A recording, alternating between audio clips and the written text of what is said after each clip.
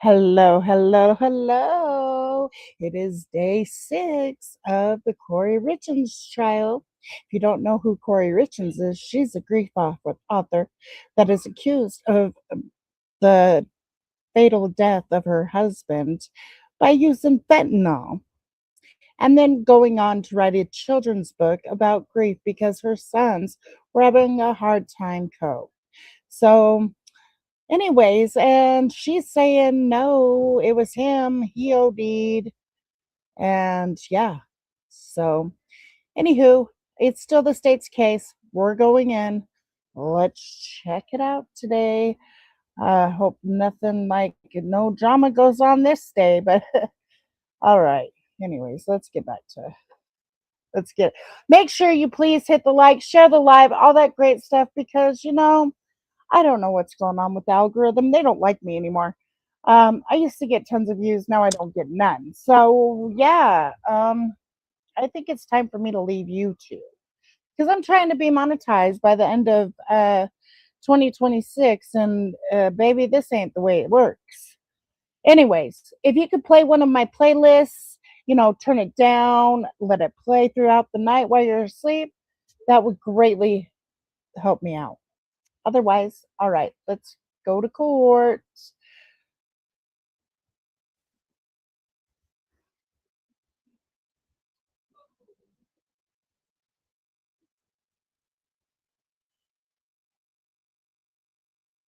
Okay, he's there. Let's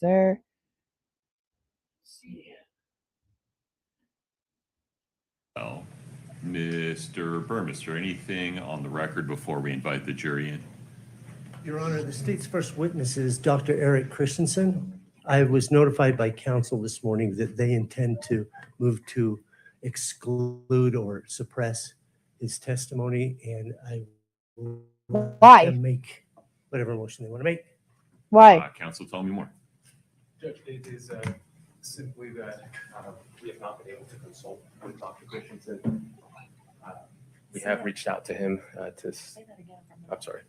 we have not been able to consult with Mr. Christensen or Dr. Christensen. We've reached out numerous times, got on the phone with him once. He was unavailable, asked if we could get some time with him. That was about 4 or 5 weeks ago. And haven't heard anything. Last week, we informed the state that we haven't been able to get in touch with him, asked the state to have him reach out to us. He has not reached out to us, so just based on just the rule. And so in Utah, both sides should be able to consult with us. He did not. I appreciate that. He's here now. I understand. Mr. Burmester, if we flip the order of events, can we allow Dr. Christensen to consult with defense counsel since he's physically present, and then we can use the time for a different witness? I have no objection to that. Indeed, I asked counsel and my reading, 15 minutes ago, that's enough time. That's not. So, who else do you have on deck? I don't know. Your Honor, let me see. I don't know if we have anybody in until 9, but we'll see. Okay. Your Honor, we have an objection to another witness that the state intends to call today. Okay, but let's stay focused on this one for the moment. Mr. Ramos, make a record for me.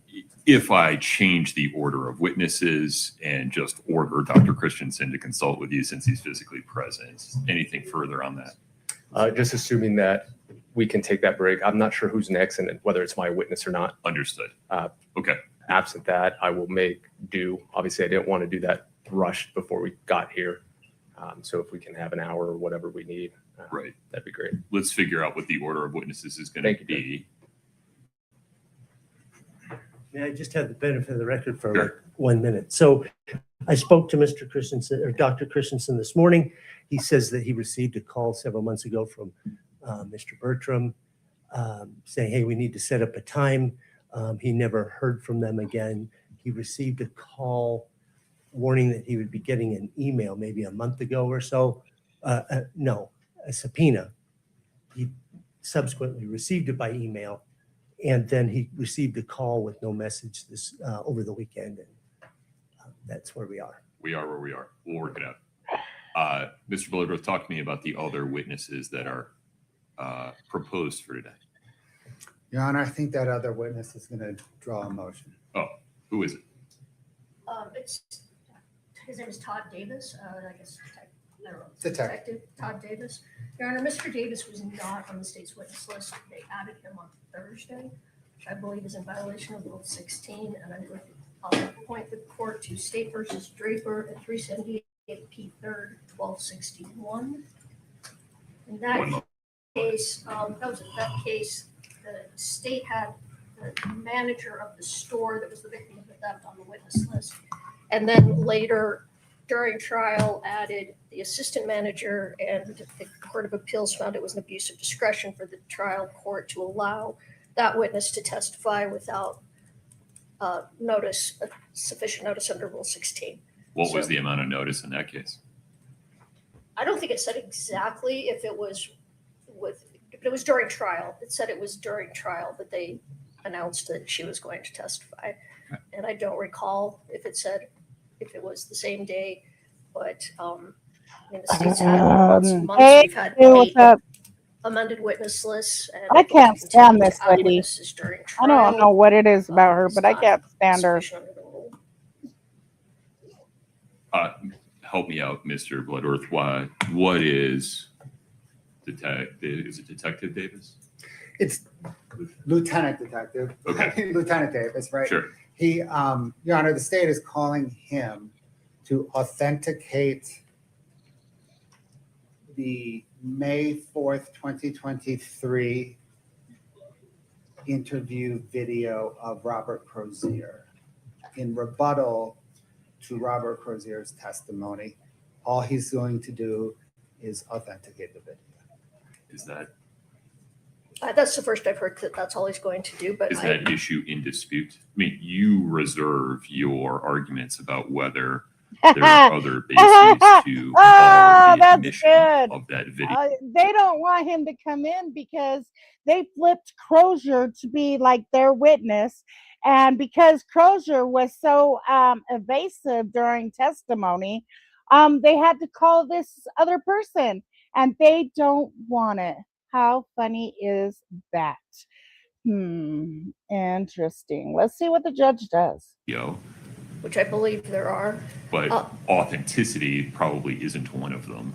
Do we really need to call a witness, or can we just stipulate that it's authentic and then the parties will reserve their arguments regarding admissibility? I would agree it's authentic, but yes, we would have other objections. So can we just What have other a clear objection? stipulation on the record that the May 4, 2023 video recording of law enforcement's interview with Robert Ooh. Crozier is authentic? Woo! Yes. Your Honor, Woo! may I add to that the transcript of the video as well? Is it a certified It transcript? is certified. I think that follows from the rule regarding certified transcripts. Ms. Lewis, do you agree? I agree. Okay. So it sounds like we don't need that guy. Oh, okay. Correct, Your Honor. We may as well use this time to litigate, I guess, what other objections to admissibility the defense has on the video. Forgive me, the state is offering the video under which rule or exception?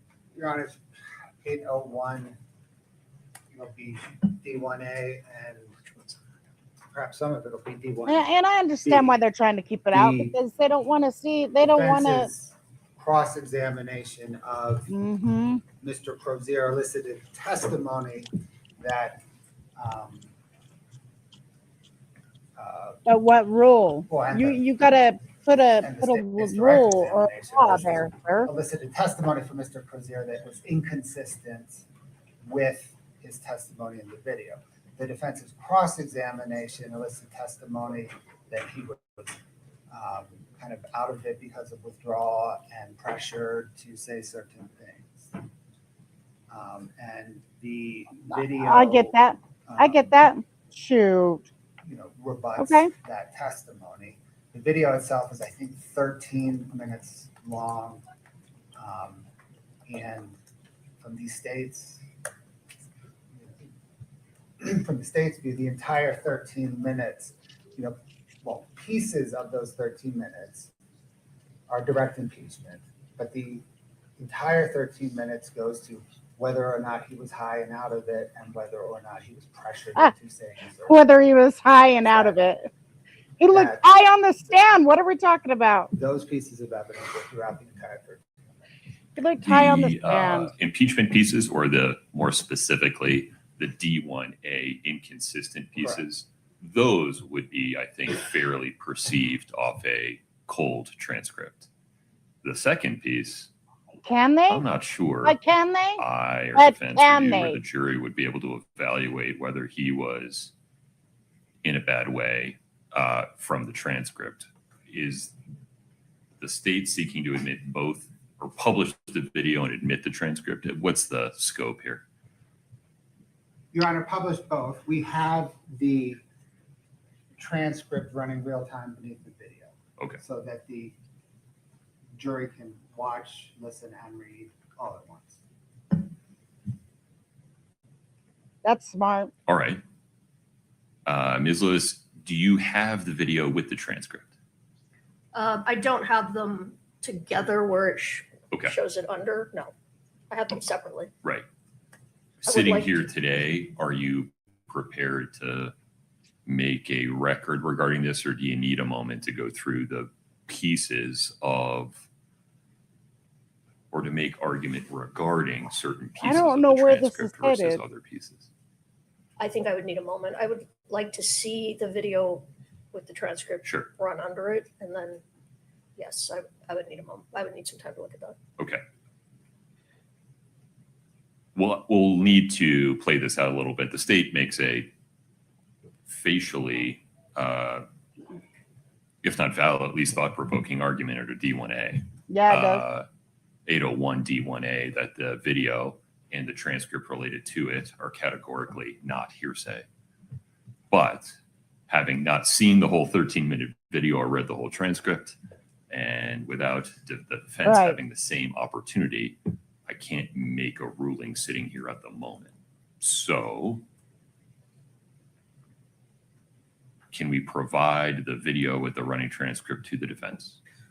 We can, Your Honor. I believe we placed it in box yesterday, but we can, if they want to, perhaps we can go into a conference room here and we can just play it off of one of our machines.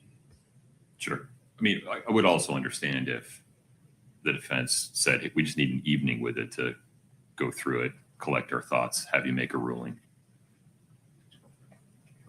Ms. Lewis, what's your request?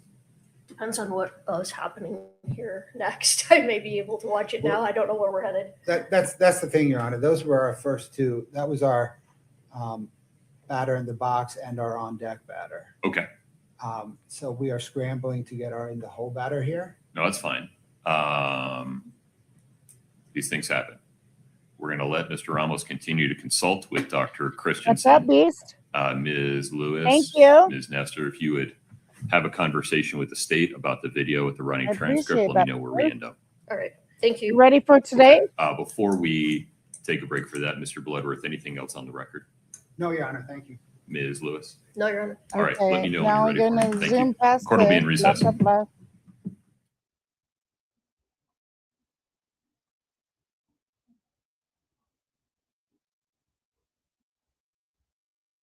Goodness gracious, when do they come back? Appreciate it. We're ready to go. Okay. Mr. Burmester, anything Whoops. before we invite the jury in? No, Your Honor. Counsel, anything before we invite the jury in? No, Your Honor. All right, let's do it. Yeah, let's do it. Let's get to it. Let's start this BS. I don't know who their first witness is. I believe it's Dr. Christensen, or it's it's Dr. Christensen, I believe.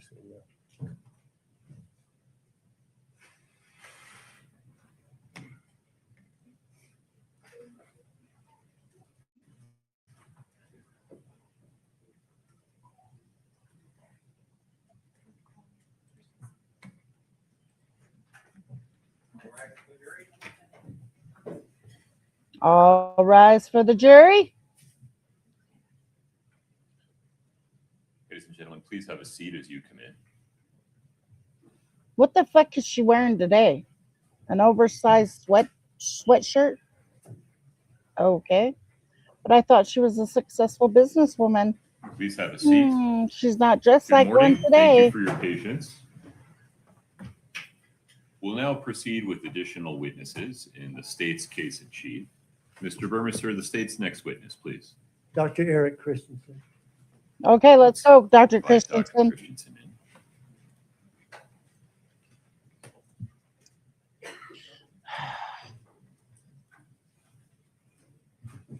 Doctor, if you would step in front of Brittany, we'll get you sworn in, please.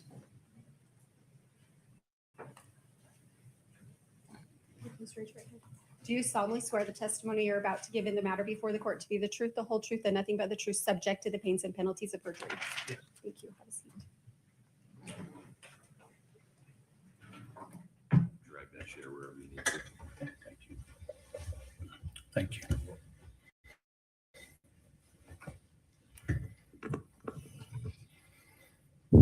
Please proceed. Thank you, Your Honor. Can you please state your full name and spell your last name for the record? Sure. Eric Dean Christensen, last name Christensen. Sir, are you employed? I'm currently self-employed. Did you were recently the Oh, don't chief blow in the medical mic, examiner for dude. the state of Utah? Don't do Yes, I that. retired in 2024. And I'm wondering how if long that's were my you the dad's chief friend's medical examiner? son. I began working as a chief medical examiner in July of 2016. Did you then supervise Dr. Ulmer? I did. Are you familiar with the death investigation for Eric Utah Richins? used to I be am. so small. And how are you familiar with it? I'm familiar with it from discussions with Dr. Ulmer over the time she was evaluating the case, as well as my subsequent review of the medical examiner's file. Because he Did you lived have up an in occasion Jeremy to Ranch. talk I'm to wondering if Kouri that is Richins? my. I did. He kind of looks like him too, like his son. How Have funny is you that? testified as an expert in forensic pathology before? I have many times. Okay. I would like to first Utah's talk so to you small. about cause and manner of death and the statutory requirement for that process. We're when talking about You have a drugs death here. investigation. Could you please explain how, I guess, what the manner of death choices are and what's the purpose of that, and just Sure. describe that for the jury, Okay. please. So two of the things that the medical examiner is tasked with doing under statute is determining the cause of death and the manner of death. The manner of death is a box that we check on a death certificate that is essentially a one-word synopsis of the circumstances That looks surrounding wrong, the but oh well. death. The options available to us, we can certify that a death is a natural death. It can be an accident, it can be a suicide, it can be a homicide, or it can be, in Utah, the death certificate reads could not be determined, what most commonly is referred to as undetermined. And in those settings, undetermined essentially means we don't have enough information to decide which of those other four options best fits. What's the purpose of that whole exercise? Again, it's something that's on the death certificate, and so it's part of the vital statistics function that the medical examiner's office provides. All of the deaths that we investigate and deaths that we certify provide information then back to the state. Sometimes that's public safety, sometimes it's Department of Health. Other people will utilize that death certificate data to evaluate the ways that people are dying within the state and attempt to intervene to minimize those types of deaths. In this particular case,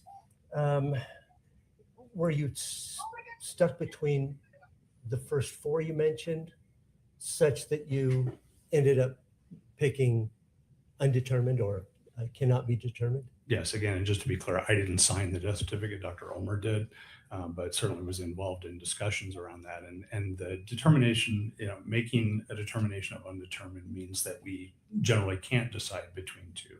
In this case, I would say actually, generally, most cases where we certify death as undetermined, it's because in overdose deaths that we certify as undetermined, it's because I don't know enough about the person's own intent. We see it frequently in the setting, for example, of people that may have depression or other mood disorders, and maybe even prior suicide attempts, as well as they may have substance use history that they use to self-medicate their depression and things. And so if someone overdoses on a drug that they're known to abuse, but they Look also at her have depression, face. if they don't leave a note or something else, then I don't really have a means of, telling just from looking at that, did they mean to do this, or is it accidental, incident to their normal drug use? That's the most common scenario in which we certify a death as undetermined.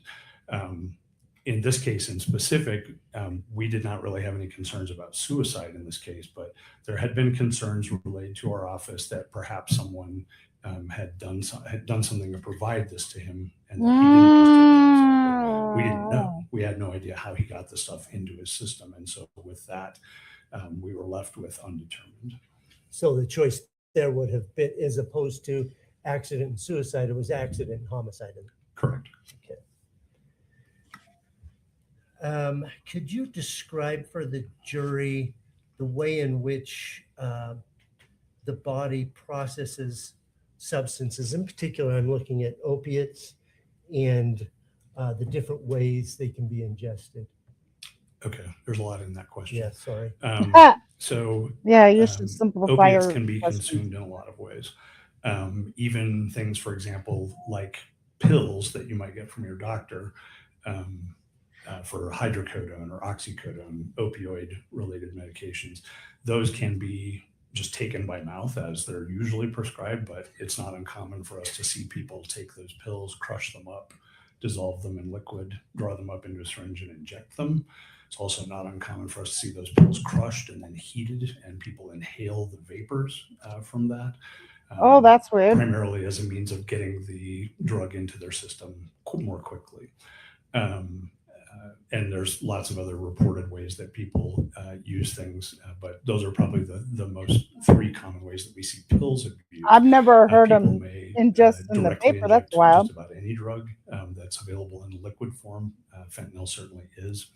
Fentanyl is also available in patches and lozenges and other forms. And so it can get into the system in a lot of different ways. In terms of what your body does with it, fentanyl in specific is metabolized primarily by your liver. There's Fentanyl what just, they call a CYP enzyme that is primarily responsible for the I used metabolism to be on the of patches. fentanyl in your liver. That metabolism is felt to be mostly determined by how much blood is flowing through your liver. So the more blood flow you have to the liver, the more rapidly it will be metabolized. There are other ways that, sometimes people will metabolize it more slowly, but based on what specific genes they have for metabolism, for that metabolizing enzyme.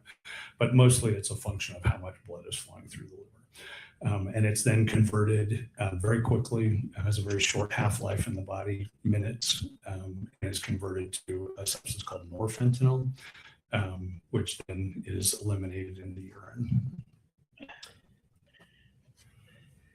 Don't know if that covered all Yeah, your- that's great. Thank you. once it gets into the blood, then what's the intoxicating effect? I mean, how does that function? Sure. So fentanyl in the blood distributes throughout the body. It's absorbed either through the mucosa, the lining of the mouth, or directly into veins, whatever. It gets into the bloodstream. And then from there, it gets into the brain, it gets into other organs, where it exerts its primary effects on the brain and the central nervous system, where it causes respiratory depression and or cessation. Can also cause central nervous system depression, meaning it alters the way you think, can, make you groggy or, less than normally responsive and things. But its primary lethal effects are related to its effects on your breathing. And it is dose dependent. So a higher dose will do this more readily than a lower dose, but it will, either slow or stop your breathing. And sometimes that has lethal consequences. The lethal consequences then are from stopping breathing? Yes. Okay. And Well, when you stop breathing, death ensues. Does that metabolizing process continue to happen, or does that stop as well? Generally, it will stop. There are, At death. Once your circulation stops and blood is no longer flowing through the liver, Yep. you're not going to have that continued metabolism through the liver. But there are a number of changes, large number of changes that are described in the way fentanyl is present in the body after death, that are related to changes in the pH of the body as you start to decompose, and other things that will influence what those levels look like. When a person, I'm going to give you a hypothetical. So we have a decedent, and in the blood you and the lab personnel determine that there is quetiapine below the threshold of their tools. There is fentanyl at 15 nanograms per milliliter. And then in the gastric fluid, there is quetiapine at about 16,000 nanograms per milliliter, and fentanyl at 20,000 nanograms per milliliter. My question then is, based on that hypothetical, is there sufficient information for you to determine whether those two drugs were taken simultaneously or sequentially, and if sequentially, which one came first? I can't tell you that. There's just not enough information? No, you can't derive that information from those values. Okay.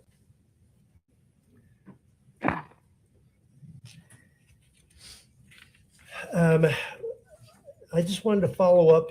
You said there's drowsiness as a consequence of taking, I assume, opioids of any type. Fentanyl just happens to be stronger? Yes, fentanyl on a weight by weight basis, 1 milligram of fentanyl compared to 1 milligram of oxycodone or of morphine is the usual reference standard because it is the classic opiate medication. Fentanyl is just much, much more potent, 80 to 100 times more potent than morphine. So you said there's depression of the respiratory system, drowsiness.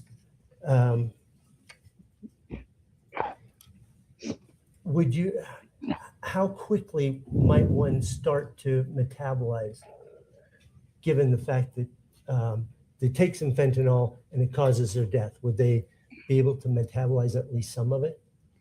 You would expect so, yes. Okay. I mean, there are a number of overdose deaths reported in the literature where the death occurs so quickly, and these are primarily in the setting of intravenous drug use, that no metabolism is able to be recorded because they just die too quickly. But generally speaking, we see some level of metabolism. Wow. Come on, dude, speed it up with your questions. Let me see. I wanted to. But someone takes an overdose, a fatal dose of fentanyl. It's not then instantaneous. death? It depends partly, I mean, generally speaking, no. It's a function of the dose and the route of administration. So it's going to Yep. get into the system more quickly as an IV, or smoking will generally get it there pretty quickly as well. But ingestion would delay that somewhat, but however it gets into the body is going to determine how quickly that happens. Yeah. In this case, we have the two things, I think. One is there's some fentanyl in the stomach, the 20,000 nanograms. Yes. And also a measurement of, I know I'm saying it incorrectly, acetyl fentanyl. Acetyl fentanyl, yes. Does that I thought it was Cetaphil. information help you determine whatever. how it was ingested in this case? It's suggestive that it's an oral ingestion. The presence of It in the stomach shows that it's oral. large amount of fentanyl in the stomach, sort of the rough equivalent of, several milligrams by volume is, suggests that it was taken by that route, but there's not any way to definitely know that. There is some literature that suggests that the stomach will concentrate it, regardless of where it's from, but it is suggestive of that. And the presence of acetyl fentanyl in the stomach is also consistent with, is more consistent with this being illicit fentanyl than otherwise. Acetyl fentanyl is a variant of fentanyl that is, in our office, certainly we've only seen it in the setting of illicitly manufactured fentanyl. When a body comes in for autopsy, in this case, Mr. Richins' body comes in, is it routine to check for injection sites? Yes. And In this case in particular, there was, visible pulmonary edema described at the scene, foam coming out of the mouth and that is, most commonly in somebody who didn't drown or have a history of heart failure is concerning for an opiate overdose. And so we would, in that case, do a thorough check for those. Oh, for injection sites, and none found. Again, I did not do the exam. None are described and none were discussed by Dr. Ulmer. Okay. And I didn't see any in the photographs. When you, in cases where you've seen an overdose death, particularly an accidental overdose death where you suspected inhalation, what's the sort of evidence that you would expect to see? I'm not sure what you mean, inhalation of the substance? Of fentanyl or opioids. Yeah,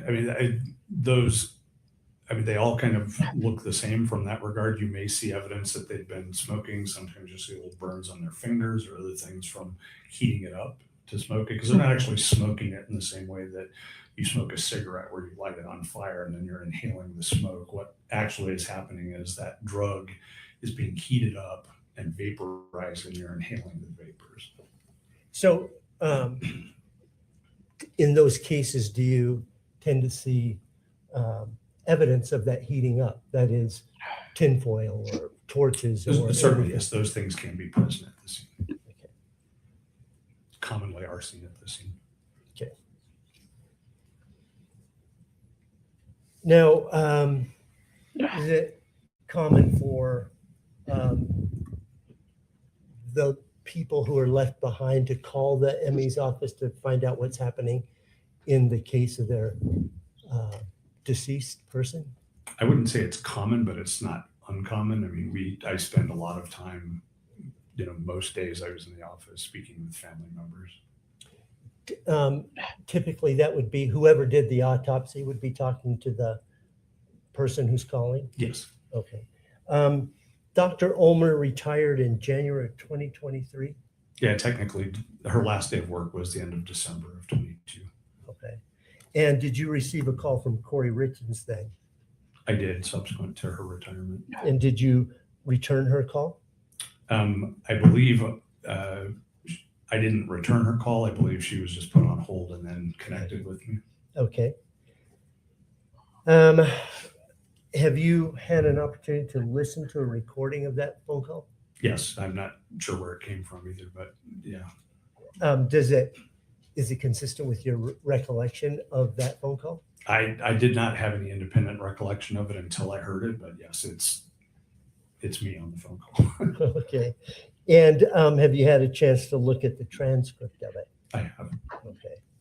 And is that accurate to your, Yes. when you listen to the Yes, it tape? appears to be. Okay. Authenticating it.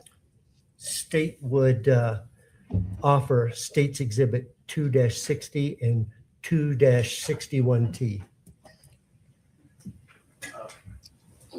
He indicated he's reviewed it. Certainly he can ask questions if he needs his recollection refreshed. Then I think we could move to admit at that point. But if the state would just I think ask the state's admitting it as evidence of defendant's words and statements in the relevant time frame. I understand. No objection.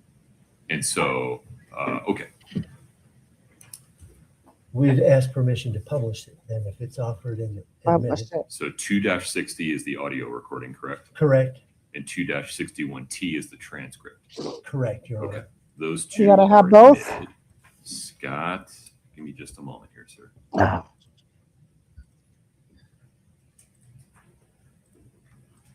Give that a try. Okay. I'm going to ask you to listen to this. It's about 9 minutes long, and then I will ask you 3 questions regarding it. I gotta read that. Thank you. Can we advance it 30 seconds? Thank you The so first much. 30 Thank you seconds so is. much. Okay.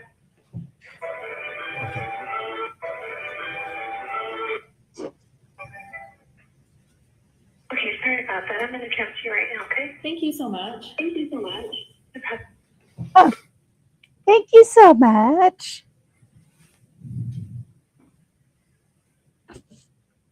Yeah. I'm not hearing it.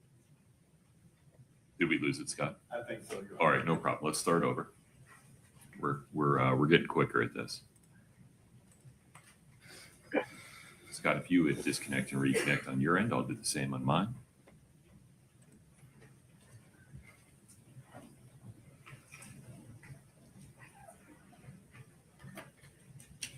Kouri has an issue. Kouri has an issue.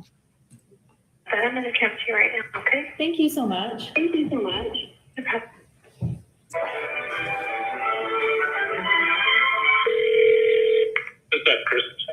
Hey, this is Kouri Richins. Hey, I just have some quick questions for you. I'm just trying to understand the toxicology report, and I promise I won't take up a ton of your time. Oh, you're fine. You're fine.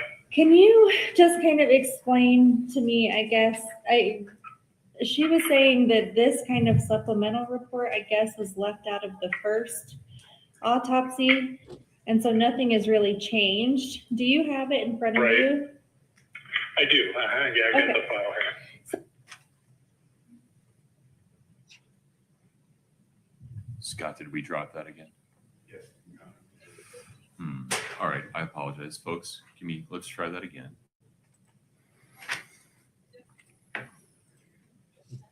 Look at her face. Scott, if you Woo-hoo. would disconnect from the system. Thank you. Then reconnect, please.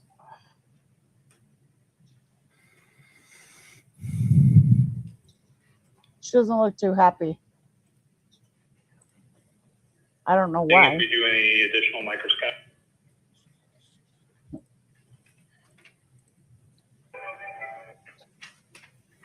I'm going to transfer you right so much. Thank you so much.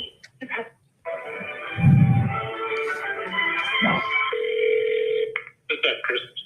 Hey, this is Kouri Richins. Hey, I just have some quick questions for you. I'm just trying to understand the toxicology report, and I promise I won't take up a ton of your time. Oh, you're fine. You're fine. Can you just kind of explain to me, I guess, she was saying that this kind of supplemental report, I guess, was left out of the first autopsy. And so nothing has really changed. Do you have it in front of Right. you? I do. Yeah, I've got Okay. the file here. So can Yeah, so you, just so you know, so we issue supplemental reports, like if once the original report's issued, if we do any additional testing, if we do any additional microscopic examination, anything like that, then we include that. You know, we issue a supplemental report to include that additional information. And sometimes it does change the cause or manner, but in this case, it didn't. okay, it was just like extra testing done? Extra tox testing, yeah. So originally the testing, the only toxicology testing that was done was on blood. And so then this was additional testing on stomach contents. Okay, and so is there difference in that, I guess? Well, they just tell you different things in the sense of, it tells you something about what, was it, is it been there a long time? Is this something the person's been using for a long time? Is it Okay, something they ate? Is it something they, injected? Is it, whatever? And there's different things you can learn by looking at different substances. I mean, we fully expected to find it in the stomach. It's just a question of what was there.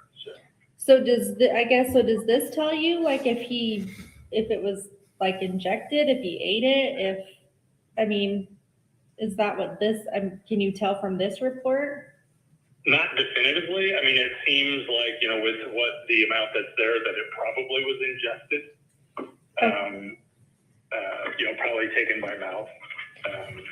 Okay, and so the 15 ng, like, is that like a substantial amount? Is that like a trace? That's a lot of fentanyl in the blood. Yeah. I mean, people die with half that amount or less in their system. Okay, so that's quite a bit. Yeah. So Yeah. what's the next one down, the norfentanyl? It's a metabolite of fentanyl. It's what your body changes fentanyl into after you take it. Oh, I gotcha. Okay.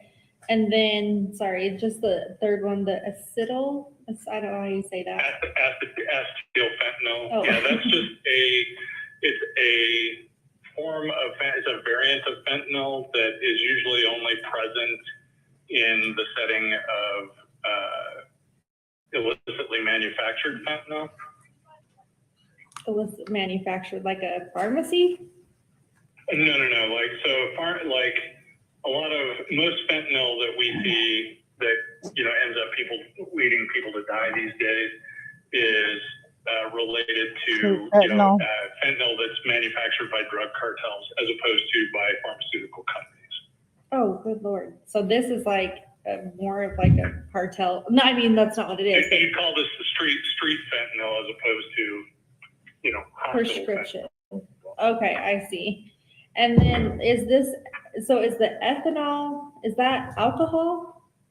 That's alcohol. Mm-hmm. Okay, and is that like the 279? Is that kind of like a substantial amount, or is that like one drink? Is that 5 drinks? You can't tell how much it is, and in this case, since this testing was sent, quite a long time after the original autopsy, most likely that's related to post-mortem change, but it could be stuff that he drank. There's not really a way to sort that out. It could be related to decomposition of the stomach content, or it could be related to stuff he drank. But either way, in the stomach contents, there's no way to know what that level means in terms of, if that was a blood level, that would be the same as a 0.28, which would be, that person would be pretty substantially intoxicated.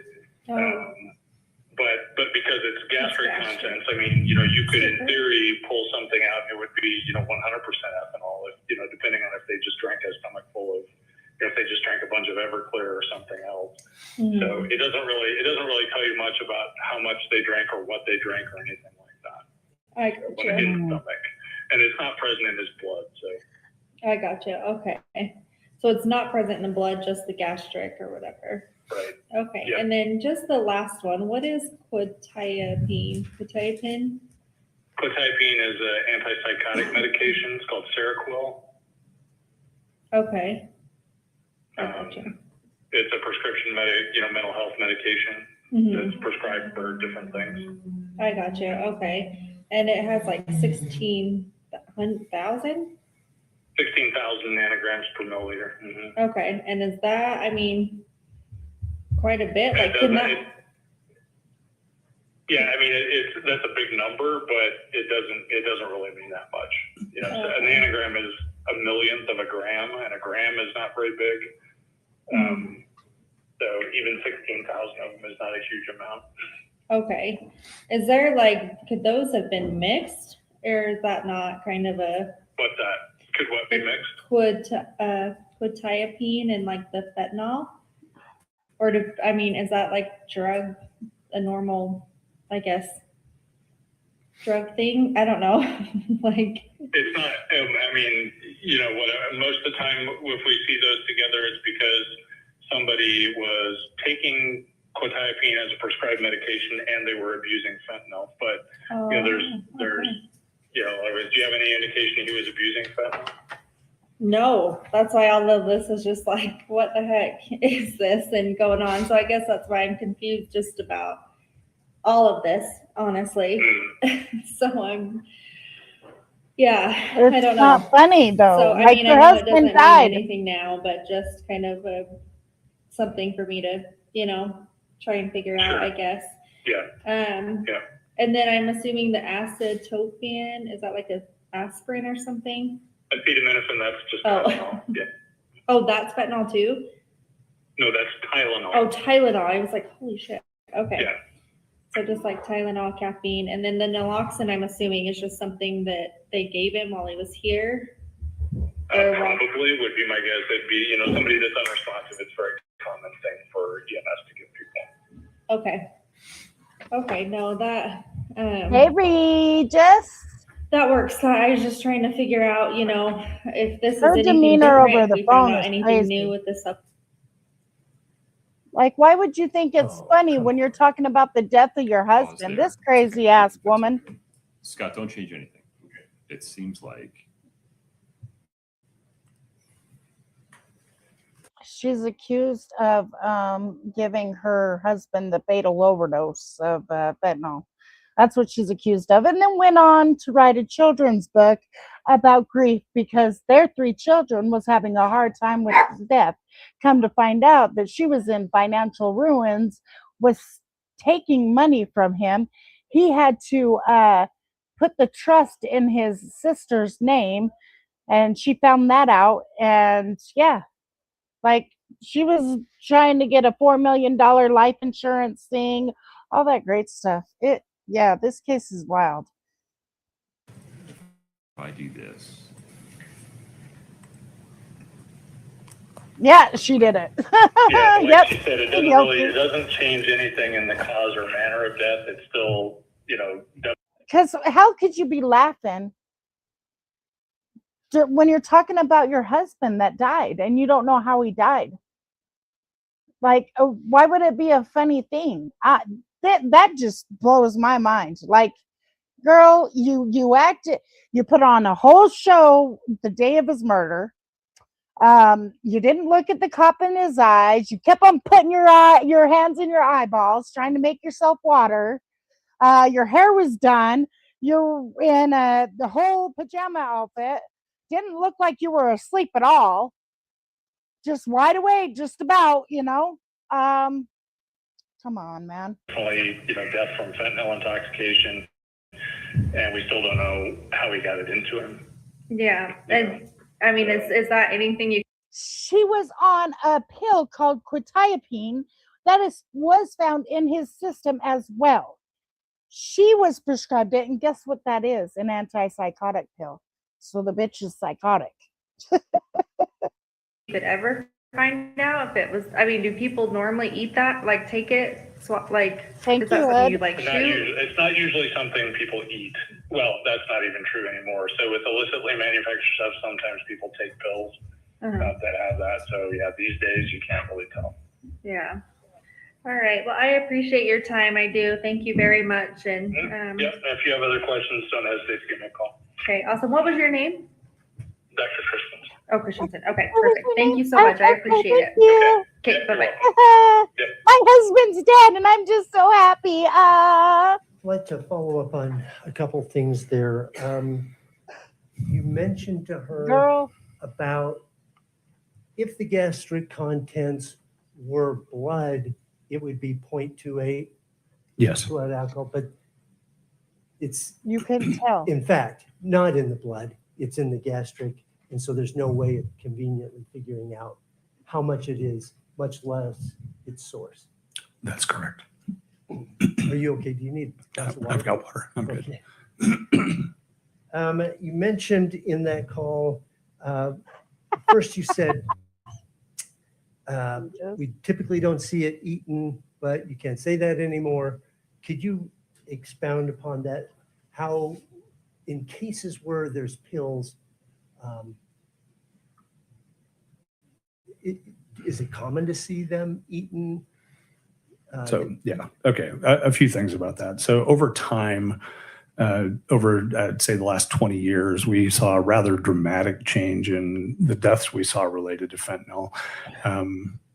Until the early 2010s, pretty much all fentanyl deaths were related to prescription fentanyl being used incorrectly, most commonly by healthcare providers and other people who would, have access to it and would abuse it.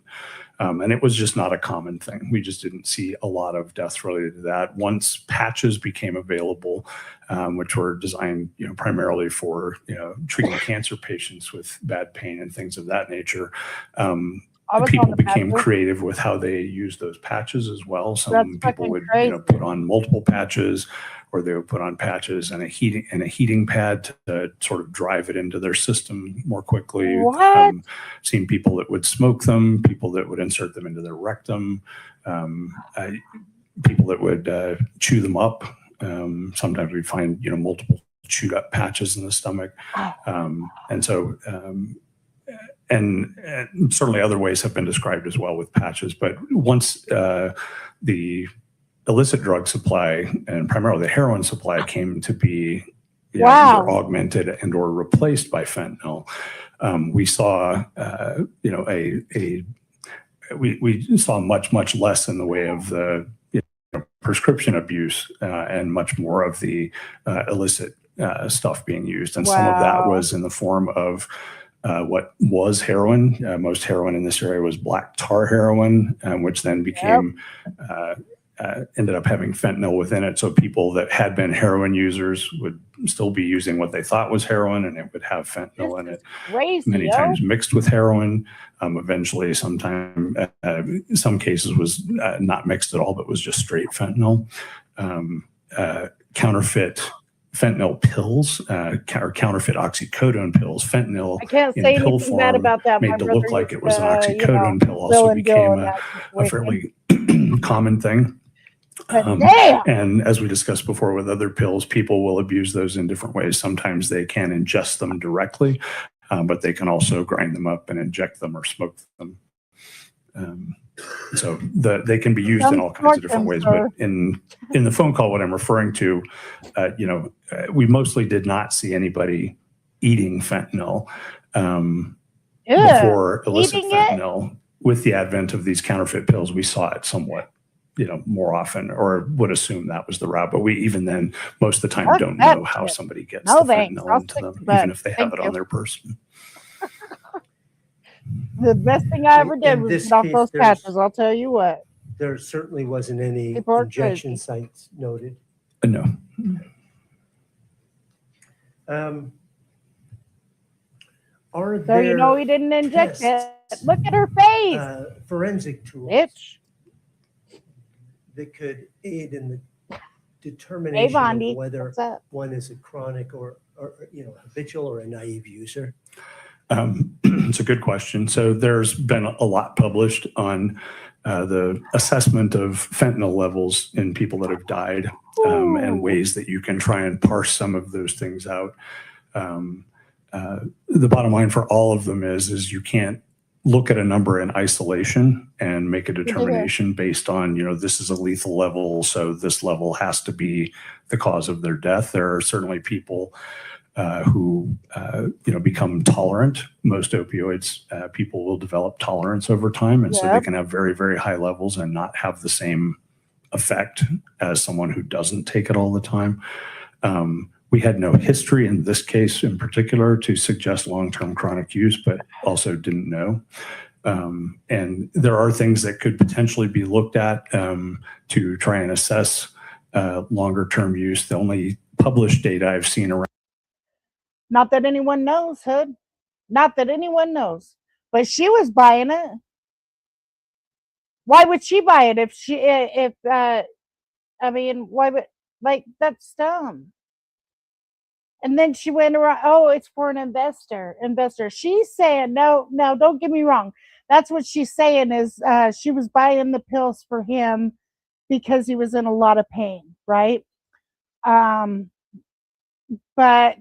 she said at 9:30 she gave him a drink and then went in there at 3 and he was dead.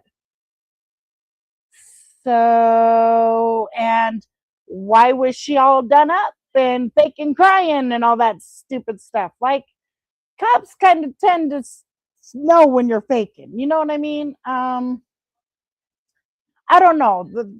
I think she's guilty. But that's besides the point. Around that revolves around comparing the fentanyl to the norfentanyl level. And levels where that ratio is more than 8 are. And don't get me wrong, I could be biased because there's a strong possibility that I'm related to him. Okay. But I still would give her the chance. But that whole body cam, that body cam said a lot to me. Like, if they would have only just admitted the body cam, I would have been like guilty.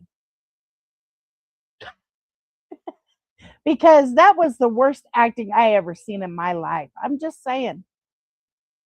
Believed to be consistent with an acute intoxication. Ratios of 2.5 or less are consistent with chronic use. In this case, that ratio is about 4.6, so it's right in between. So it doesn't really provide us helpful information either way.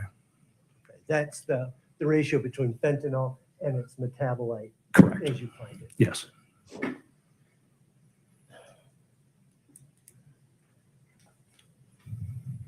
Have you ever heard of pseudo-allergic reaction to opioids? Yes. Could you tell the jury a little bit What's about that? Sure. Most allergic reactions are because the body has developed an immune response to some specific protein substance, whether it's nuts or grasses or whatever, pollens of different types. And your body reacts to that and triggers a reaction through your immune system that elicits what we typically think of as allergy symptoms that can range everywhere from, stuffy head all the way up to anaphylaxis and death. In the setting of opiates do not elicit a true allergic response, but there are many people that take opiates who have an allergic-like reaction, but it's because the drugs themselves are directly triggering those cells that cause those symptoms as opposed to going through the immune system route. And so some people will, that chronically take opiates and opioids for pain, will pre-medicate or medicate around the same time with. You know what? I'll tell you what. When I was in the hospital, okay, and they gave me Dilaudid, I think it was Dilaudid, and whatever they put for my spinal block, right, to have a C-section. I was allergic to that shit, baby. I was itching like nobody's fucking business. Benadryl didn't help me. They had to give me a narcotic Benadryl, like a narcotic type. Because I was just I was just going like this, back and forth, Man, baby, let me tell you what. So I totally get what he means. And they could have that reaction. I had that reaction. And I wasn't allergic. Of course, I wasn't allergic, but it just made me itch like nobody's business. It was things crazy. Like Benadryl and other things to minimize those symptoms because they know they have that reaction. Certainly most people that take them do not have that reaction, but some do. And that's if one didn't know and one took some opiate, could they have hives and those sorts of allergic-like responses? Yes. Absolutely. Even when it's hospital given, yes. given all the symptoms that you talked about, the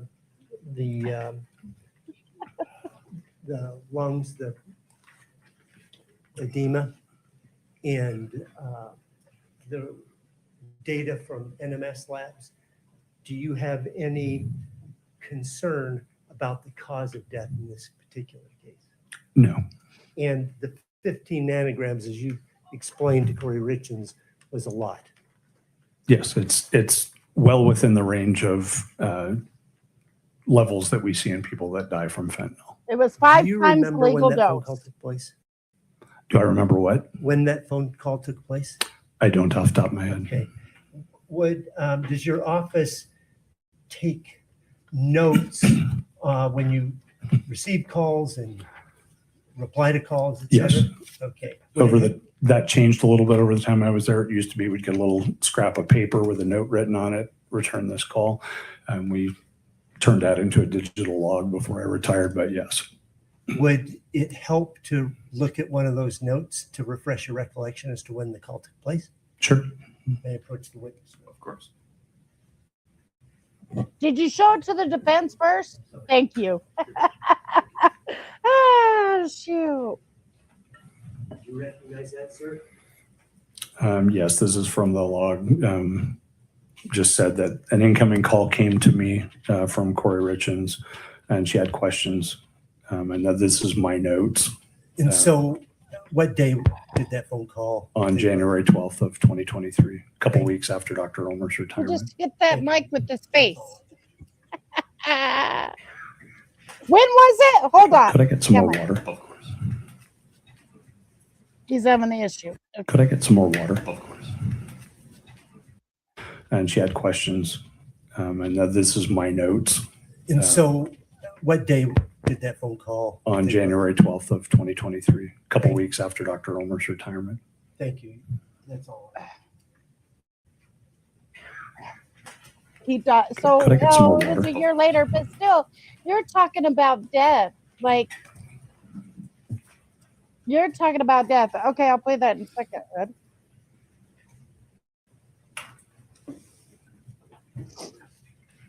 I'll have to get it from YouTube though.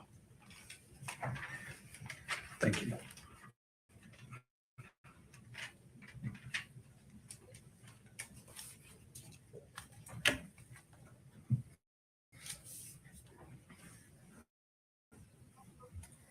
Good morning. Good morning. We've spoken before. I'm going to ask questions to Mr. Burmisters. Sure. I'll start with a final thing that Mr. Burmister showed you. You indicated that you would take calls from different individuals, correct? That's correct. And did you receive other calls in this case from law enforcement? I believe I did, yes. Mhm.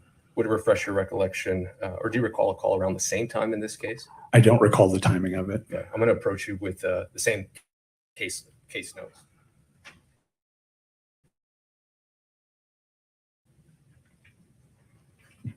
And did you in fact receive a call before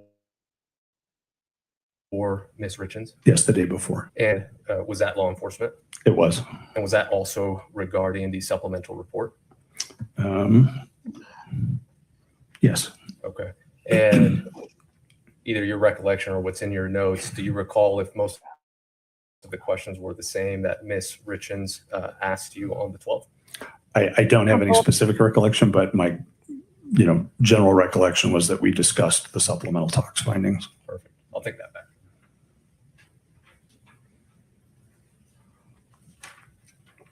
Now, the questions that we just heard Ms.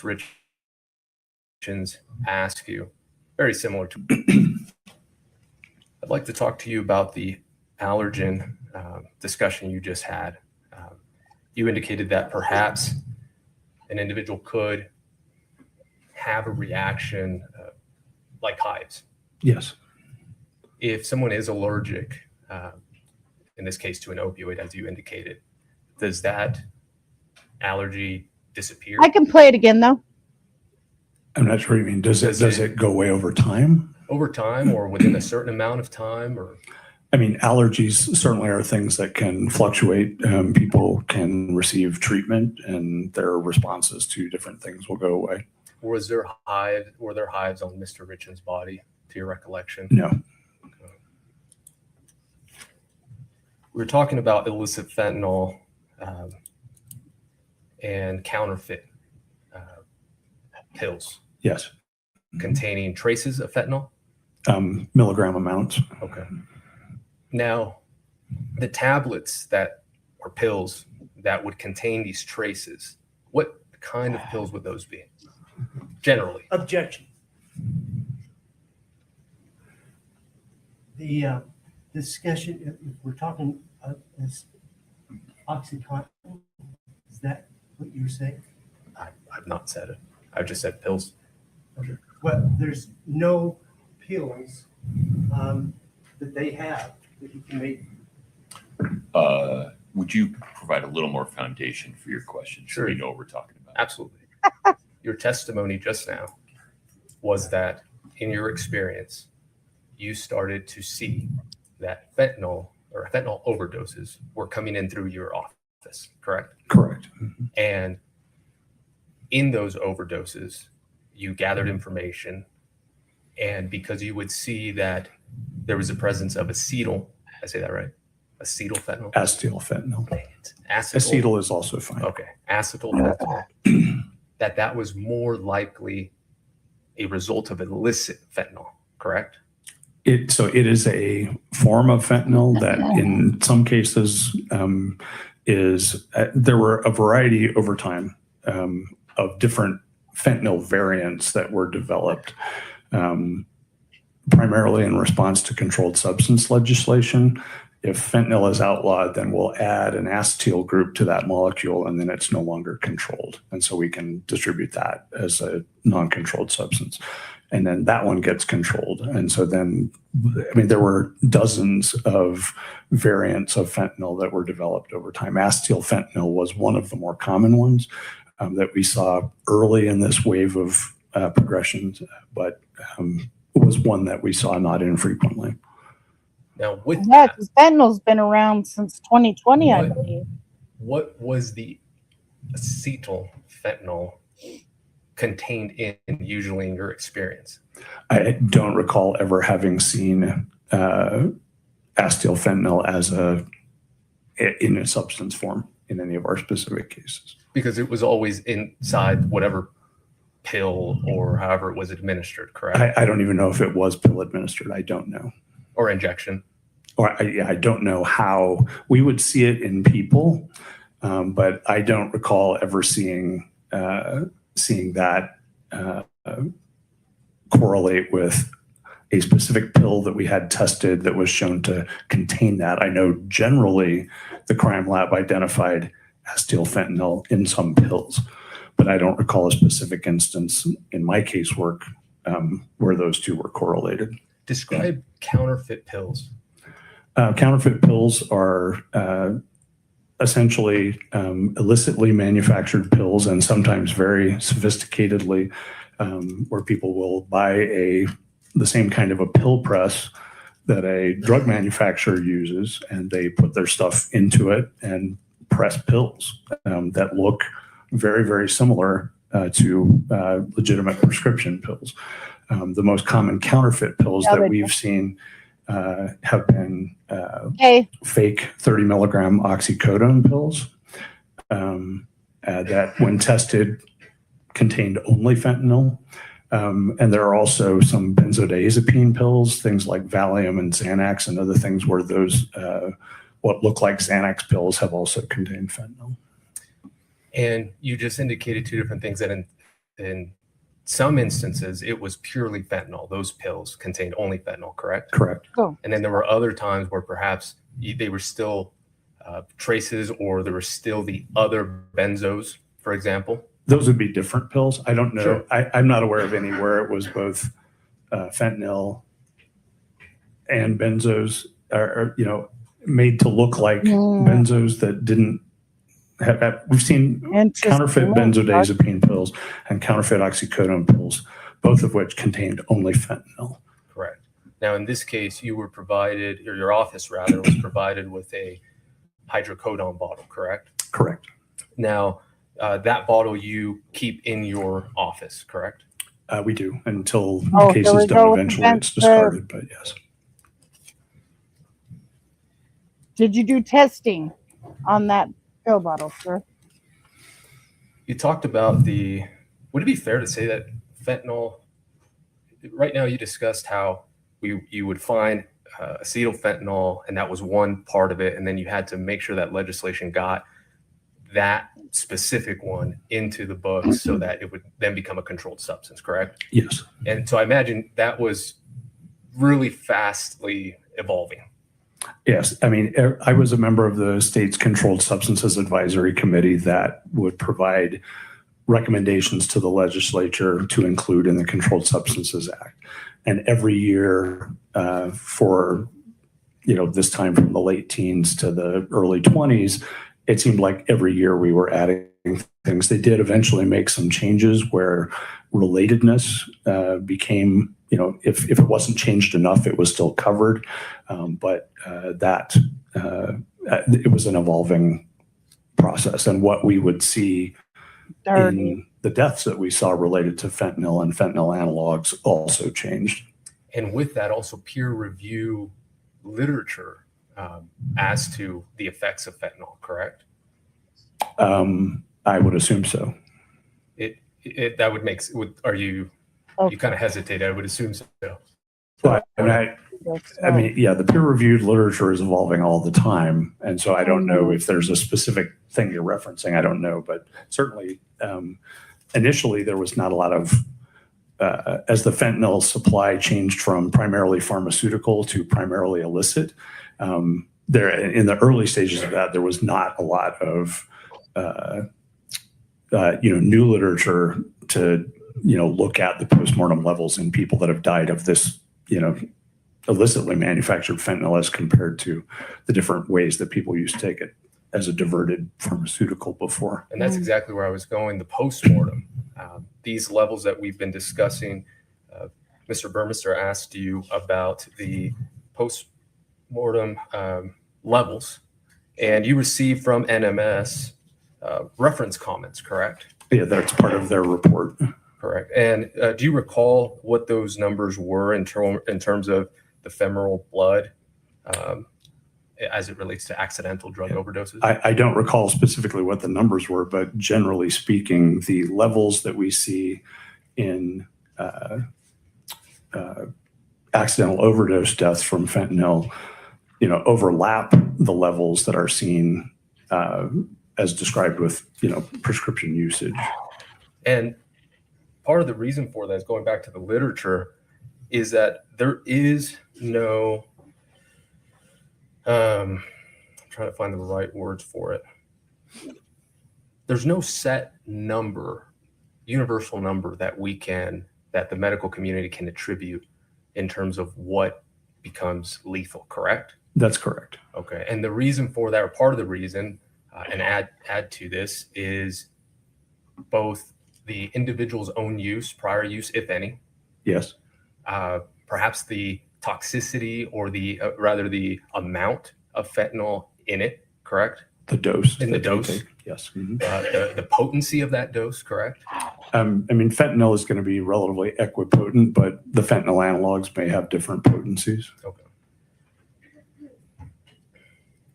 A fixed fatal threshold? Does that sound? Yeah. Yeah, there isn't one. Okay.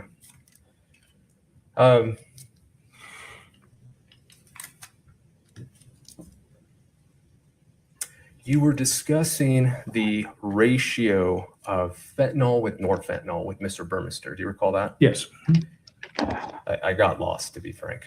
Not surprising. I'm not always good as explaining as I'd like No, to I think it was just going over my head. But tying it together with the postmortem literature out there and this ever-evolving world that unfortunately we're dealing with now with fentanyl, is there any literature on how that ratio can be affected that you're aware of? I'm not aware of any specific literature that looks at the ratio of fentanyl to norfentanyl in determining is it a cause of death? Is it a a recent, a one-time use or multiple time use? I'm not aware of any literature that discusses that. There certainly has been some literature added over the years to discuss comparing, for example, the amount of fentanyl seen in the heart to that seen in a peripheral site. We call it like something like from the femoral vein, to try and assess, things, or looking at other what we would call substrates, other sample types, fluid from the eye, testing the liver, urine, other things of that nature. Let's talk about that. We discussed this when we spoke. You talked about things that looking back, you could have done. Yes. Mm-hmm. Could you explain to the jury some of those? Sure. There is, I guess they say hindsight is always 20/20, but you can certainly, there are a number of things that are in the literature now suggesting that you might gain additional information if you test, for example, urine, which is not something that medical examiner's office routinely does in any case, because what's in the urine is simply a reflection of what has gone on before, and what we need to know is what's in the blood, what's in their system circulating at the time they die. So we don't routinely test that. There is some suggestion that that can help you sort out how quickly or not quickly a given death related to fentanyl might have occurred. And then there's been other evaluation of other substances like fluid from the eye, what we call vitreous fluid, as well as liver, and looking at both of those as a means of perhaps augmenting the understanding of what's going on in the blood as well. When you take something, for example, by mouth, it goes through, down into your stomach, gets absorbed, and then anything that gets absorbed goes through your liver before it goes anywhere else. And so an oral ingestion, in theory, might show up as a higher level in the liver than if it's taken IV or something in some other method. So there are other things we could do that would certainly, potentially help our understanding of how the fentanyl played out in Mr. Richins' case. And you had also mentioned in our discussion, the brain, the heart, and maybe you mentioned blood. Are those also helpful? Looking back again, hindsight. Yeah. So the brain, there's good literature that suggests the brain takes up fentanyl, and that is the cause of both the central nervous system and the respiratory depression. It's interacting with opioid receptors in the brain. There's not any published literature that I'm aware of that talks about what a given level in the brain would mean. Same with other solid organs. There's starting to be some literature discussing what a liver level might mean, but I'm not aware of any other specific organ sampling sites that might add light to that. What about hair follicles? Hair testing in the setting of drug use is primarily used as a means of evaluating drug use over time. Drugs do get taken up into the hair. And when we collect samples to send for hair testing, which pretty much we only do when we're requested to, but you tie off a bundle of hair. They want usually about a centimeter, so a little under half an inch bundle of hair. And we tie it off at the roots, cut it off, and then that gets sent to the lab, and they take sections of it starting at the root going back to see, based on how fast hair grows, how long has this person been exposed to this substance. And you indicated unless you're requested, I imagine, for example, law enforcement. Yes. Okay. That wasn't done in this case. That was not done in this case. Now, as we heard, Ms. Richins, she indicated that Eric was not using fentanyl, correct? Correct. And there was, going back to the initial conversation or the initial testimony regarding the different categories, when you're trying to really determine what to put down on the death certificate, one of the unanswered question was, well, was he using, correct? Yeah, that was part of it, certainly. And in our prior discussions, you've indicated that, at times individuals didn't tell family, correct? But that would be not uncommon, yes. Okay. And certainly in this case, a hair follicle test, if it had been requested of your office, you would have sent it out. We would. I don't know, and I think as I told you, I don't know what the literature says about hair follicle testing for fentanyl specifically, whether that's a useful endeavor or not. I don't know. Fair enough. Certainly it wasn't asked of you, and certainly you didn't get the results back. No. Now, had that been done, had you gotten the results back and it did show long-term, that certainly would have played into your determination as to the manner of death, correct? Objection calls for speculation. The testimony has been. Yeah, why don't we have it? Oh, here we go with sidebar bullshit. Come on, man.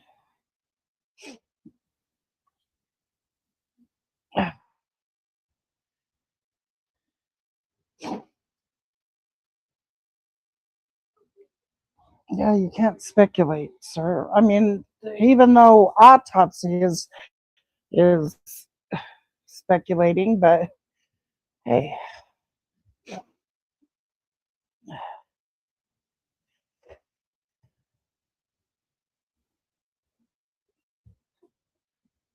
Come on, man.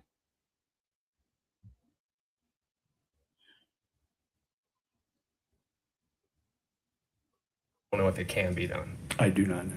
Had a hair follicle test just for any drug,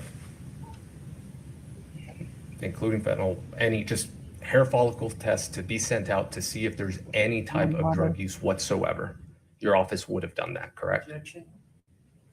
Overruled. No. If we were requested to, that's certainly not something we would ever routinely do. Absolutely no, and I'm not implying that. Yes. And to be fair, the reason you wouldn't do that is because your office is tasked with what's at hand, which is what do you have in front of you to determine the manner and cause of death, correct? Correct. Why is this person dead right now Correct. as opposed to some other time? And in terms of your checklist, the hair follicle just doesn't come in terms of what you do, correct?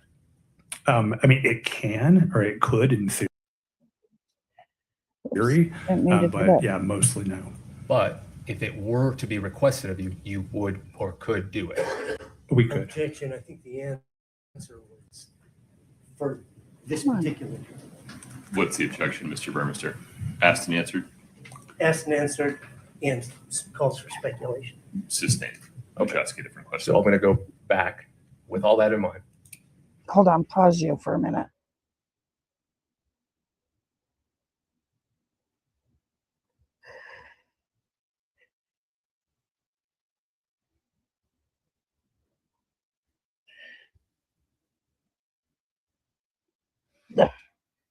How do I? Bullshit, man.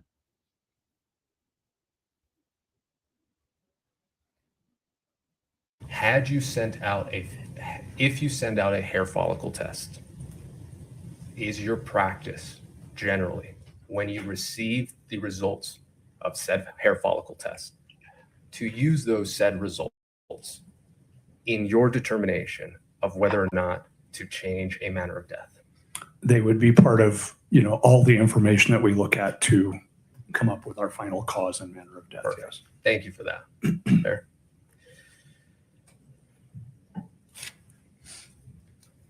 Thank you. Jeez.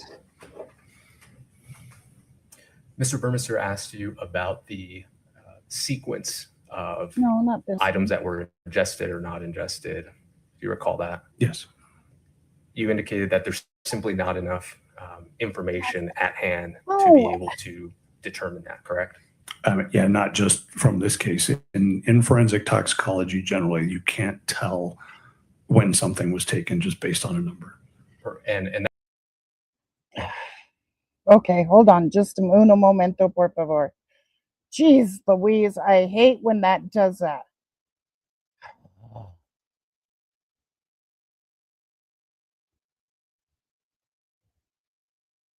No, I don't want this.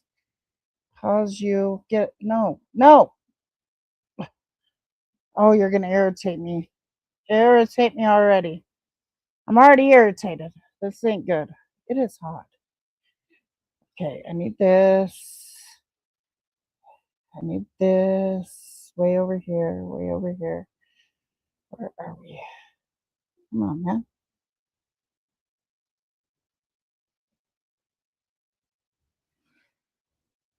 No, can you just behave? Like, seriously. Hold on. Share the stupid freaking screen. Ugh. I'm hooked on phonics. It didn't work for me. Apparently not.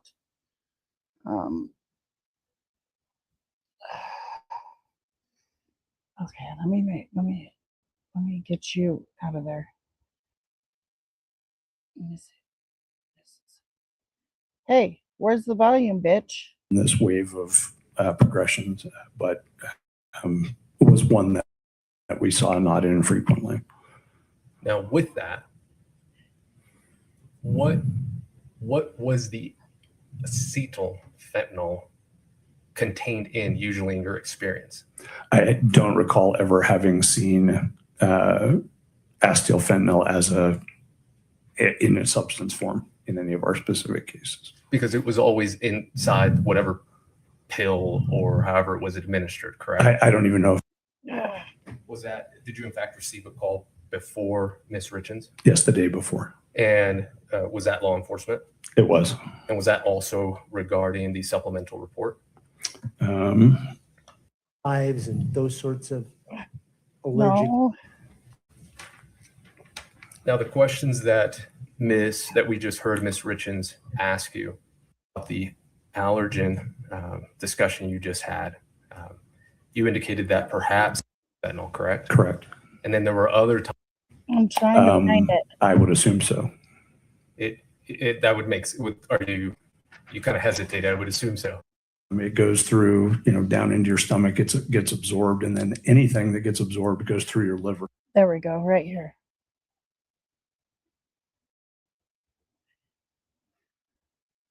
There we go. Okay, we're back in business. Jeez Louise, that took me forever. You Okay, are I'm not gonna aware get of some a water. hair follicle test in your experience being done for fentanyl. I am not. Okay, you don't know if it can be done. I do not know. Had a hair follicle test just for any drug, including fentanyl, any just hair follicle test to be sent out to see if there's any type of drug use whatsoever, your office would have done that, correct? Overruled. If we were requested to, that's certainly not something we would ever routinely do. Absolutely no, and I'm not implying Yes. that. And to be fair, the reason you wouldn't do that is because your office is tasked with what's at hand, which is what do you have in front of you to determine the manner and cause of death, correct? Correct. Why is this person dead right now Correct. as opposed to some other time? And in terms of your checklist, the hair follicle just doesn't come in terms of what you do, correct? It can, or it could in theory, but yeah, mostly no. But if it were to be requested of you, you would or could do it. We could. Objection, I think the answer was for this particular drug. What's the objection, Mr. Burmester? Asked and answered? Asked and answered, and calls for speculation. Sustained. I'll Okay. ask you a different question. So I'm going to go back with all that in mind. If you send out a hair follicle test, is your practice generally when you receive the results of said hair follicle test to use those said results in your determination of whether or not to change a manner of death? They would be part of, all the information that we look at to come up with our final cause and manner of death. Perfect. Yes. Thank you for that. There.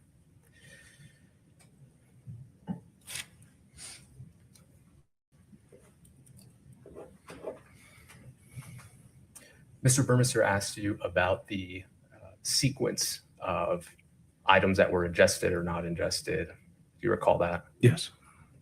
You indicated that there's simply not enough information at hand to be able to determine that, correct? Yeah, not just from this case. In forensic toxicology, generally, you can't tell. So what they're going to use for closing argument is going to be like, well, they didn't even do a hair follicle test, blah, blah, blah, type shit.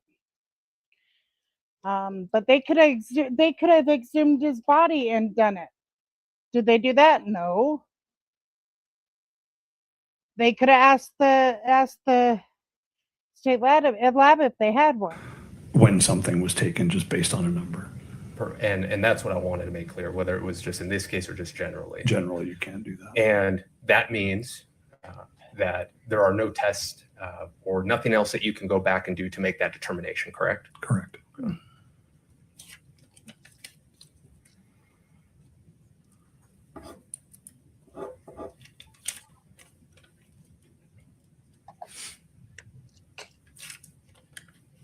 Bear with me, I'm almost done.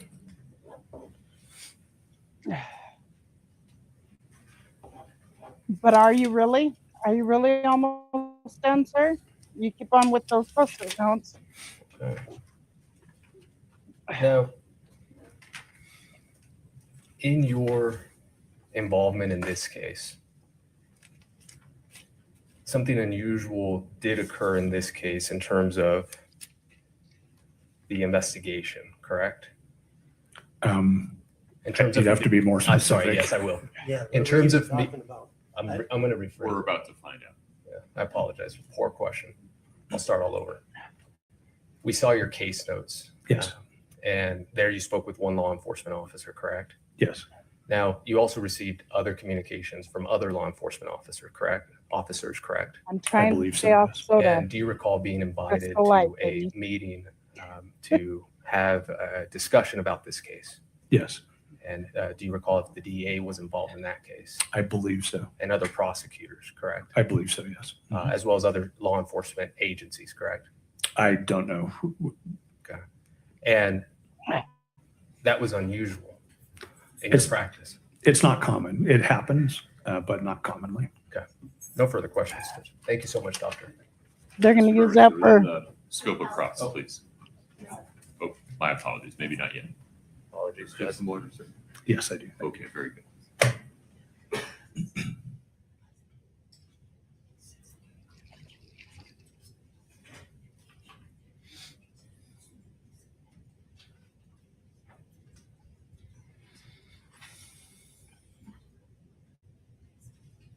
We're good, Judge. Thank you, Doctor. Thank you. Mr. Burns. Just trying to figure out this meeting you said. Is it the one you had testified earlier when you got a call from law enforcement? I believe so. From my notes that were in the log that I looked at, I was invited to a meeting. It was my recollection, it was some sort of virtual meeting. I don't know if it was WebEx or Zoom or whatever. And I believe it was with Mr. Hemingway's computer, but there were other people in the room who were introduced to me, but I don't recall exactly who was. You don't know who that was? I don't know who. I couldn't give you. And when defense counsel says the DA, presumably the Salt Lake DA was not interested in this case. DEA. Oh, yeah, I don't recall. I misunderstood that. I thought I was asked DA as well. So my apologies. I want to make sure I don't get involved in any confusion here. Would you please clarify what this testimony is? I think you've said you received notice to attend a virtual meeting and law enforcement was there. Yes. And you don't know who specifically in law enforcement was there. Besides Mr. Hemingway, no. And this was the day before Kouri Richins called? That's what the log says. Yeah, I don't have any recollection of that specifically.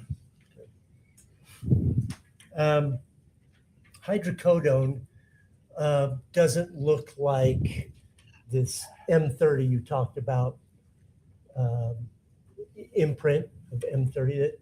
No, I've not seen any counterfeit pills made to look like hydrocodone pills.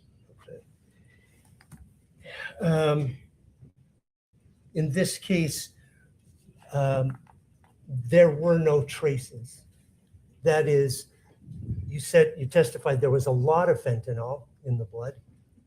Yes, And there was no traces of anything else related to fentanyl. in the blood, yes, correct.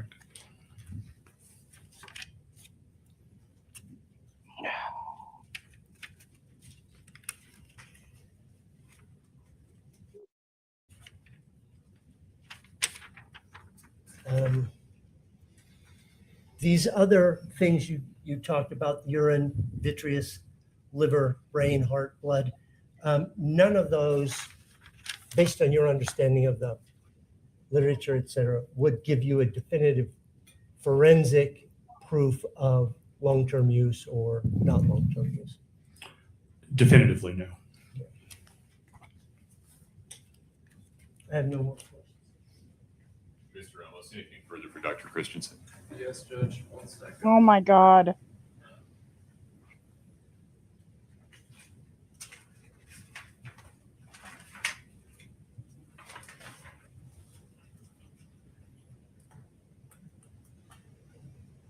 I apologize.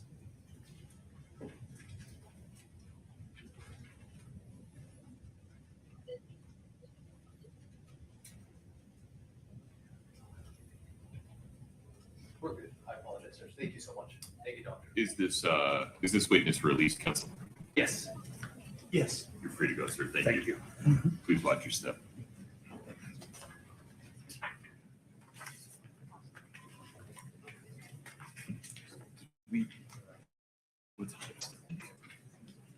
Okay. You want to keep going, counsel? Or you want to take a restroom break? Your Honor, may I just confirm briefly with? Of course. Yes.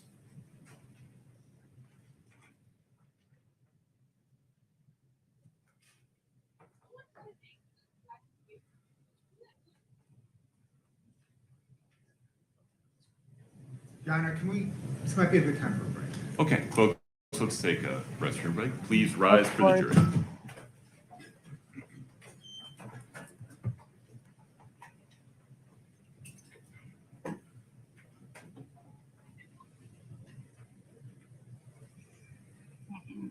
Looks like they're gonna put stuff on the record.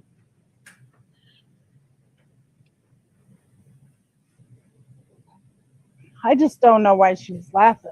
This shit is crazy to me. Please have a seat. Mr. Bloodworth.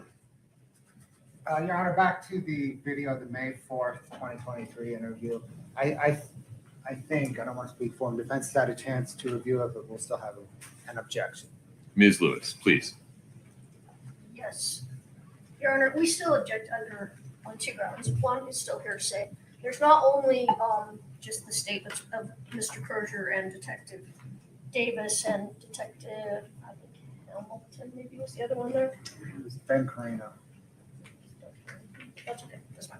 I'm certain it was Ben Carino. So you can think all you want. It was Ben Carino. All right. We have doesn't law matter. enforcement side, and then we have the Mr. Crozier side. Right, but then we also have law enforcement making statements to Mr. Crozier, statements from Nicole Cummings and Carmen Lauber. So there's those hearsay statements in there also.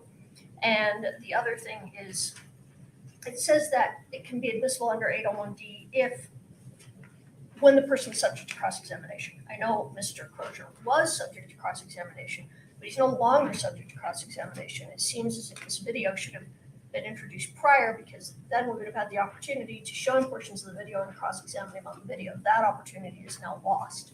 Why?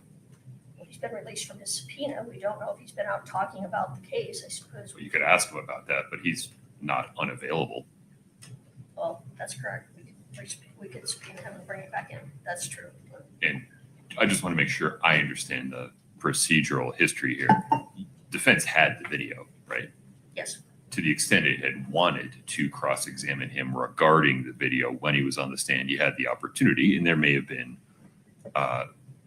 good reasons to not do it at the time. Well, the main reason was he had no memory of it. So that made it Well, difficult. that's exactly the condition that triggers 801D1A. Well, 801D1A is if there is inconsistencies in it. Or has forgotten. I'll take your word for it. I don't have it in front of me. mean, I think that is the Lady, quit trying to do his basis job. to have a discussion regarding admission of the video, his side of it, right? Under 801D1A is that he was testified numerous times under oath in open court that he couldn't remember the interview, even to the extent of saying that piece of transcript does not refresh my recollection. Correct.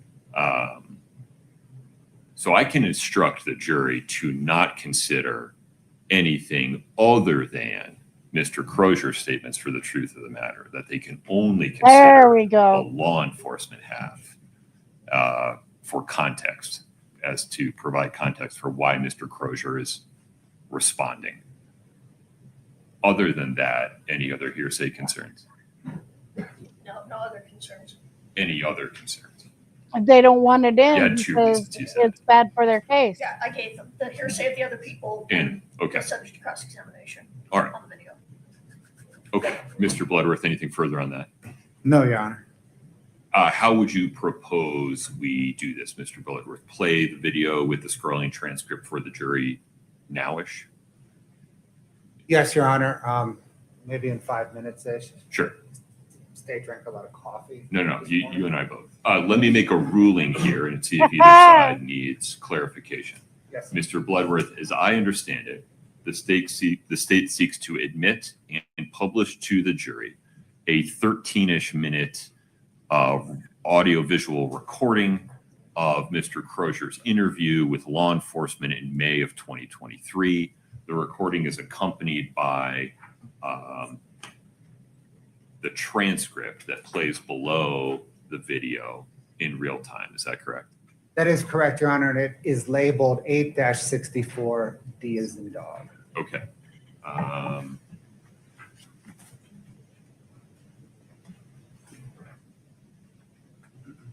you repeat that? 864. Thank you. Having had the opportunity to listen to Mr. Crozier's sworn testimony in open court, and given that defendant had the opportunity to cross-examine Mr. Crozier when he was on the stand, has had the video, and that there's no evidence before the court currently that Mr. Crozier is unavailable to be re-subpoenaed and brought back into the courtroom by defense if they determine it's necessary to do so. The court determines that Mr. Crozier's half of that interview with law enforcement from May 2023 is admissible as categorically not hearsay under Rule 801D1A because he testified under oath that he couldn't remember the statements he gave during that interview. And therefore, the statements that he makes in the interview qualify as statements regarding which he has forgotten, quote unquote. The court will instruct the jury that they cannot consider any portion of the law enforcement side of that interview for the truth of the matter, which resolves any hearsay issue with regard to the law enforcement half. I think that's a good choice because he did Bloodworth, say any he couldn't clarification? remember. No, They Your Honor. just don't want it Ms. because Lewis. it's damaging to their case. Whatever defense, but hey, Okay. you gotta fight for your It will be. client. 8-64D, as in Delta, is admitted on that basis. Let's take a 10-minute break. This clock in here shows 20 of 11. We'll come back at 10 of 11. Thank you. Before we proceed, Yes. may we get just the lineup, just so while we're on the break, we can take advantage of that and be prepared for whoever. Who's coming in? after Yeah, that? it hasn't changed from what I emailed you on Saturday, so I think. Okay, perfect. All right, folks, 10-minute break. Thank you. Court's in recess. All righty. We're gonna zoom right past this little breaky break. Let's see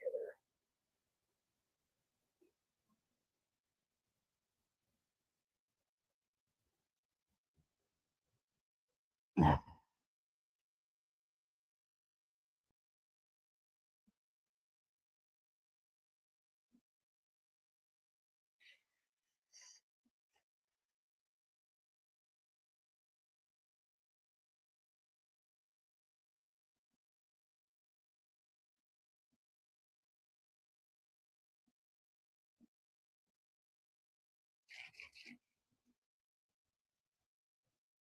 Oh, it's a sweater.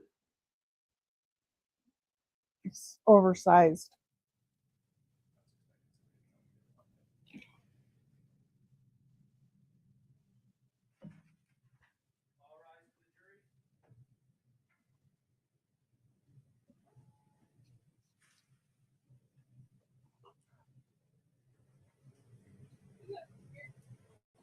Please have a seat, folks. Thank you.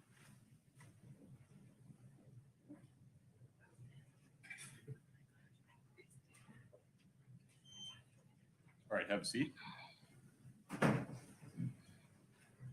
We're on the record. Mr. Bloodworth, I understand, will be admitting State's Exhibit 8-64D, a recording of a May 2023 interview with Robert Crozier. Is that correct? That is correct, Your Honor. The state moves to admit and publish 8-64D. Ms. Lewis, any other objection other than the one I've already ruled on? No, nothing further. Okay. State's 8-64D is admitted. We'll get that queued up now.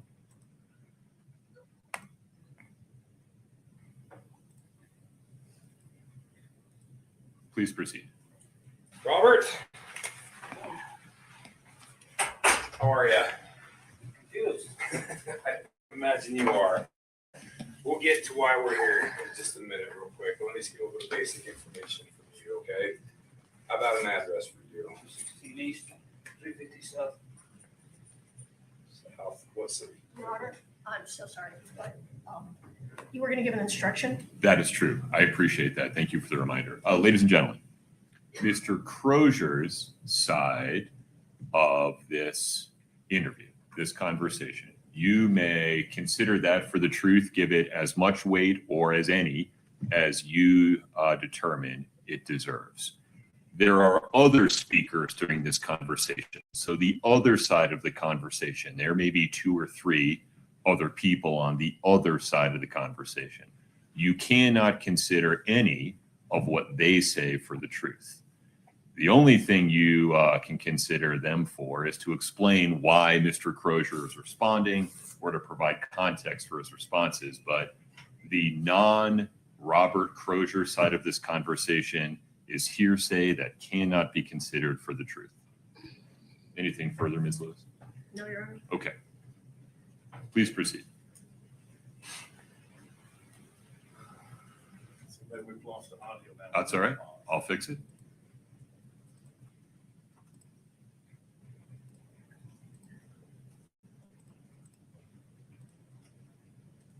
I want to see how he acts during this interview. Scott, please give it a try. And the phone number for you. County. Yeah. We'll get to it. I'm about to say, I haven't been in Summit County. I know you haven't, but you've had involvements with people in Summit County that we're looking at. That's what we're going to talk to you about. Phone number for you, Robert. 385. I couldn't even tell you. I'm so confused right now. Okay. I really can't. My phone's new anyways. Okay. Don't know your phone number then? Yeah. Okay. So we'll get to why we're here to talk to you in just a minute. But before I do that, I'm going to advise you of your rights because you're obviously in custody here in jail, okay? So you have the right to remain silent. Anything you say could be used against you in court. You have the right to talk to an attorney with you during questioning if you wish. If you can't afford to hire an attorney, one will be appointed for you before questioning. If you decide to answer questions now without having a lawyer here, you can stop questioning anytime until you've spoken to a lawyer. You understand those rights I've explained to you? Having those rights in mind, you want to talk to us today? Okay. So we're here to talk to you about a transaction that you made a little over a year ago with a female named Carmen Lauber that Nicole put you in touch with. You met her at a Maverick and Draper on 2 separate occasions in February of last year, so a little over a year ago. Okay. It's not Ringing a bell at all? not ringing. It's in the bell. Okay. Well, let me give you a little more information then. So we've talked to Carmen, we've talked to Nicole. We talked to Nicole yesterday, got her phone and downloaded everything we need off of her phone. You sold Carmen blues on 2 separate occasions there at the Draper Maverick. As a result, somebody died from that transaction. So we're not interested in jamming you up or anything like that. We're simply here for information. But we know that you sold those, and we can prove that through cell phone records and that kind of stuff. But right now, your information for us is more valuable than you being charged federally with selling fentanyl that results in death. And now you're in on some drug stuff. Do you know anything about the federal rules with fentanyl and M30s? And I don't know anything. I know you have a distribution of, I caught 30 of them in December. And then, the M30s? yeah, Okay. so. So tell us what you know. Like I said, right now, your information is more valuable, but at this point, we can prove, we know that you met with Carmen at Draper Maverick on 2 separate occasions, sold her fentanyl. That fentanyl was then used in a death case, basically. So we tracked it back to this point, but we're not interested in jamming you up. We're here to try and corroborate information. Validate. I know what Carmen and Nicole have both already told us. So you're in the position right now of either telling us what you know about it and basically not hurting anybody because Carmen and Nicole have both already talked to us here, and you're verifying information we have. Or if you don't want to talk to us, that's fine. We will pursue it federally because we know that you sold them with fentanyl that resulted in the death. So that's kind of where we're at. And I'm not trying to bullshit you. I'm just kind of laying it out exactly how it is right now. Bam. So I know who Nicole is. Okay. About a year ago. February 5th and 25th is when Carmen messaged Nicole. Nicole gave her your information. Okay. Then you guys set up 2 transactions at the Maverick and Draper. Okay. Of last year. Yes. It's not this previous February, a year before that. It's been a bit. Yeah. Man. Be honest with you, Paul. So I'm still quite a bit of this. So, I'm not trying to be a douchebag or nothing, so it's just hard. Remember that much time passed. And do you have a number that she bought from me? Was it a quantity? She said between 20 and 30 pills both times. Okay. 20 and 30 pills. Wow. Do you remember going to that Maverick and Draper? Were you living down there at the time, or? She lives. I want to say she lives pretty far away. She lives in Heber. Yeah, so like that was just where we were meeting. Where were you coming from? Where were you living at the time? I've been living a little bit everywhere, maybe the last couple of years. So it's kind of ringing back. You're kind of getting a little bit more. Well, tell me what you can remember about it. I remember Nicole calling me and saying, "Hey, will you be my friend?" You know, if I did. And then she was like, "Oh, she wants a lot." Is 30 a lot for you, or is that a lot for Nicole? Or? I think it was a lot for Nicole. It wasn't a lot for me, but okay. I was like, I didn't know anybody died. You know what I mean? Yeah, and we didn't expect that you knew that. And like I said, that's why at this point, your information is we're not interested in jamming you up or the distribution of it or anything like that. We're doing our investigation. You're kind of just on the edges of it a little bit as kind of an involved player, as being a hook basically for it. We're not interested in jamming you up or anything like that, but we are interested in the information you have to provide to us that validates what people have already told us. Okay, as far as I know, I met her just 2 times. I think I talked to her a couple more times after, but just to see, you know what I mean? Hey, you know, because somebody's spending, you know what I mean? You know, $500-600 is that what 30 would run about $500 or $600? Yeah, so something like that. Okay. And did you hit her up afterwards to see if she wanted more, or did she hit you up afterwards? I think I asked her one other time, and then she just didn't. She's like, "Hey, you looking for any more or something?" Yeah, something like that. And she just didn't respond to me. You know what I mean? Do you remember how you contacted her? Was it through text messaging, messenger? I want to say it was through text messages, but I haven't had that. I haven't had it go somewhere the longest time. What phone would it have been on? My phone. Fuck. Maybe a 333-6156 number. Do you still have that phone? Okay. The phone you have now is a newer one then? Yeah. Okay. So you contacted that guy Carmen at all? No phone or anything? Do you know where that old phone would have been that would have had those text messages on it? No, I lost that phone. A lot of it. Okay. But what did you think the phone number was, you said? 385-333. 615. Okay. So with these transactions, when Carmen hit you up, what did she tell you? She just told me that she had a friend that wanted, you know. Did she ask for blue specifically or fentanyl specifically, or did she ask for oxys, or what did she ask for? No. think she might have asked me for blue. Man, I can't remember. But you sold her at 30s, right? Yeah, I told her what she knew what she was buying. Okay, so it wasn't like she's asking for oxys or something like that. She got the answer. Right, no. Okay. So she knew that there was fentanyl on those pills. Mm-hmm. Okay. Do you remember where you got those pills from? I don't. She said that.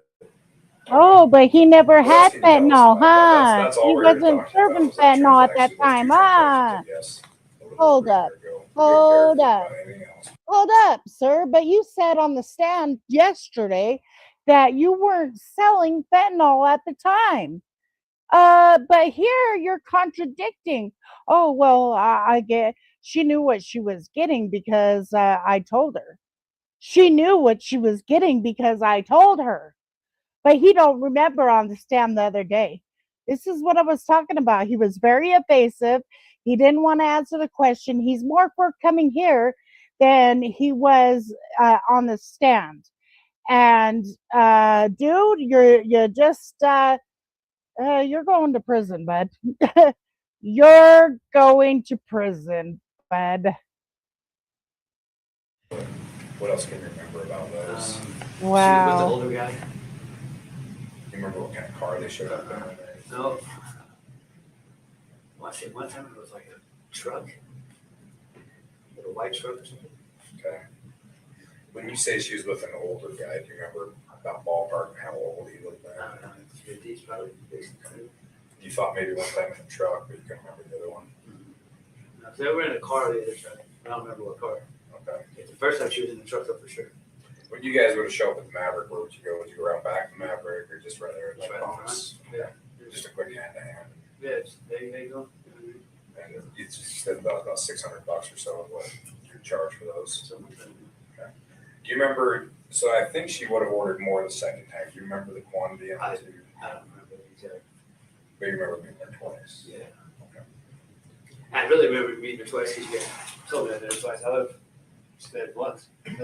But do you remember now they're kind of Yeah. jogging your memory? Yeah. Okay. Do you think of anything else about those meetings with her or anything? That's the only 2 times I They talked to her. should have asked open How do you know questions, but I Nicole? get why they're doing closed. Student in camp. I was Like staying with cross. Roy for a while. And she stayed there for a while. And then she took off. And then camp's a fucking way home. We all ended up taking up one point or anything. So, Okay. So Nicole just hit you up and said, "Hey, would you go and be with my friend?" yeah. You're like, "Yeah, that's cool." And we were in the Yeah. apartment. Did she call you or text you? Do you remember? I believe she called me. All the time or just that one time? Or I think she was like saying with like she would take me like, hey, what's up? And then one of us called the other one. like, "Hey, I'm Nicole's friend or whatever." Yeah. Okay. All right. How long was your Like, "Hey, I'm Nicole's friend or whatever." Yeah. Okay. All right. how long was your I think she was like saying with like she would take me like, hey, what's up? And then one of us called the other one. Would you press pause? We'll fix that. Yeah. My apologies.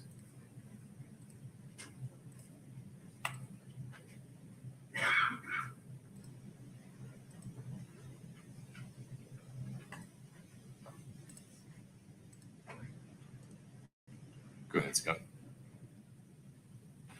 Out there, or drug court or some shit, whoever she was living. She was on, yeah, she was either on AP&P or on drug court or something.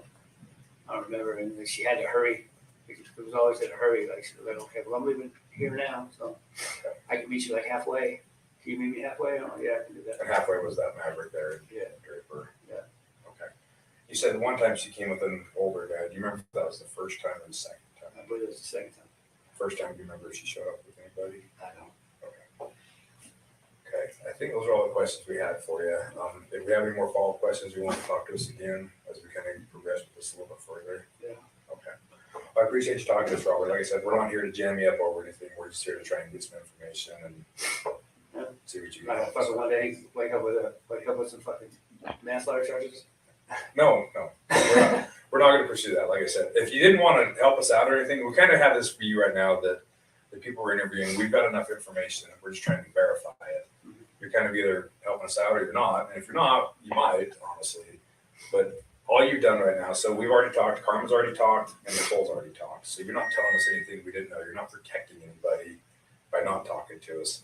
All you'd be doing is basically rolling the dice with your future if you didn't want to talk to to us is essentially because when the deaths are involved, the prosecutors do get a little spun up over it. And with fentanyl in the federal system, if you don't know this, if you get caught dealing fentanyl that results in a death, you could potentially face federal charges. It doesn't matter if you intended to cause the death or anything else like that. They're cracking down on it. So I don't know how long you're in for with. I know you're in on possession with intent stuff, but if you are still dealing, don't be dealing with that shit anymore because the feds are coming down hard on it, and it's only a matter of time, especially with how nasty that shit is. Most of this gave you my name. That's right. Well, we'd already verified it through phone records. We already knew who they got it from. It wasn't like they told us anything we didn't know either. Yeah. We've been able to find everything we need through digital evidence, like all the contacts, all the messages on Facebook, all that stuff. Yeah, we knew all of that before we made contact with anybody. Yeah. So it wasn't like they were diming you out or anything. Yeah, but I don't think me and Carmen even were friends on Facebook. We actually were the ones that brought up your name to Nicole because we already knew that Nicole had put you in touch with Carmen, and we already knew all of that information. Oh, okay. So we're just trying to verify stories is all we're trying to do at this point. So, do you have any questions for us or anything like that? Other than this isn't going to backdoor me here. No. All right. We're not going to here to jam you up or anything like that. We don't give a shit about what's going on down here or anything like that. I was just gonna ask you, do any of your people ever tell you what they're gonna use it for themselves, if they're gonna try to sell it to anybody else? What their intents are? Everybody that I deal with does it themselves. You know what I mean? Like I do it myself, they do it themselves. You know what I mean? Okay. So it's Did Carmen ever mention anything about hooking it up for somebody else or anything like that? like I said, like she was just like I met her twice, but you know what I mean? Yeah, and I figured it was a long shot twice. You met her a year ago. I knew it was going to be a bit of a stretch for you to remember. But anything else you can think of or anything else you can remember? No. Okay. As you think about it, if you do think of something, let one of the COs know or one of the investigators here at the jail know. They'll reach back out to us if you think of anything else you want to talk to us about or anything like that. Okay. Any other questions or anything like that for us? Okay. Thanks. Okay, go ahead. All right. We'll go grab the CO and let them know you're ready. Okay.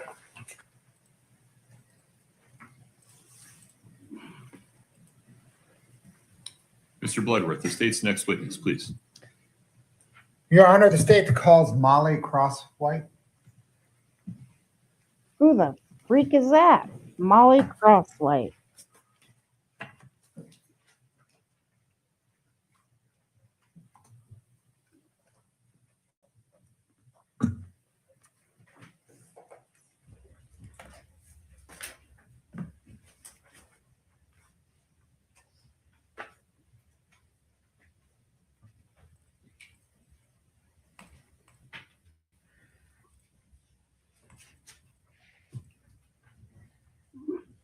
Come on, lady.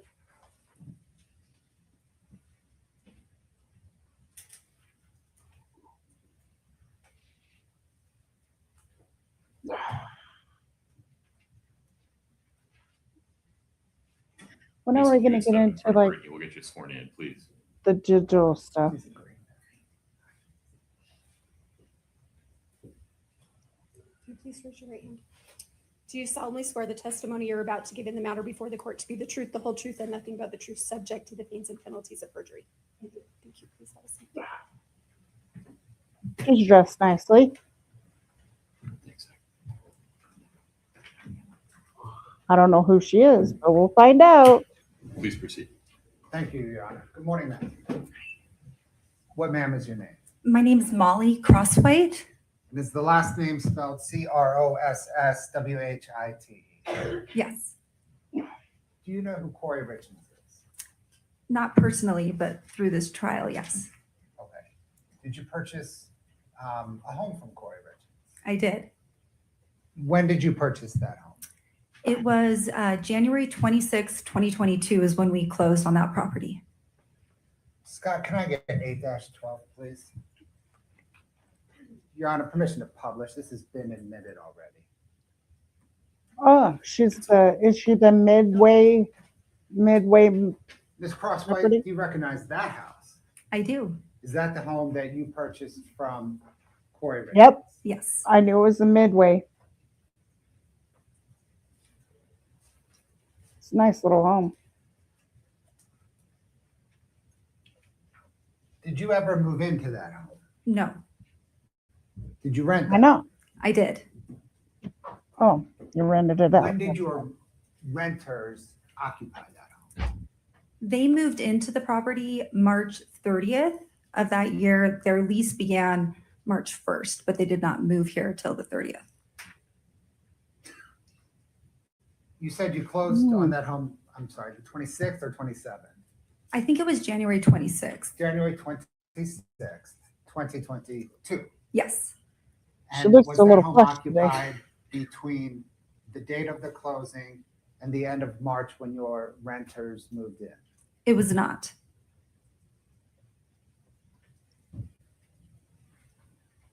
Were the locks on that home the same as they were on January 26th when you closed to the time your renters moved in? They were the same. And did Kouri Richins rehab that home for you? Prior to us purchasing it, it's our understanding she had done a renovation. And did she have the keys to that home throughout that renovation process? I would assume so. Interesting. Am I right then, as far as you know, that home was unoccupied between January the 26th, 2022 and the end of March 2022? That's correct. Thank you, ma'am. That's all the questions I have. Ms. Lewis.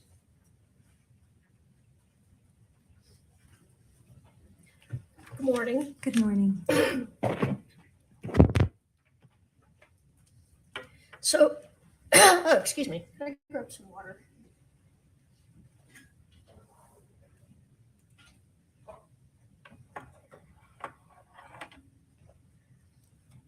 So before you closed on the home, you entered into a real estate purchase agreement, That's right. right? And can you pull up Defense Exhibit 1024, Katie? Thanks, Alex.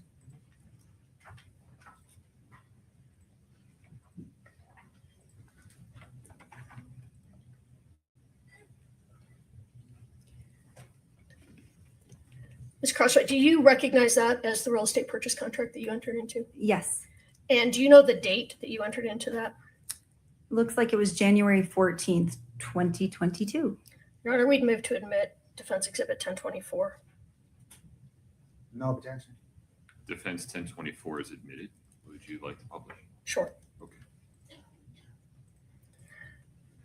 And then, Ms. Crosswhite, you closed on the home January 26th, was your testimony. Yes. Between January 14th and January 26th, did you do a walkthrough of the home? Yes. And what was in the home at the time that you did the walkthrough? The home had been staged when they were marketing it for sale.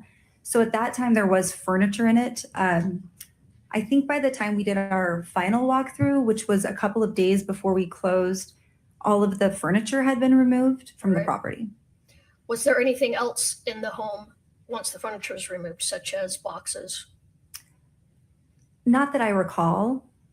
I don't remember exactly what was still there, but I do know that we had wanted the home to be fully vacated and all of the debris, and there was some garbage and things on the premises, like old cars even, that we had asked to have removed.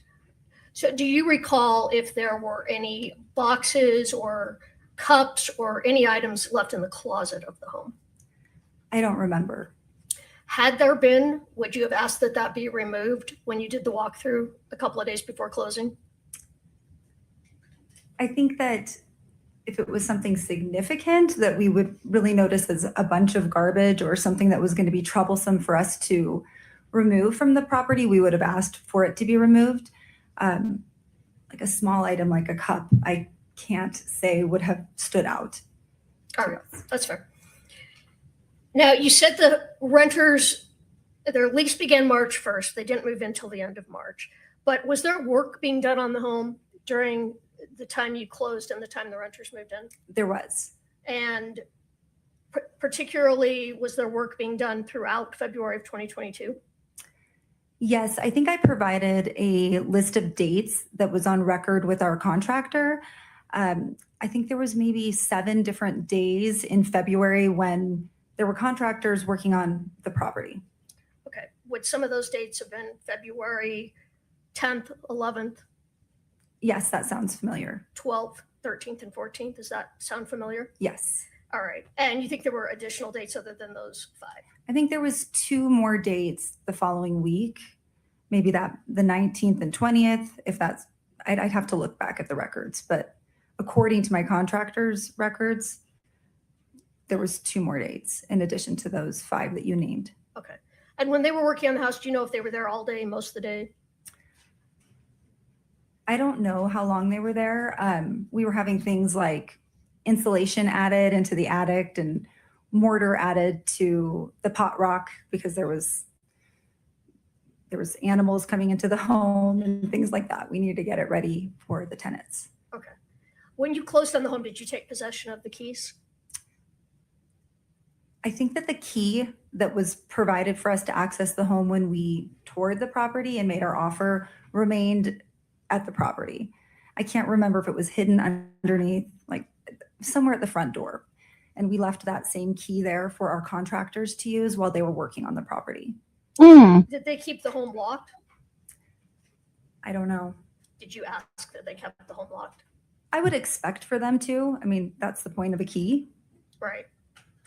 And the key wasn't in a visible spot, true? No. I remember us having it hidden somewhere near the front door, maybe under a pot or under where anybody would think to hide a key. Probably not a great place to hide a key. And it was your expectation the home would be locked throughout that time? Yes. Is that fair? All right. After you closed on the home, did you have any further conversations with Ms. Richins? No, I never had any conversations with her directly. She was represented by another real estate agent. Did you have conversations after you closed on the home with that agent? I doubt it.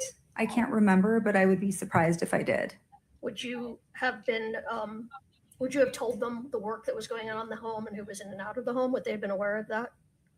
I think that prior to us closing on the property, we definitely communicated our plans. It was part of our negotiations because we discovered quite a bit of work needed to be done in addition to the renovation that Ms. Richins had done. So I definitely had communicated, hey, we're not going to be able to rent this out the way that it is. We need, I think it was a $10,000 credit so that we were able to, complete the renovations in a way to make the home habitable. Okay. And is there any reason they would have known the Ms. Richins or her agent that you were talking to when, in fact, renters were moving into the home? I don't know. I don't know if we shared that or not. I know that we definitely communicated we could not rent it out right away. And we had to take care of quite a bit before we felt comfortable having people move in. All right. If I have one moment.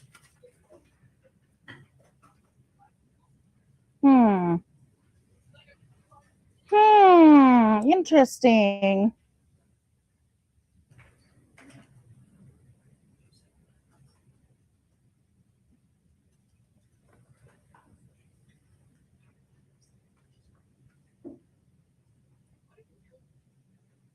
Just one or two. Do you recall Ms. Crossway being interviewed by Mr. Bertram?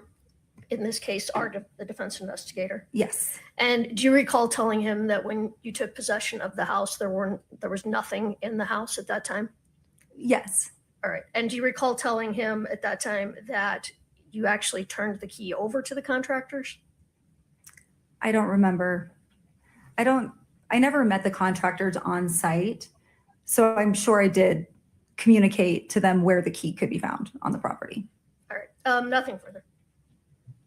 No, Your Honor. You may step down. Is this witness released, counsel? Yes, Your Honor. Yes. Okay, you're free to go. Thank you. Mr. Blood. Interesting. Very Oh, interesting. Ms. Shervanek. I shouldn't make assumptions. I apologize.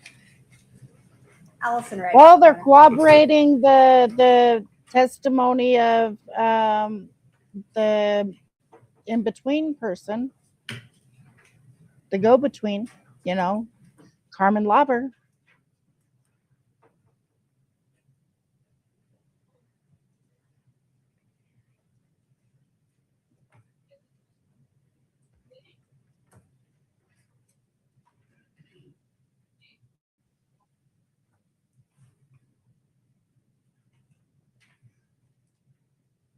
Same with old Mr. Robbie, whatever his name, Crozier, the drug dealer. He even corroborated Carmen.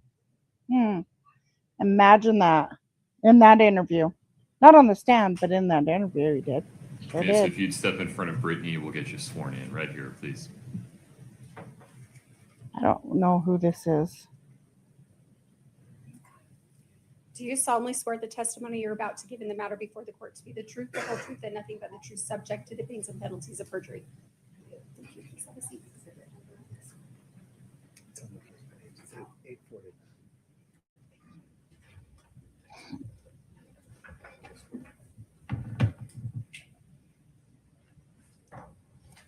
Good morning. Good morning. If you could please state your name and spell your last name. Allison Wright, Wright. Ma'am, where do you work? C&E Stonemasonry. How long have you worked there? Since established in 2010. Did you know Eric Richins? Yes. How did you know him? I first met him in junior high.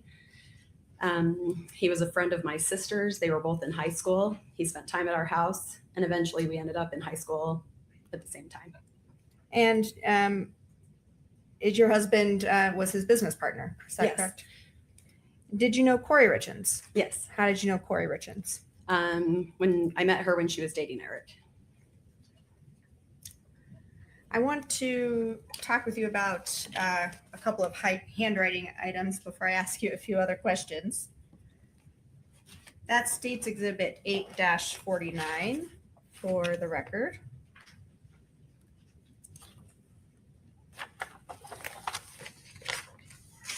Sorry, I've got too many things. Oh, they're gonna go over Richard's handwritings.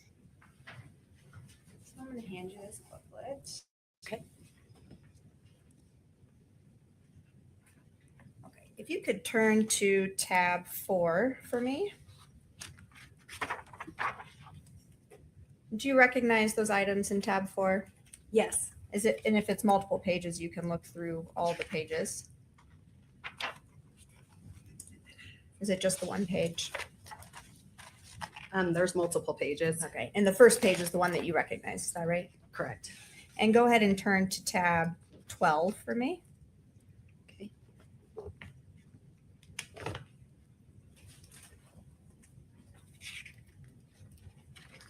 And do you recognize those items? Yes. What are in tab 4 and in tab 12? What are those items? They are returned checks from C&E Stonemasonry's banking account. And are those checks that you gathered and gave to Katie Richins Benson? Correct.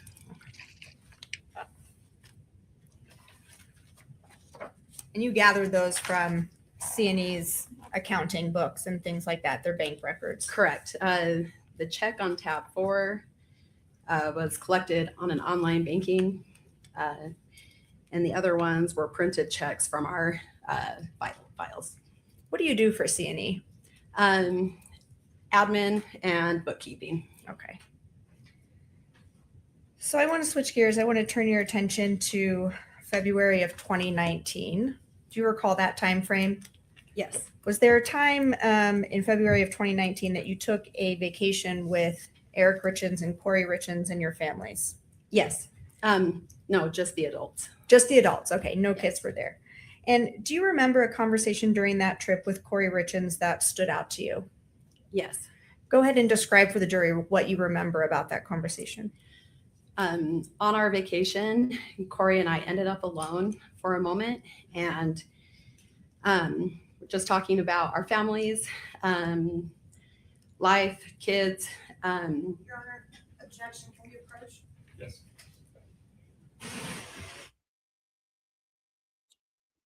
Hearsay. They're gonna say it's hearsay, or try to say it's hearsay. I bet.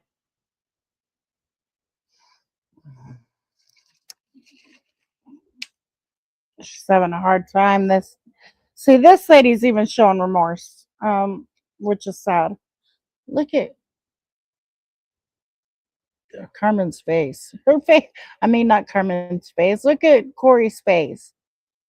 Just like, You oh stand shit. up and stretch your legs. We'll invite you out of court. Please rise for the jury. Uh-oh, what's going on?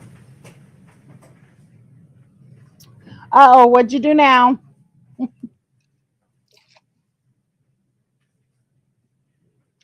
Probably gonna do a voir dire real quick. I'm thinking.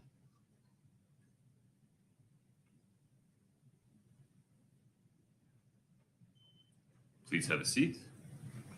We're still on the record. Ms. Sherbanek, if you would just ask your next several questions, we'll see where this goes. Certainly. And so now that we're outside the presence of the jury, we're just going to get a preview of how you would answer the question that I just asked you. So describing what you remember from that conversation with Kouri Richins from the vacation. While we were sitting there, we were discussing life, and Kouri then explained how things weren't super great in her marriage, how she felt trapped. She explained to me that there was a prenuptial agreement that was put in place, and I had never heard of that. She continued to say how I think the trapped was mostly due to financial, is Eric would, because of the terms of the financial agreement, Eric would end up benefiting financially and continue to live as they currently were, where she would be in a different circumstance. She explained how she feared that the kids would be drawn to Eric's life and wow, felt like she was unhappy in there, but feared what it would look like if she ended the marriage. And is it okay if I ask a follow-up question? Of course. Did that conversation kind of give you context or inform you about Kouri, kind of what she was doing with her business at that time? Yeah, things started to make sense. Like I was impressed that she went and got a master's degree. Kouri's motivated, hardworking, and I always admired that.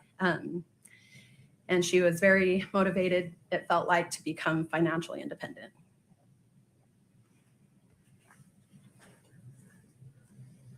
Your Honor, this conversation, can we get a foundation of exactly when in 2019 this conversation took place? Sometime in that year? Mid-February. Okay. I think the trip started on the 17th. And I'm not sure what day. Do you want to have this discussion with the witness I present? do, outside that, if she could step down and step out. Do you want any more for recollection before we have the conversation? No. Okay. Do you mind just waiting out in the lobby for us for a minute? Thank you. Look how irritated she looks. Like,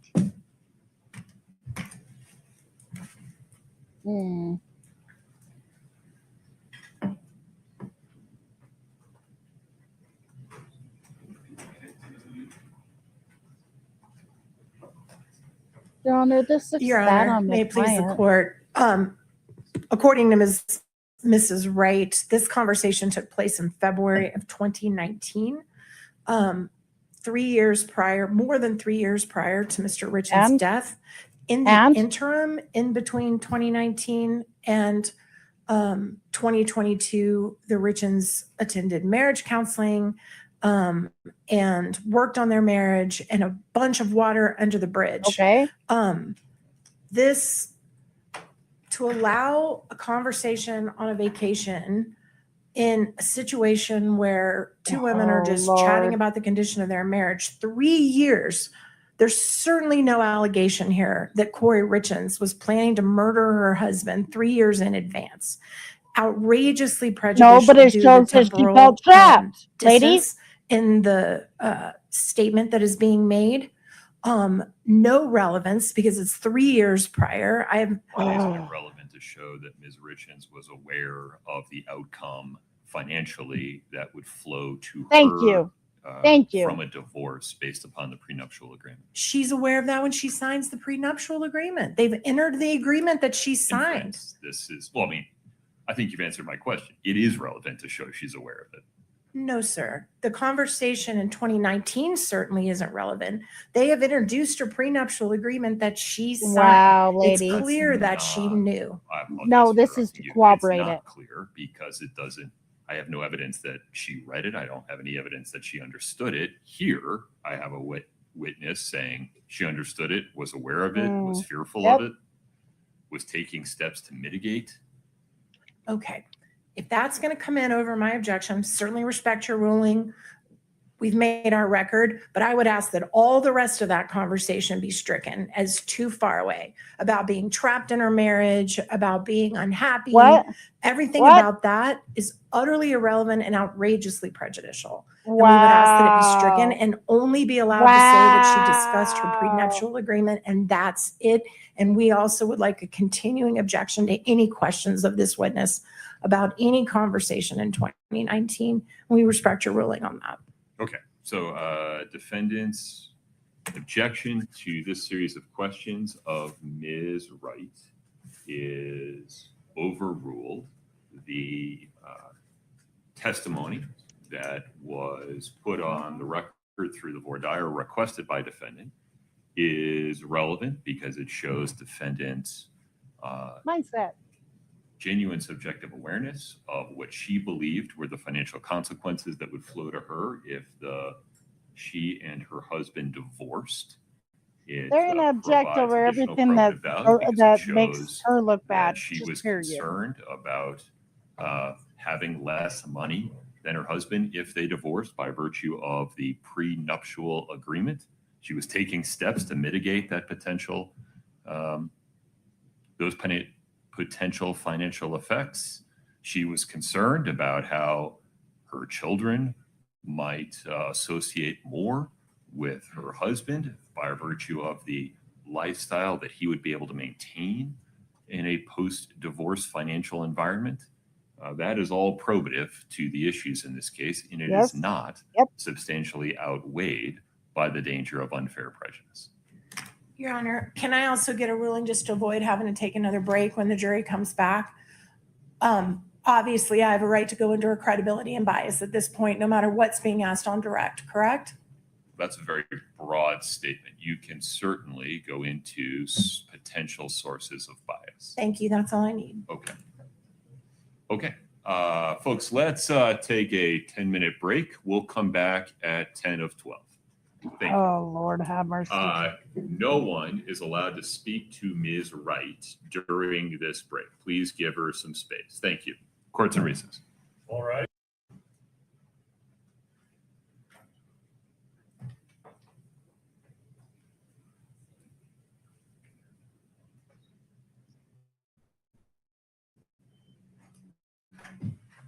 All right, jury.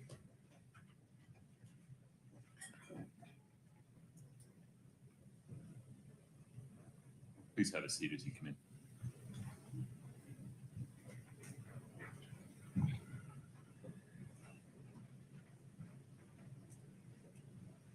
All right, please have a seat.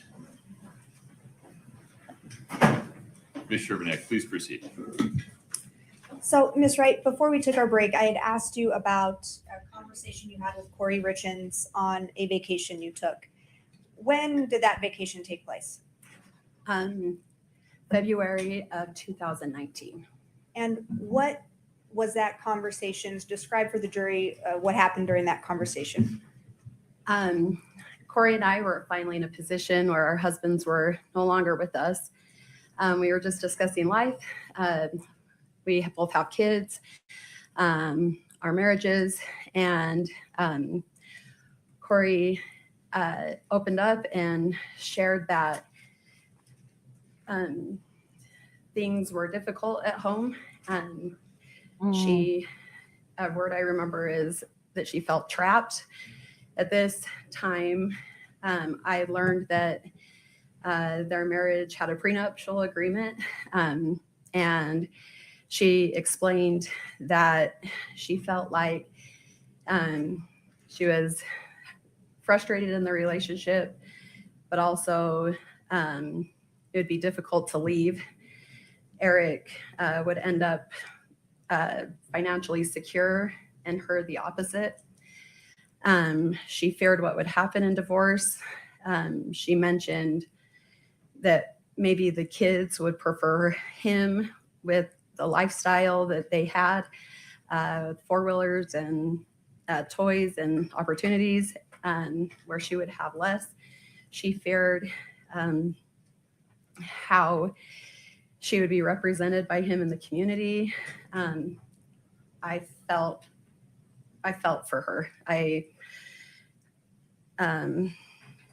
It was a hard conversation. I knew that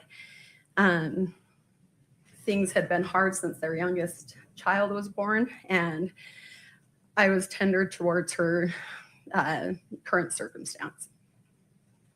Thank you. And did that conversation give you any context to what was happening in terms of Kouri's business at that time? Yeah, Kouri is super ambitious. She went back to school and got a master's degree. I was impressed. I had young kids. I wasn't sure I could do that. She then went and got a real estate license and was trying to build that business. That conversation kept playing in my mind as I think this is a way to become financially independent and secure. Thank you. Those are all my questions for you. The defense may have some. Thanks. Thank you. May it please the court. Good morning. Good morning. This conversation you're talking about happened in Hawaii, didn't it? No. Where was it? Costa Rica. I'm sorry, Costa Rica. And the reason you all were talking about her marriage, there was a reason she was upset in her marriage at that time, wasn't there? Not that I know. Think hard. She was upset. What I understood from the conversation is things were frustrating at home. And that's because she believed he was having an affair with a coworker. Objection, Is that Your right? Overruled. Is that right? She and I never discussed her thinking about an affair. Is that the context of the conversation you were having that day, that she believed he was having an affair with a coworker? And that's why she was upset with her marriage and talking about divorce? I don't recall that. Were you aware of it at that time, that there was an affair going on between Eric and a coworker?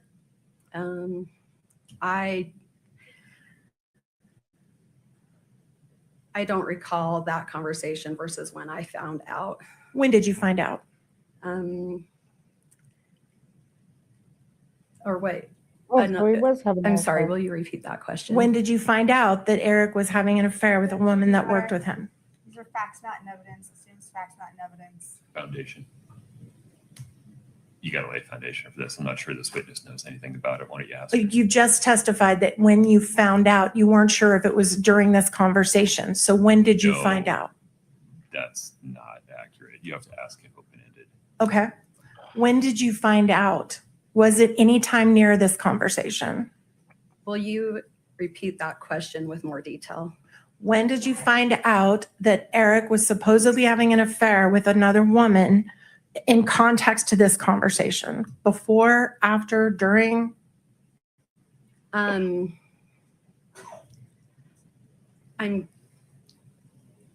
having a difficult time understanding because it helped me understand affair.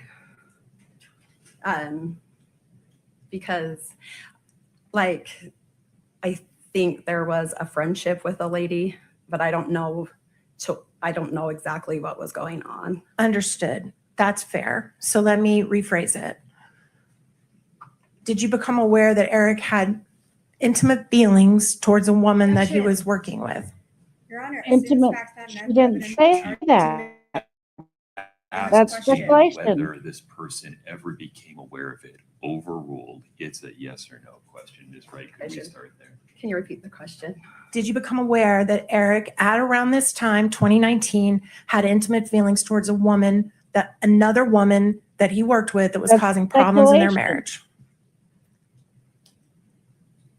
I don't remember when I became aware of it. Ballpark. She don't remember. I'm sorry.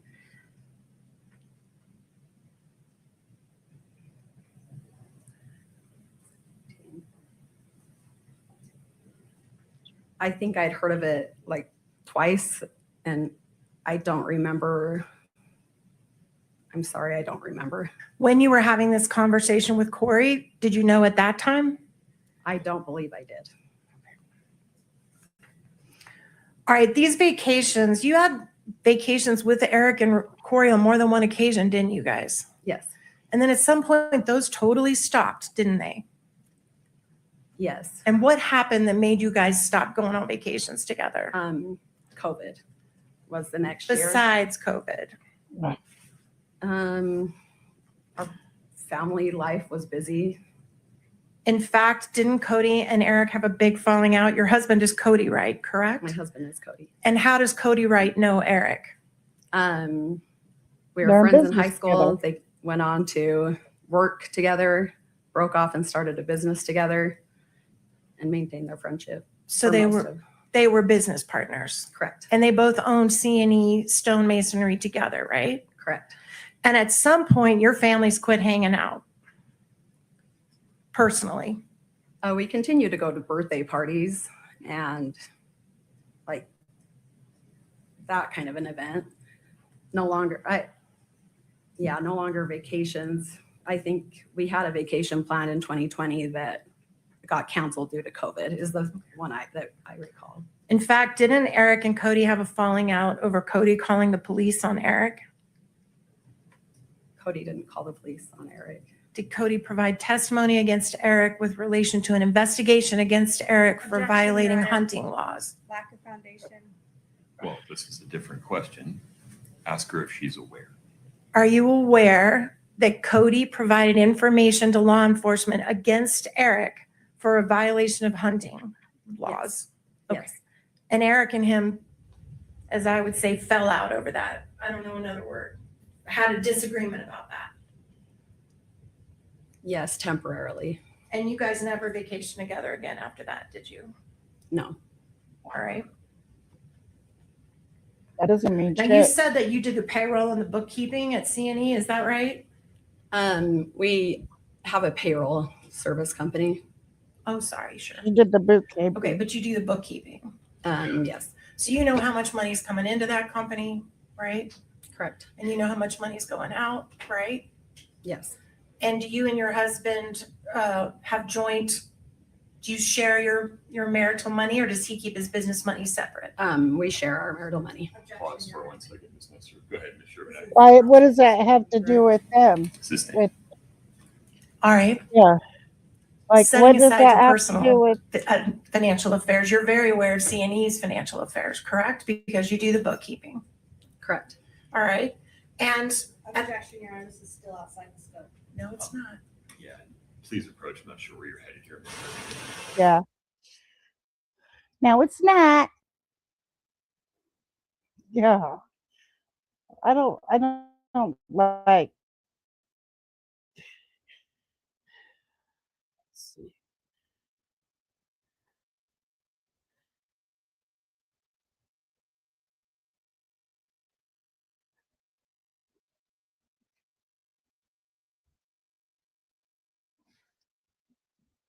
I'm like, she's not the one on trial. This is crazy.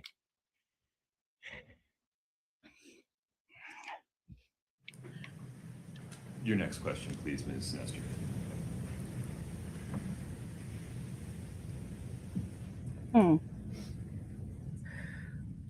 But Since Eric's death, you and your family have grown pretty close to the Richins family. Is that fair? what? Goes to bias. Goes to bias. Overruled. If you would please restate the question. Since Eric's death, you and Cody have become very close to the Richins family. Is that fair? I would say the relationship didn't change. So you were very close to them before. Yes. Right. And it's true that since Eric's death, your husband has even accompanied them to court hearings and sat beside them. Is that right? Yes. So, Have you? Yes. And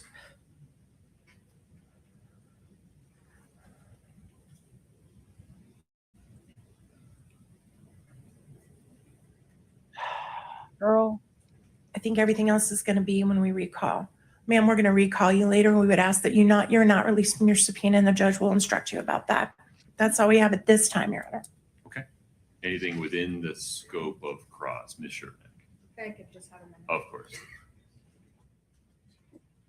we're gonna recall you. Like, don't be so condescending. No, Your Honor. Okay. Ms. Wright, you're free to go today. You're still subject to the subpoena that you were served with. You may be called back. Between now and then, please do not speak to anybody about your testimony. About this case. Including your husband. Okay. And please don't watch any coverage of this case. Don't read, listen, watch anything about it. Do you agree to do those things? Yes. Very good. You're free to go. Thank you for your time. Thank you. Good time for a lunch break, counsel? Or do we have another short witness you want to get on and off?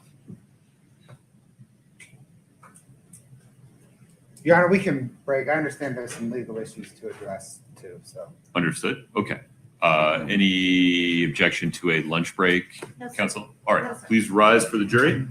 Folks, quick reminder. Even how know what I'm you gonna say. act. Please don't act- discuss the case. Hold Don't on. read, watch, or listen to anything about it.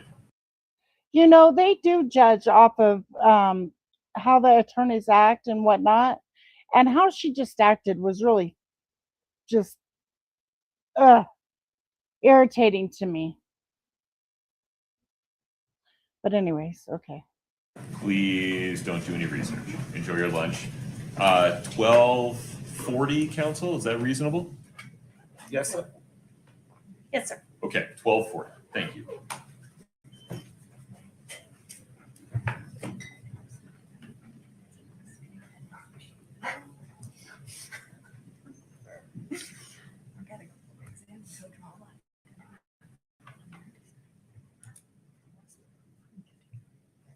Have a seat. Thank you.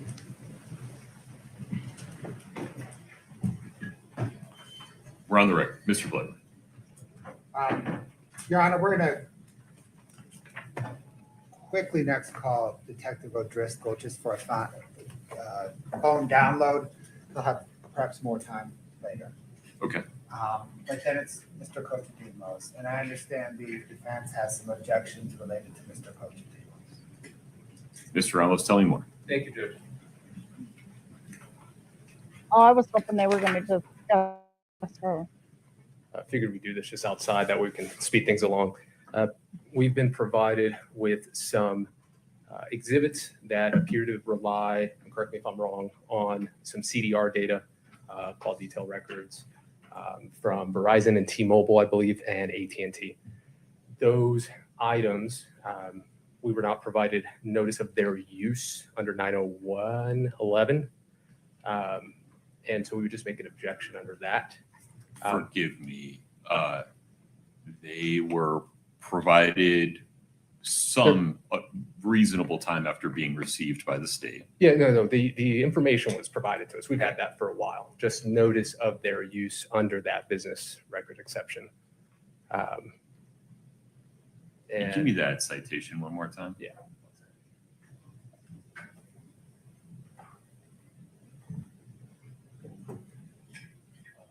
It's Rule 902.11, I believe is what they would be coming into, in through.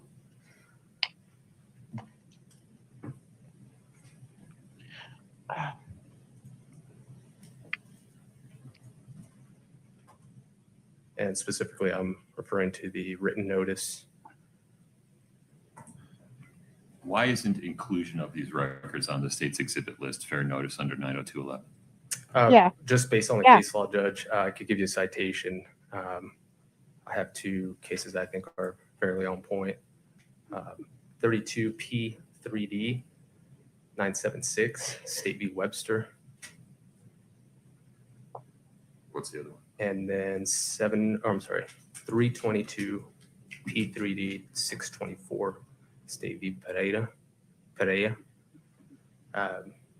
We just bring this up, Judge, now.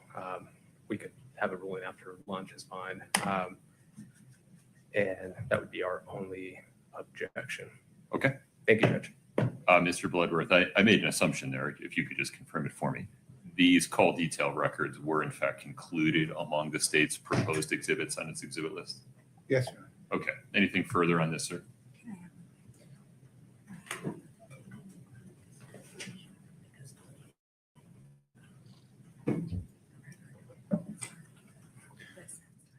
Yeah, right, Your Honor. Just to clarify that, they had been disclosed and the disclosure included the certification Right. from whoever returned the subpoena.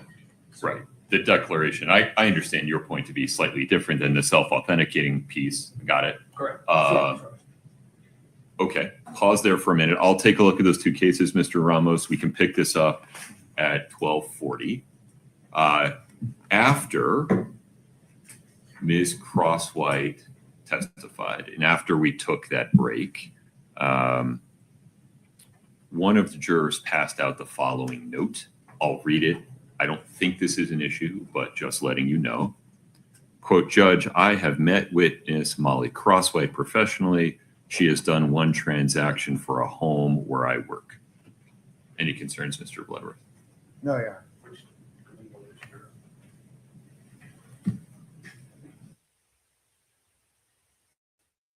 Wait, what was that?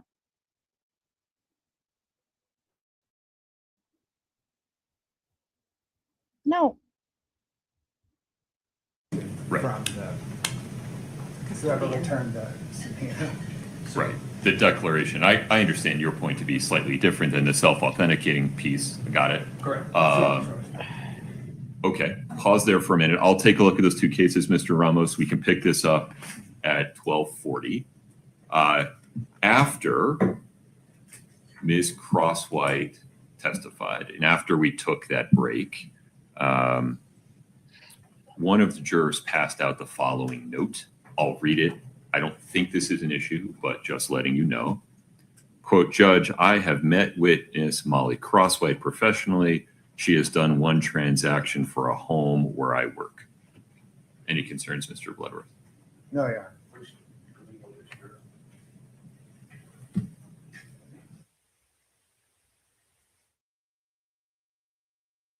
Oh, so we know it was the lady. Okay, as they confer, let's see.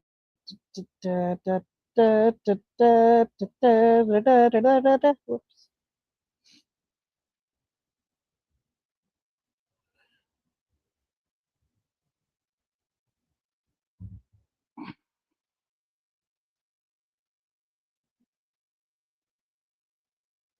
My to-do list. Sure. Either following lunch or at the end of the day, may we address the motion for mistrial that you made at sidebar following the mention of jail calls by Ms. Gibson? Yes, sir, I'm prepared whenever you are. All Just right. let me know. Let's do that after lunch as well. Okay. Thank you. We will be in recess until 12. I imagine they were used for some of their demonstrative exhibits. He relied on call detail records to create 00139. Mr. Ramos, may we talk about the defendant's objection regarding the call detail records that I understand Mr. Katradimos is going to testify regarding? Is that correct? Katradimos? Ms. Shervnek. That's my understanding. Katradimos is the gentleman that they'll come in through. Yep. I'm not going to be seeking to admit the call detail records. I'm confused. I imagine they were used for some of their demonstrative exhibits. He relied on call detail records to create some of our exhibits. Got it. But Good enough. But I'm seeking to admit the visual representation of those call detail records that he helped create, he'll testify came from the call detail records, although the call detail records themselves, the state is not Are- seeking to admit as an exhibit. Got it. Okay. I've looked at the Webster case. It certainly talks about notice with respect to Rule 807, which has a notice provision, and case law talking about how that notice provision works. The Webster case doesn't mention 902 at all. I'm not sure I was following your argument, Mr. Ramos.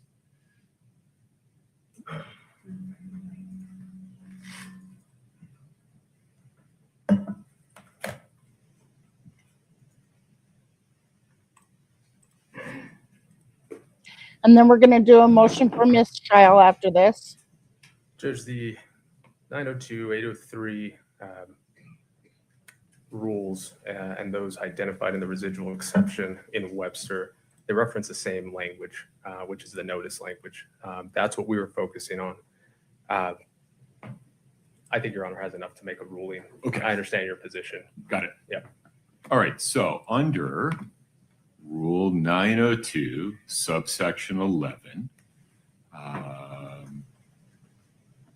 records that can be self-authenticating under that rule before the trial or hearing, the proponent, in this case the state, must give an adverse party reasonable written notice of the intent to offer the record and must make the record and certification that makes the record self-authenticating available for inspection so that the other party, in this case defendant, has a fair opportunity to challenge them.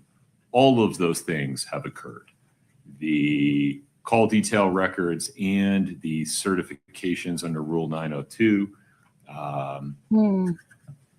that are included with them from the mobile service providers have been made available to defendant for inspection through the discovery process.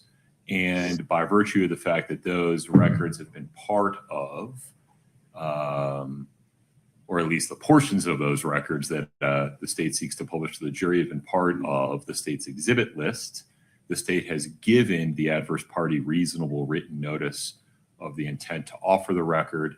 The court finds that defendant has had a fair opportunity to challenge those records. Any objection to the admission of that call detail record information under 902.11 is respectfully overruled. Anything further, Mr. Ramos? No, Judge.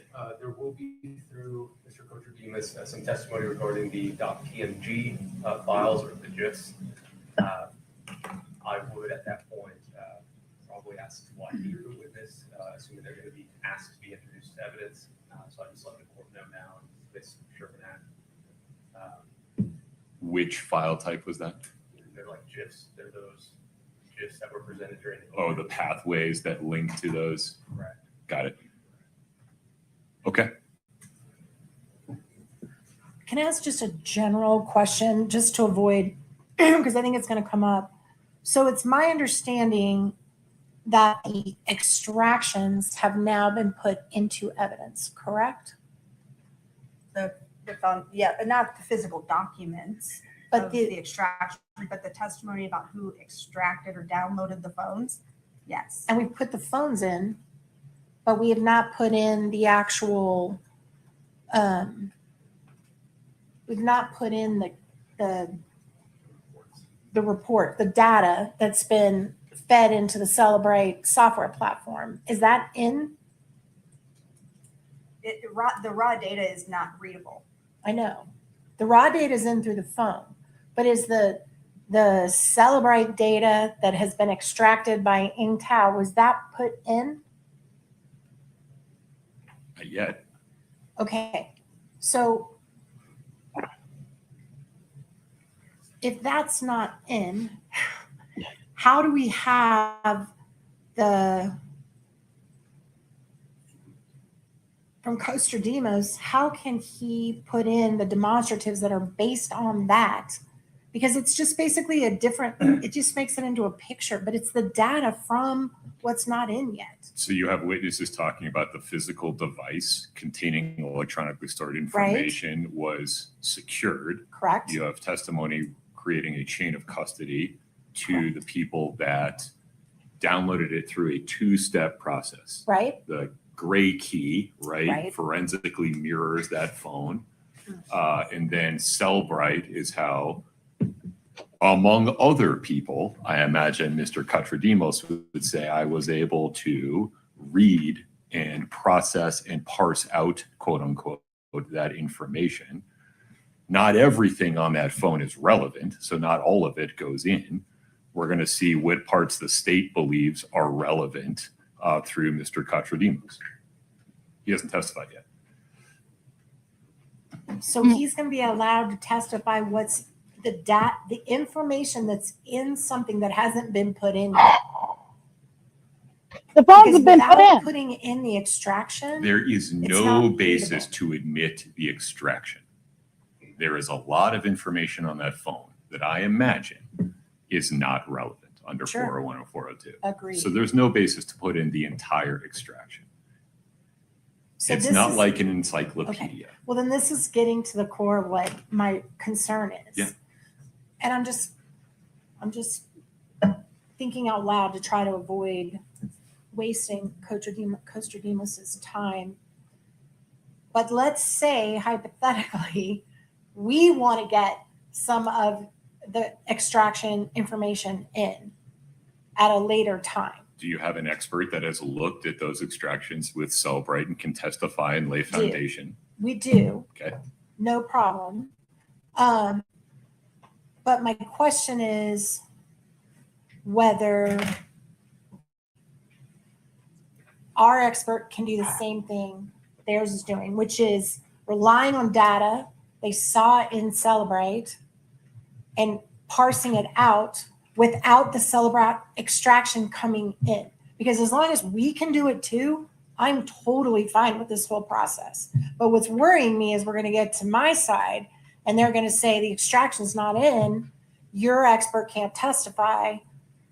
So I guess I just want to make sure we're all on the same page. The extraction doesn't have to come in as long as our expert has reviewed the extraction and they've laid a foundation for authenticity of the extraction, which, by the way, I don't think either side is challenging the authenticity of the extraction ultimately.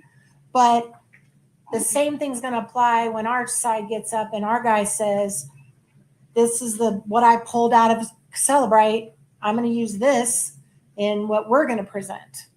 Are you talking to me or them? I'm talking to you. I'm not sure what you're asking for. I'm asking if He's we not need to sure have either. a hearing now about whether the extraction has to be admitted for all this to come in, or if the extraction doesn't have to be admitted, there's no problems. The only reason we've talked, as I understand it, about the extraction process at all is to lay foundation for the expert testimony of people like Mr. Katradimos. Perfect.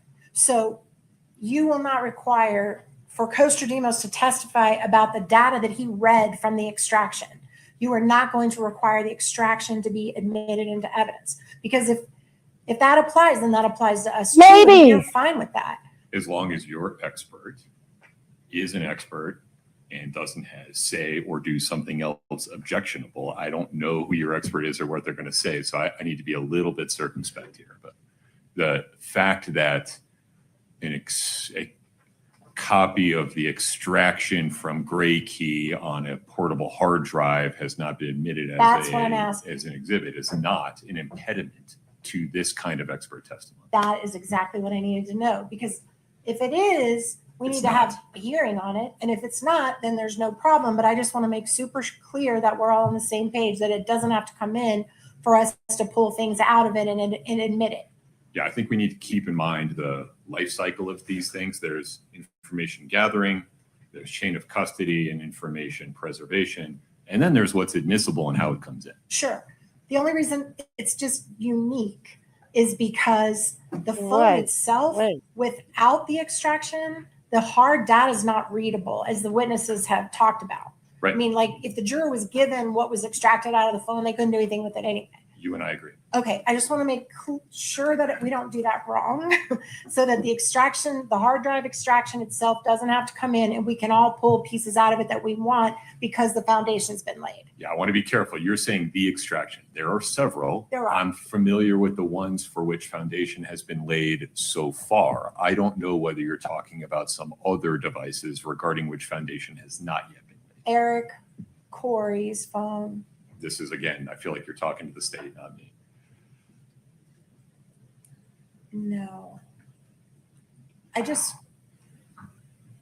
I think we're all in agreement that the extraction doesn't have to come in. As long as the extraction doesn't have to come in and we can use pieces of it. Oh my God, I'm lady. totally fine. Provided sufficient foundation Sure, for the to show it's extraction has been laid. admissible. To show it's admissible under other grounds, 401, 403, hearsay. Authenticity, yeah. Well, authenticity is an issue, right? If you're talking about a device that we haven't talked about yet, you're going to have to lay some foundation. No, assume for purposes of this conversation, it's only devices that have been admitted. So For the purposes of this conversation and putting aside other 702 related objections that the state may make when your expert witness is testifying, what's good for the goose is good for the gander with respect to the extractions. Perfect.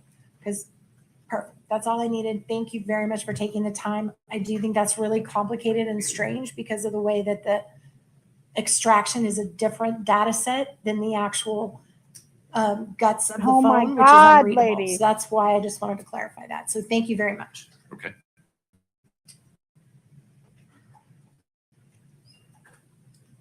Are you I going to forgot how do? that began. Oh, the juror issue. We got to talk about the juror issue. We can switch to that. Anything else regarding Mr. Contradimos before he takes his stand? Ms. Shervanek? Nothing from the state. Mr. Ramos? Okay. The juror note. Go ahead, Ms. Lewis. Your Honor, we do have some concerns about the note that came out from the juror. First off, Oh, Lord. I believe that had we had this information during jury selection, this juror would have been weeded out in the process because they had a business transaction with the witness. So now we have someone on the jury who I believe, based on our parameters, wouldn't have even made it to the final pool. So that's concerning. The other concern is we don't know anything about the interaction with Ms. Ms. Cross-White, positive, negative. I did have to push back a little. That concerns me a little bit that, if he thinks very highly of her, that could be some bias that I did have to get up and push back. And our position would be out of an abundance of caution. We dismiss that particular juror. Are you prepared to address this now, Mr. Bloodworth, or do you need some time to think about it? Your Honor, we can address this now. I want to be transparent. I'm not going to rule in this moment. I will need to just take a look at what legal standards, if any, there are regarding this. But if there's anything you want to put on the record now. Can I just add, I'm sorry, Brad. It is our understanding that Ms. Cross-White went by a different name. So I'm not implying this juror intentionally withheld information. He may have known her by a different name. Understood. Go ahead, Mr. Bloodworth. Your Honor, I don't know that the jury note provides the court with sufficient information to make a determination at this point. It seems to the state that a little bit of voir dire would probably benefit the court. But based on what the information the note contains, I don't see cause to strike or dismiss this juror. All right. Ms. Lewis, my sense of this is I don't need to rule on this right now. I can give it some thought. There's no harm in leaving the juror right where they are for the time being. Agreed. Okay. I won't lose track of this. Let me think about it for a minute. It may be that I just need to ask this person a few questions and then we'll go from there. Okay. I'm not going to use nukes, are they? Motion for Mr. Ramos. Sure. Just really briefly. There we As go. the court will recall, during the time that I had Ms. Chelsea Gibson on cross, I was trying to lay a foundation to later get in some of the home wave calls that had been downloaded. According to her reports that we were provided, she was the individual who downloaded all of them and stored them into evidence. And I believe that I had to make at least lay a foundation of authenticity if I later wanted to admit those calls. So I was trying to do that. I was trying to do it very carefully. I warned her to please copy my language. I looked right at her. I used very specific language. And her response was, "You mean the jail calls?" I understand things like this happen in trial, But the case law that's relevant, I believe, it implicates Ms. Richins' Sixth Amendment right to a fair trial. It affects the presumption of innocence because if the jury is aware that she's been incarcerated, there's been case law that says she's can impact charged your with presumption of murder. innocence.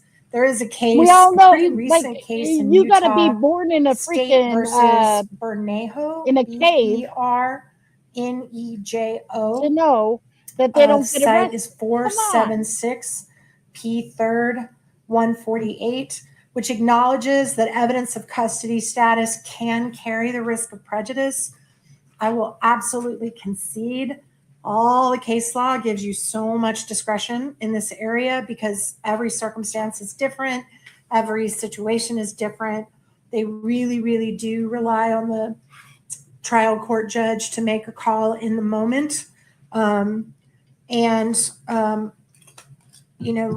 we have this situation through no fault of mine where the jury now knows that at least for some period of time, my client was in jail and communicating with family. And she did use the phrase calls with an S to indicate there were multiple calls, although she didn't say how many or for how long. You got to be born in a barn. So we would, and also the case of State versus Atkin, ATKIN, before you're tried. 135 P 3rd 894. Again, there's a quote, it may be prejudicial in certain cases. Full disclosure, both of these cases, the court did not find sufficient prejudice to overturn the call the court made in the moment. I think actually Bernejo may have been not that they weren't, they were challenging whether the lawyer was ineffective, I think, for failing to make a mistrial objection. If I'm not mistaken, I think that was Bernejo. So I'm not even sure the judge made a call on that case, but I do believe on Atkin they did. So based on the authority, the recognition that it can bring prejudice, based on the fact that this case did happen so long ago, so the jury would put 2 and 2 together and realize my client's been in jail the whole time, possibly. It's an inference that could be made. That's speculation. Did move for mistrial. I will state for the record, the court did provide a special instruction, limiting instruction, warning the jury not to consider that. That's one of those,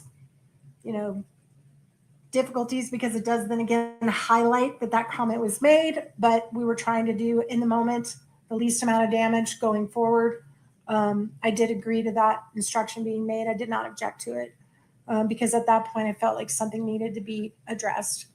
But that was the basis of the motion. That's all the record we need to make. Okay. Anything further, Mr. Valero? I think I have this firmly in hand. Yes, Your Honor. The state rests on the record that we made at the sidebar. Okay, very good. The issue before the court is a motion for mistrial made by defendant following Ms. Gibson's reference to jail calls, quote unquote, during her cross-examination. The court finds that statement, while improper, was not intentionally elicited by either party. It was inadvertent. It was made in passing. It was a short, quick reference. It is relatively innocuous in light of both the volume of testimony that the jury will hear in this case over the course of 5 weeks. It is relatively innocuous in light of the fact that this is a homicide trial. And so it would not come as a surprise to jurors that the defendant in a homicide trial may have been in custody at some point in the case. And moreover, the court gave a curative instruction that specifically instructed the jury not to consider that comment and not to speculate about whether defendant was or is in custody at any time in this case. Based upon those findings, the court finds that a mistrial is not required. Defendant's motion is respectfully denied. Anything further on that, Mr. Bloodworth? No, Your Honor. Ms. Nestor? No, Your Honor. Okay. Ms. Shervinack, anything else before She we gets all invite the jury? upset about that. No, Judge. Ms. Lewis, Ms. Dancer. Okay. We're ready for the jury. Mr. Costas Dermis. I don't know what his name is. On the stand. Okay.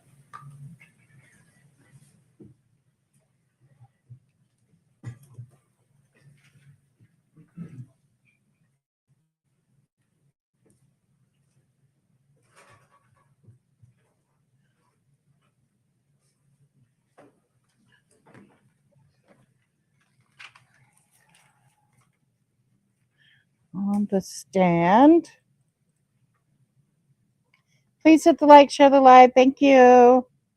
Follow, subscribe, all that good stuff.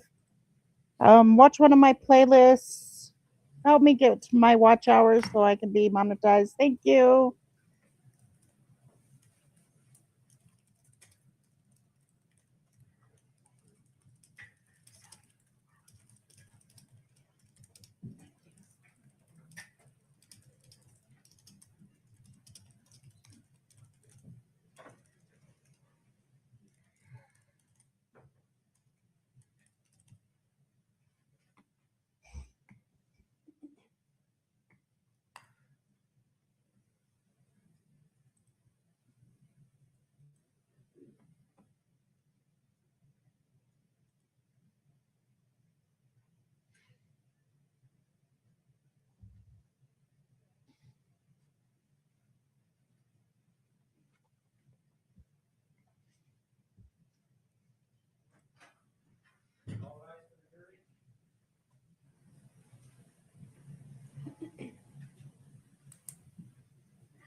Folks, have a seat as you come in, please. Thank you.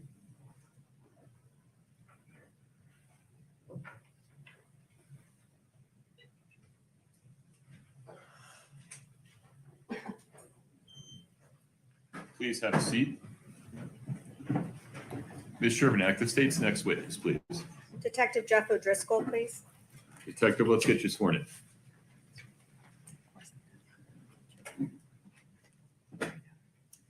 Do you solemnly swear the testimony you're about to give in the matter before the court to be the truth, the whole truth, and nothing but the truth, subject to the pains and penalties of perjury? I do. Thank you. Have a seat.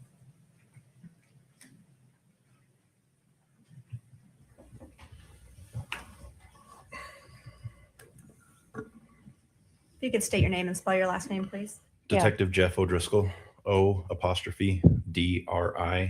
Oh, this is O'Driscoll. Where do you work? Summit County Sheriff's Office. How long have you worked there? 10 years. What's your assignment with the sheriff's office? I am a detective in the Major Crimes Investigation Unit. During your investigation of this case, did you seize a cell phone belonging to Miss Carmen Lauber? Yes, I did. Was that in April of 2023? Yes, it was. Was that a black Samsung phone? Yes. Was the phone number on that phone ending 6127? I believe so, yes. Did you book that phone into evidence at the Summit County Sheriff's Office? I think it was collected by crime scene technicians on the scene and they booked it into evidence. Did you later retrieve that phone from evidence and with the help of Miss Chelsea Gibson, download that phone? Yes. Was that done using the Celebrate software? Yes, it was. Those are all my questions for you.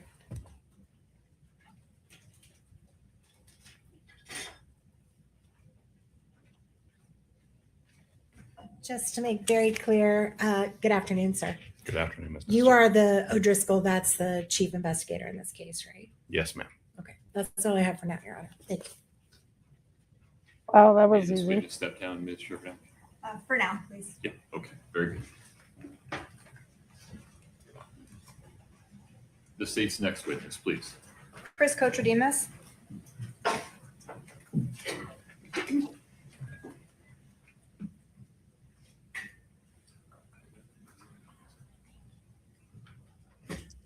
They had to lay a foundation about Carmen's phone. Sir, if you'd step in front of Brittany, They we'll get you did started. Robbie's. Please raise your right hand. Do you solemnly swear the testimony you're about to give in the matter before the court to be the truth, the whole truth, and nothing but the truth, subject to the pains and penalties of perjury? Right. Thank you. Have a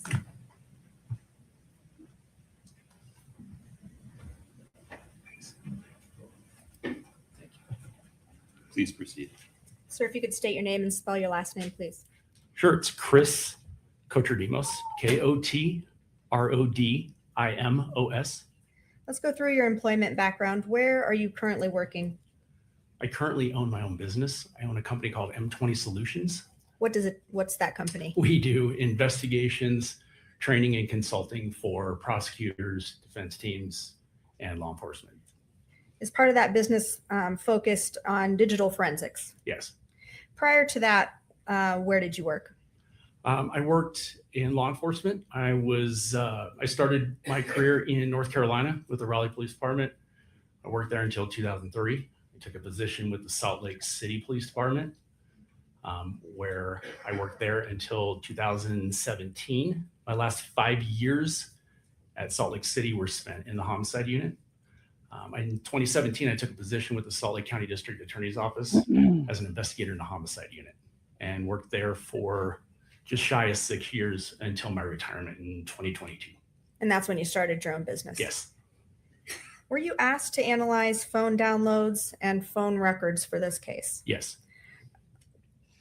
Were you asked to do that process, look at the phone downloads and the phone records for 3 phones belonging to Kouri Richins? Yes. 1 phone belonging to Eric Richins? Yes. Phone belonging to Carmen Lauber? Yes. Phone belonging to Josh Grossman? Yes. And phone records related to Robert Crozier? Yes. Robert Let's talk a Crozier. little bit about your qualifications. What type of specific education or training have you received to be able to analyze all of this phone data? Sure. As it relates to this case, I've taken some formal training. Of course, once you get the formal training, then you get a lot of your experience in the field, in practical experience using that training. I'm a Cellbrite certified operator course. I took that. I took the Cellbrite certified physical analyzer course as well. And then from the call detail records standpoint, I am certified and took a course in, it's called TRAX. It's owned by LexisNexis. It's a location and data analysis program for call detail records and geolocation. Have you testified before as an expert in digital forensics? Yes. How many times? At least a dozen times in major cases. And have you testified for prosecution and defense in those cases? Yes. How many phones have you done analysis for in your time doing this work? Phones, hundreds, and I'm call detail records of probably over 1,000. Have you done downloads yourself? I have. For other cases? I have. So let's start, we'll treat it like a funnel. We'll start big picture. Let's talk about digital forensics. What is digital forensics? The best and easiest way to describe it is the analysis of electronic devices. As it relates to this case, and my specialty is mostly phones and some computers. So let's talk about specialties within digital forensics. What is, you mentioned that you're certified Cellbrite analyzer user Yes. or certified Yes. in that program. What is Cellbrite?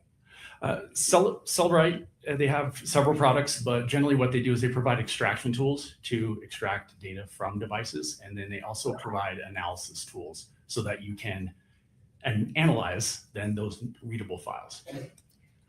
You mentioned call detail records. Is there an acronym we refer to those in shorthand? Yes, CDR.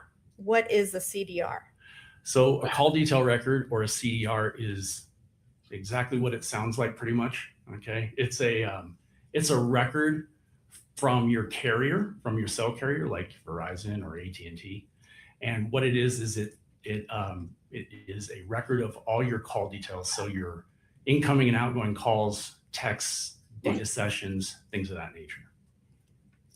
You mentioned location analysis. How do you perform something like location analysis using cell phone data or Sorry if CDR you data? can hear the rain. So you can map both, but prevalence is call detail records. So law enforcement can Are we obtain going to do call Eagle detail records that churches? include location data with them. And location data is essentially the carrier reports and maintains a record during their normal course of business, which towers you're using, where that tower is located, and what antenna or sector of the tower that you're utilizing for that communication. When you're analyzing phone data, what are the two main sources of that information? Oh, so like for phone data, like in general? Yeah, when you analyzed phones for this case, what were the two main sources of the data? So the phones themselves, which is the content of the device, and then the call detail records, which are the communication records associated with those devices. So when we're talking about call detail records, I think most people understand the phone contents that comes from the actual device, correct? Correct. And the call detail records, you said they were stored by the carrier, is that correct? Correct. And the call detail records, would those be located on anyone's device, or are those solely maintained by AT&T, Verizon, T-Mobile? Yeah, the records themselves are maintained by the carrier. And what is contained in a call detail record? There's a lot of information in there. There is typically a timestamp, so there's a date and a time that the communication occurred, amongst whom the communication took place, or between which carrier or which numbers the communication took place. So, which phone numbers, whether it's incoming or outgoing, the duration if it's a phone call, and then of course the tower information, the tower location information. Would a CDR record contain, for example, it would say a text is incoming or outgoing. Would any of the content of those messages be in the call detail record? No, not in a call detail record. How do you start or how do you analyze the contents of a phone? What do you use to do that? So in this case, I used Cellbrite Physical Analyzer. And how do you use Cellbrite Physical Analyzer? What does that provide you to allow you to analyze the contents? So Cellbrite Physical Analyzer is a software package, and what it does is it allows you to analyze readable files from the extraction. So the phone is downloaded, a readable file is created, you load that readable file into Analyzer, and then you can analyze those results. How often is, are there other programs besides Cellbrite that can perform that function? Yes. Is Cellbrite the most commonly used one? Yes. Why is that? It's very popular because it's got a very user-friendly interface. It's widely known, it's widely regarded. Analysts and people that do extractions and downloads and have learned that they can rely on the results of those. They're pretty good, and so it's commonplace in this industry, particularly in law enforcement. So now you testified that you've done downloads yourself of some phones. Yes. Can the person doing the download, extracting that raw data from a phone, can they change the contents of the phone when downloading it? No. Can they manipulate it in any way when it's going from the raw data into the Cellbrite reader format? No, I don't know of a way to do that. Why might a cell phone be downloaded or extracted more than once? Usually it's different products are being applied to the phone. There are software updates, but more importantly, there's different products that might be available to obtain more data versus the other, particularly. When you receive the download report from the phone in the readable format, what is contained in that report? There's going to be, most importantly, is the calls, texts, the web history. There can be biometrics. There can be like activity movement of the device, biometric information, web searches. There's pretty much everything that is contained in the phone that a user might utilize, or it would be available in that download. Can a download report show if there have been things deleted off of the phone? Yes. How does it show that? Yeah. In Physical Analyzer, if the extraction software recovers something from a database that has been set for destruct or for deletion, it can find that and then repopulate it into the phone as to where, actually into the report for where it belongs. And when it does that, in the program, it signifies that with like a small red X in a column next to it to let you know that it had been previously deleted from the device as an active user, or by the active, the active file. But the software has been able to go in, find it in the database, and repopulate it. So if a user deletes an item, it might still be stored on the phone that can be pulled by that report. Correct. They may not be able to see it and think it's gone, but it may still be within a database that can be retrieved and repopulated.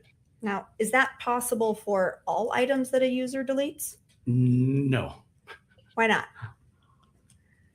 Some of those deletions are system files, and so they're maintained in the background. The average user would not, or probably be able to delete system files. They're just, they literally run the phone. So Okay. if I'm a common user of a phone and I delete a photo, how long would it be in the background of that phone and able to be downloaded by this report before it's gone forever? Right. Well, it kind of varies. It varies by, there's a lot of variation there. But typically, when an item like an image is deleted, the image itself, that process, the original, like if it was sent to you or whatever, and you deleted it, it would be gone from your view in the phone, but it would be in a deletion file. And so that deletion file eventually has to make room for more deletions. So then it pushes deleted files out to make room for more deletions. So but it can be stored on the so cloud. it can refill it. It only has so much room. So it has to purge that at some point. And that time can vary. More deletions are going to make that process typically happen more rapidly than less. So if items have been deleted by a user and that phone gets downloaded and maybe that sweet spot where it's still somewhere in the background of the phone, right, that could be in the report. It could be. But if you miss that window and then the item is gone for good and can't be found. What about on the cloud though? Pretty much once it's deleted from the system file, it's a process called a vacuum. Once it's vacuumed out and those files are reduced, it's essentially, you're probably not going to find it. Now, if a user deletes a text from a phone, from their own phone, does that affect how the text message would show up on the receiving end? No.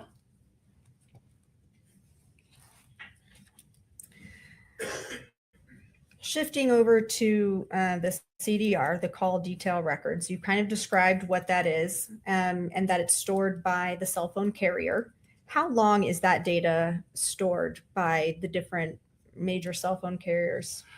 They're all different, so they maintain their records for varying amounts of time. Verizon typically will keep call detail records for 18 months to 24 months, but they will only keep the associated location data for about a year. Whereas AT&T and T-Mobile will keep that information for a much longer time. Now, because this data is maintained or kept by AT&T or Verizon, can a user access that information? No, those are business records maintained by the carrier. Okay, I feel like we have a good groundwork now, and I want to turn your attention to what you I hope did, so. what you did in this case. Yeah, I When wonder were if you you brought were on to on that. work on this case? I came on in May of 2023. And in general, what were you asked to do for your part in this case? Analyze phone downloads and analyze call detail records for pertinent information related to the case. And so you analyzed phone downloads for this case, and you talked about the process for doing that. Did you perform any of the downloads for the phones in this case yourself? The downloads, no. And in viewing the download reports for the phones you analyzed, did you learn who the phone belonged to? Yes. How do you do that?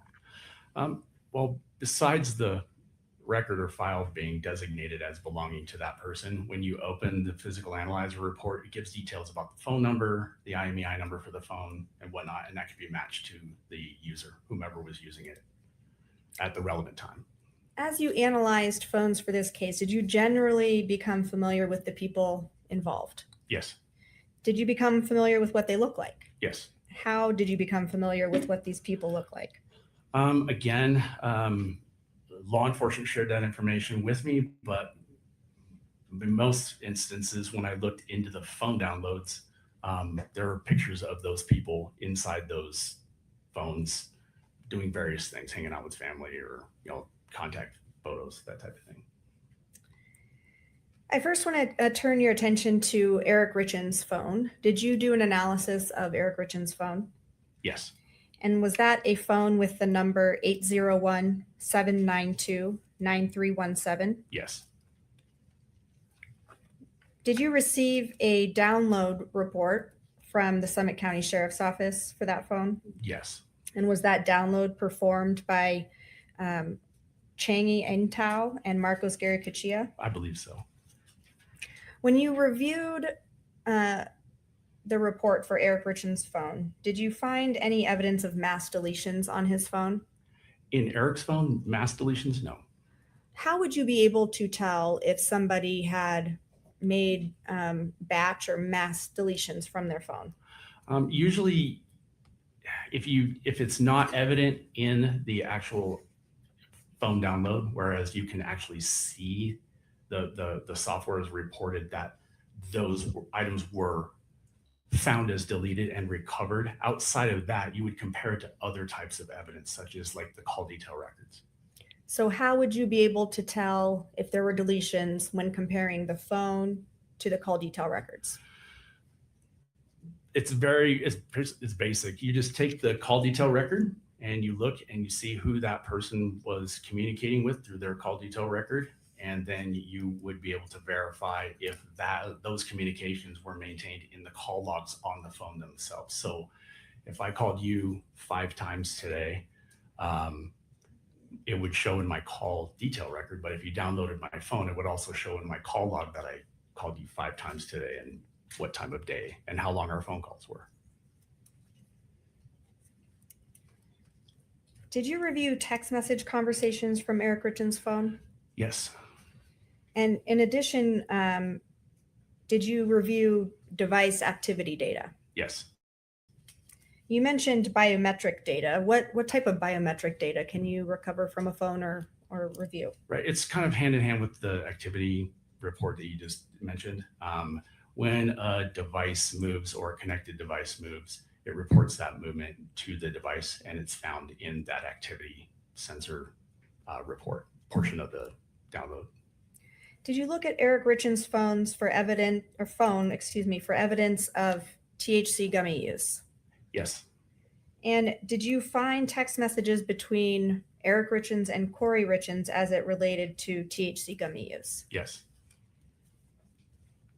Was that 3 conversations? It was.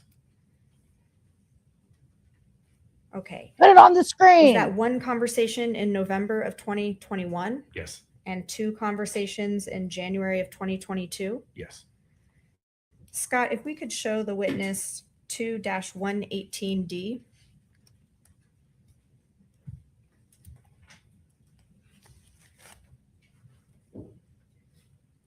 Is it on your screen? It's not. I got Okay. desktop. You have Blueberry Law showing. Not on live stream. Oh, my apologies. That's okay. 1 second. Council.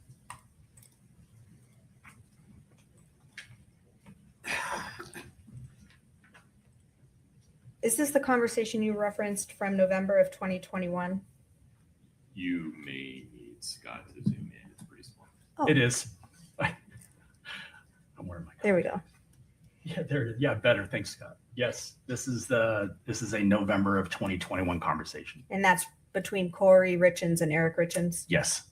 Scott, if you could show the witness 2-119D, please.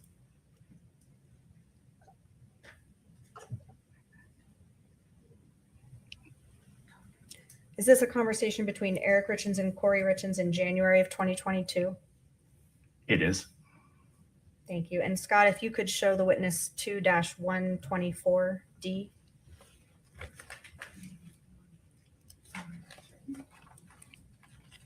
And is this another conversation from January of 2022 from Eric Richins to Kouri Richins? It is. Did you also analyze Eric Richins' phone for information about illicit drug use? Yes. Did you find anything in Eric Richins' phone about illicit drug use? No, outside THC, I didn't find anything. Any communications on Eric Richins' phone about buying drugs? No.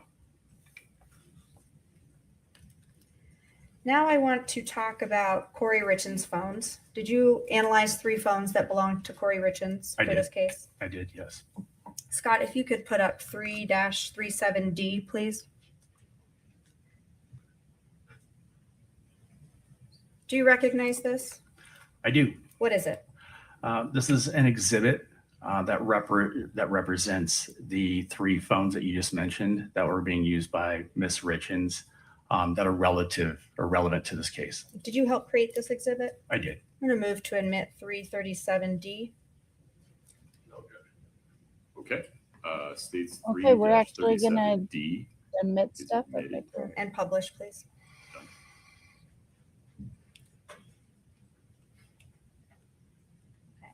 I have pink pointer that I'm going to try to use. All right. What do you think, Scott? Okay, let's start at the top. All right. What phone is at the top of this exhibit? Okay, so the phone at the top of the exhibit on the left-hand side is Miss Richins' white iPhone. And the 2 numbers that are there, next to the 1 and the 2, those represent the phone numbers that were being used on that device during the time of September 2020 to April of 2022. What do those dates represent? That's the duration of the time that phone was being utilized.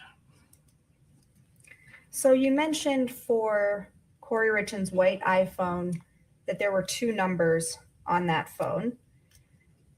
What number were you able to determine was maybe the primary or most used number for that phone? Right. So the number ending in 1987 is going to be the primary number. That is the carrier subscriber number through Verizon that phone was utilizing. And then the 1152 number is a VoIP number that was being used on that device as well. So you said VoIP number, but tell the jury, how do you get 2 phone numbers on 1 phone? You just use an app. How is, in this case, the number 1152, how is that different than what you called the subscriber number, the 1987? How is it different? Right. So that number, a VoIP number, it uses the internet to make calls, make and receive calls, make and receive texts. You can use that number like you would your normal carrier number. The difference is it uses data. And so it typically doesn't show up on your call detail records when you use it. Did you view a download from Kouri Richins' white iPhone? I did. And that came from the Summit County Sheriff's Office? It did. And that download was performed by Cheney Engtao or and another download by Marcos Gary Cuchilla? I believe so, yes. Did that download contain text messages, call logs, web searches, things like that? Yes. In addition to that, were you also able to view what we were calling activity data or device sensor data for that phone? Yes. When you did the analysis for that white iPhone, was there evidence of deletions? Yes. Was there evidence of text message deletions? Yes. Evidence of call log deletions? Yes. Describe what time frame you were able to recognize those deletions happening.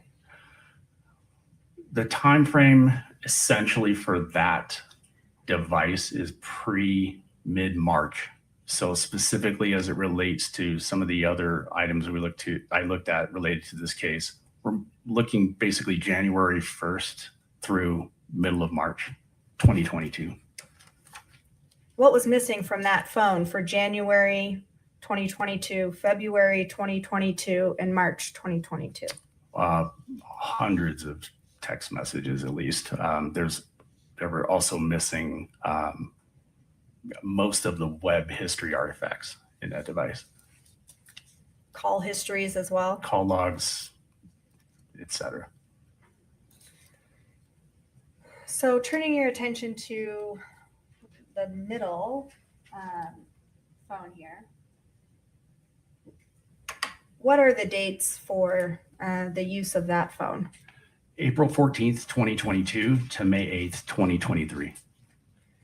Now I noticed that silver iPhone has the same number as the white iPhone. How did that occur? So this is a new device that Ms. Richins began using on April 14th, and she basically just had her old number assigned to this new device.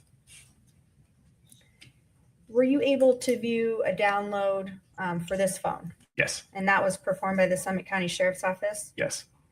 Now, comparing Kouri's silver iPhone that she began using in April of 2022 compared to the prior phone, the one that she was using leading up to that point, were there patterns of deletions in this phone similar to the white iPhone? There were some deletions noted, but not in the same manner as the previous phone. No. What do you mean not in the same manner? Meaning there were not big chunks of hundreds of text missing from the device that I noted, compared to the new phone did not have that type of deletion in it. So now let's talk about the third phone on this exhibit. It says Kouri Richins' blue iPhone. Dang, girl. Did you also view an extraction for this phone? I did. Or I guess extraction and download. I'm using them Download. interchangeably. Is that So okay? do I. That's fine. They're the same thing. Yeah. And that download came from the Summit County Sheriff's Office? Yes. Now, similar questions about the blue iPhone. It seems that the date ranges for that are the same as the silver iPhone. Is that correct? Correct. So based on your analysis, Kouri Richins was using the blue iPhone and the silver iPhone at the same time. Correct. Same question for the blue iPhone. Were there mass deletions on the blue iPhone when comparing it to what you looked at for the white iPhone? No. Didn't need to because Now he you was did an dead, analysis of a phone belonging to Carmen Lauber. Is that correct? Correct. And that's the phone with the number ending 6127? Yes, Did you analyze CDR data for Carmen Lauber's phone? I did. And did you view an extraction or a download for that phone? Yes. And that came from the Summit County Sheriff's Office? Yes. On Carmen Lauber's phone, were you able to tell if there were deletions on that phone? Yes. What were you able to note about items being deleted?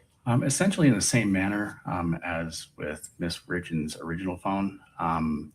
When comparing Ms. Lauber's call detail records, there were hundreds of texts and dozens of calls contained in those call detail records for that period of time, but they were no longer contained inside the device. Like there was pretty much all of it was gone.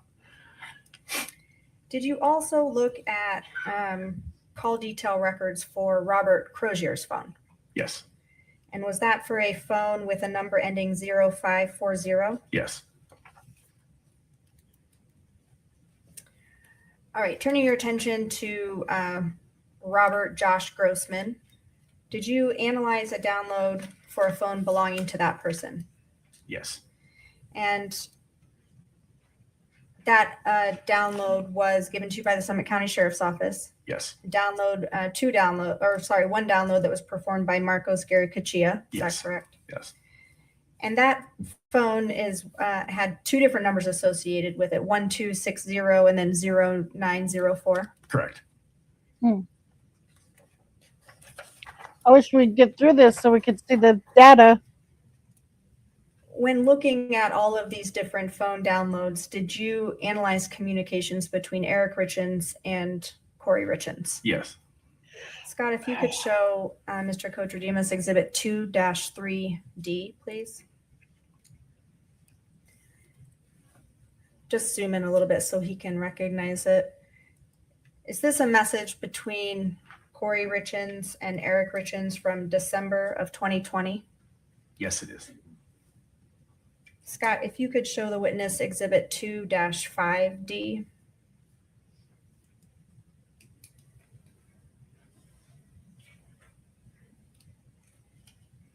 Is this another message between Kouri Richins and Eric Richins from June of 2021? Yes. Scott, if you could show the witness Exhibit 2-17D. Is this a text message between Eric Richins and Kouri Richins in January of 2022? Yes. Yes, it is.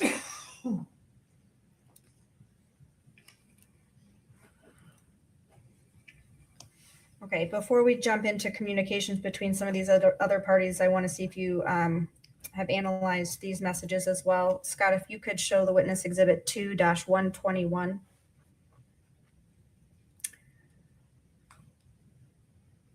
Do you recognize this message as a text message thread that you analyzed from Kouri Richins' phone from December of 2022? Yes. Scott, if you could show the witness 2-112.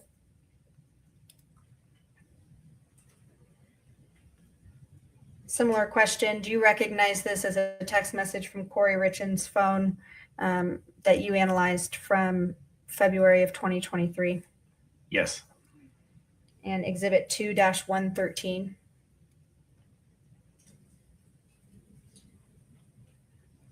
Do you recognize this message as a text thread with Kouri Richins from March of 2023? Yes. And Scott, 2-14, please.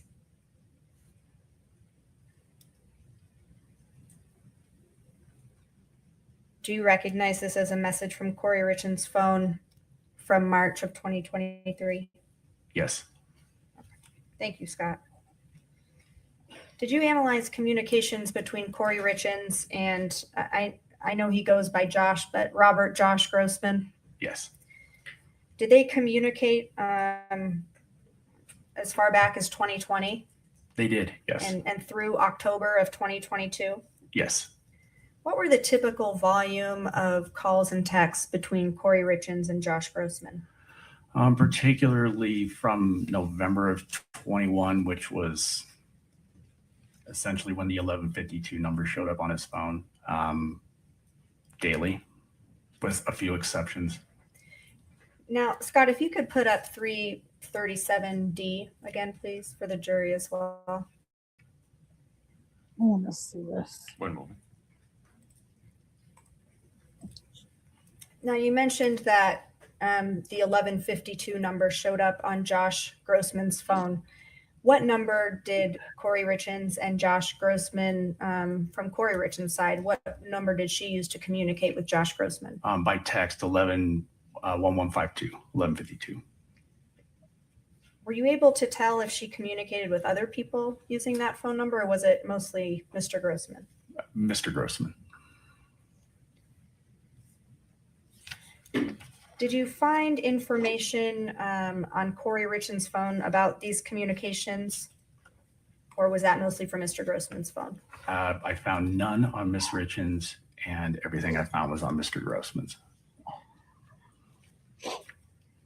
In analyzing Kouri Richins' communications with Josh Grossman, did you locate documents that pertain to this case? Yes. Scott, if you could show the witness Exhibit 3-1.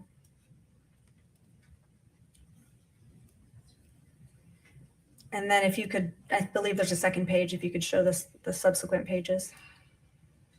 Do you recognize this? I do. What is it?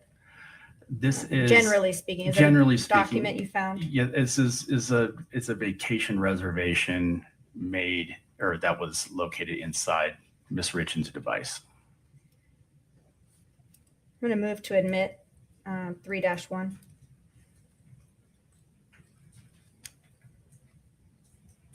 Can you zoom out for a second, Scott? Go back to page 1 for me. It's a 2-page document, is that right? I don't know if there's a third page. There's a third page that's the... Fourth. Okay. 4 pages. Mr. Roman.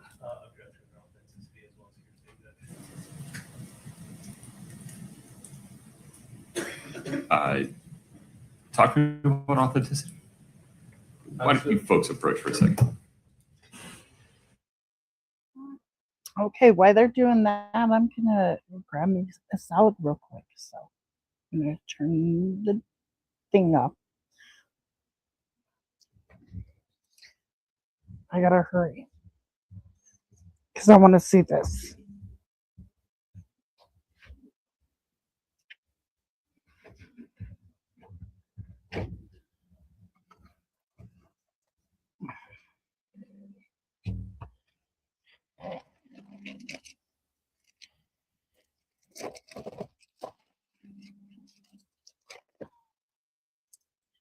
Sorry if you can hear me tearing off the thing for my salad.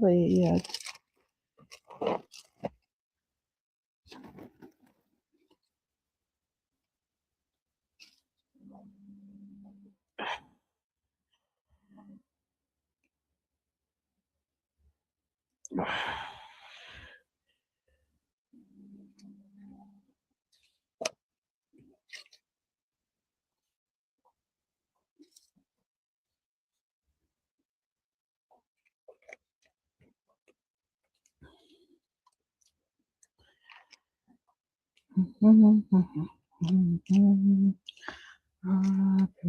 on the railroad. Oh, I guess you guys don't need to hear me sing. Trying to hurry, so I'm done.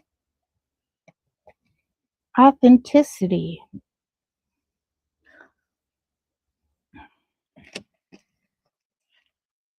Why they're arguing authenticity or whatever the heck you have it. Okay.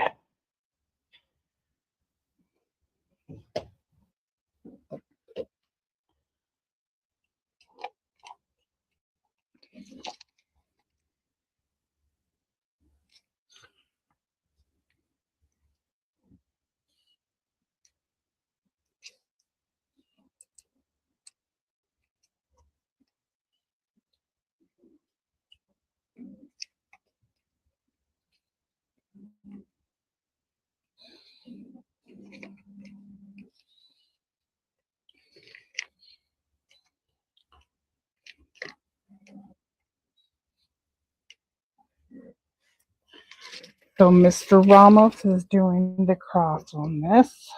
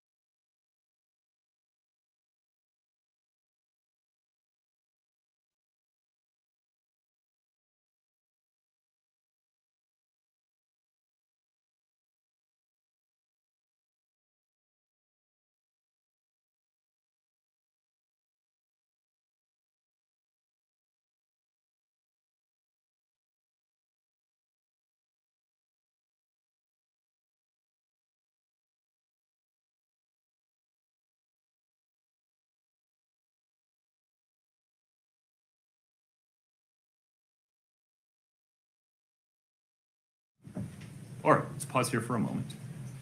Let's see. You can see that document, right? Yes, sir. Would you ask the foundational question one more time? That was Certainly.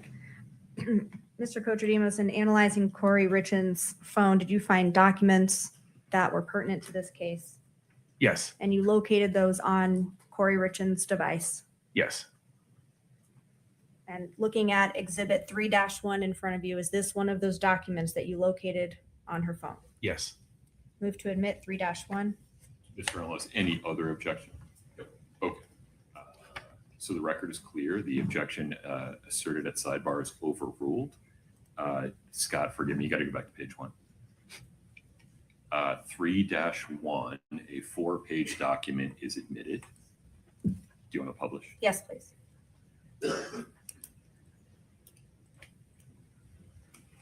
And Scott, if we could zoom in on.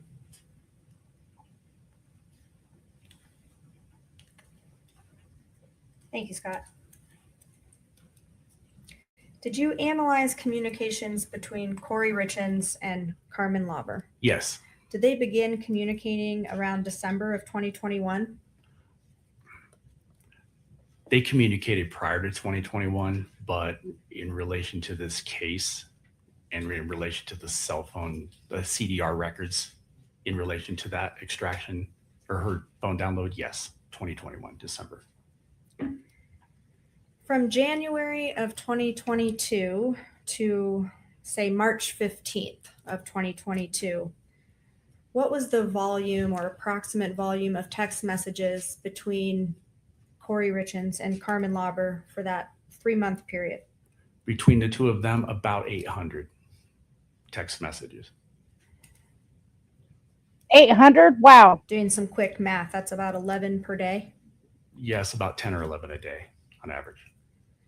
So from March 16th, 2022 to the end of that year, so March, April, May, June, July, August, September, October, November, December, approximately how many text messages between Kouri Richins and Carmen Lauber for that 9-month time frame? About 600, 650. Okay, we're going to do some quick math. Is that about 3 per day? It's about 3 per day. Now, to be clear, I'm not asking you if they communicated 3 times a day, right? Just Correct. doing the average, that's about what it would come out to. Right. It's about a 70% decrease if my math is right. Where does that data come from? The call detail records between Kouri Richins and Carmen Lauber. And because it's a call detail record, we don't have the content of any of those messages. Correct. They've been deleted from Kouri Richins' phone. Yes. They've been deleted from Carmen Lauber's phone. Yes. We don't know what they said. Correct.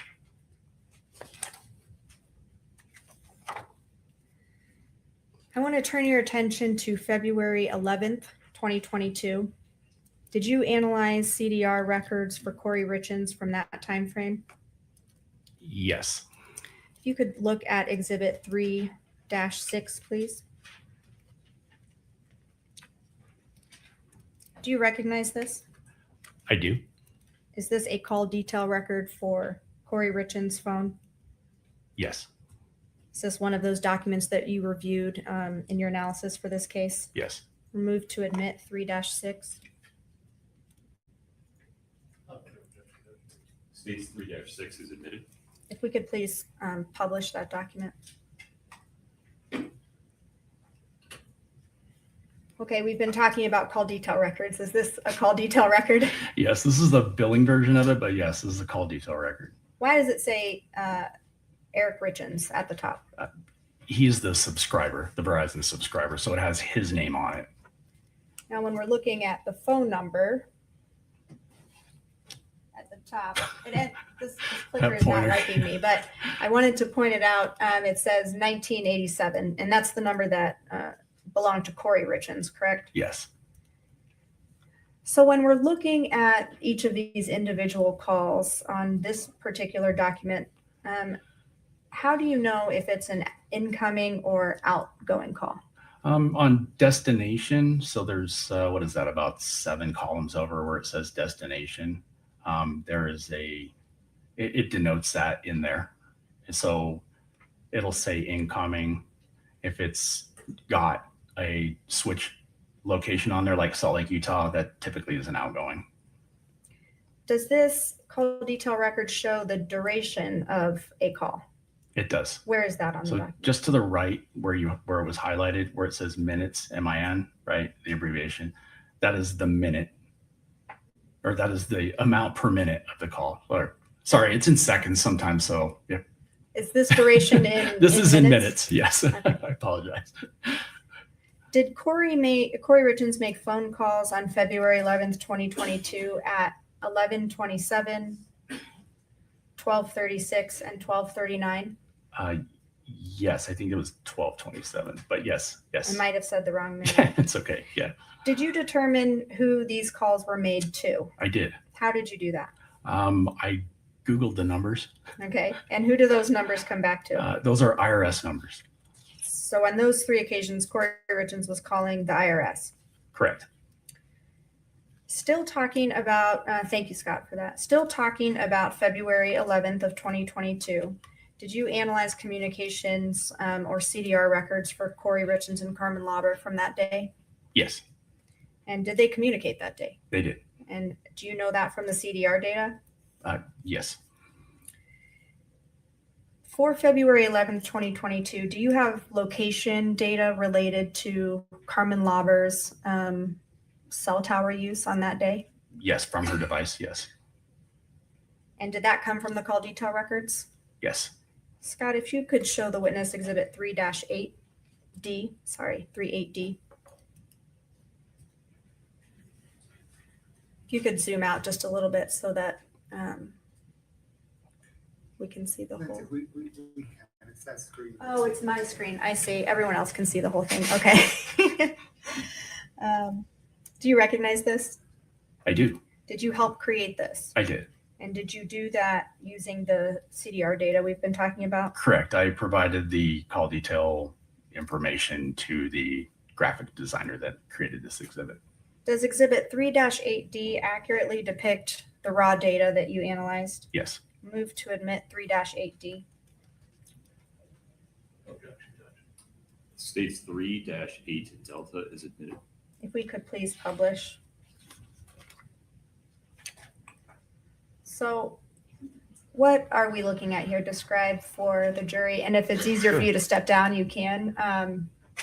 But what's at the top? You know what? Yeah, maybe I will step down actually. Because I have this clicker, but maybe it will Gotcha. work better for you.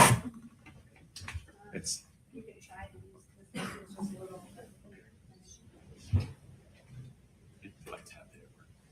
That does not work. Glad it wasn't just Mr. me. Contreras, would you tap that mic, see if it's working? Yeah, okay. Thank you, sir. yeah. Okay. Okay, go ahead and describe what we're looking at here. Right. Well, what we're looking at is a representation of the call detail records that Ms. Shervinek mentioned. What you have on the right-hand side is going to be the text communications between Ms. Richins and Ms. Lauber for February 11th, 2022. There's just a photo so you know whose device we're referring to. A photo of Ms. Richins, a photo of Ms. Lauber. The blue bubble with the 3 dots indicates that this is a text message, and then the arrow is going to depict which direction that call. So, for instance, the very first one at 3:22:44 is an outgoing message from Ms. Richins to Ms. Lauber at that time. And so these are on the right-hand side. These are going to come up so that you can see when they communicate, when the two communicated, the volume of the communication, and then also the direction. Okay. On the left-hand side is a representation of essentially the Davis County and Salt Lake County Valley areas. And you're going to see locations pop up on these on this map as we move through the record chronologically.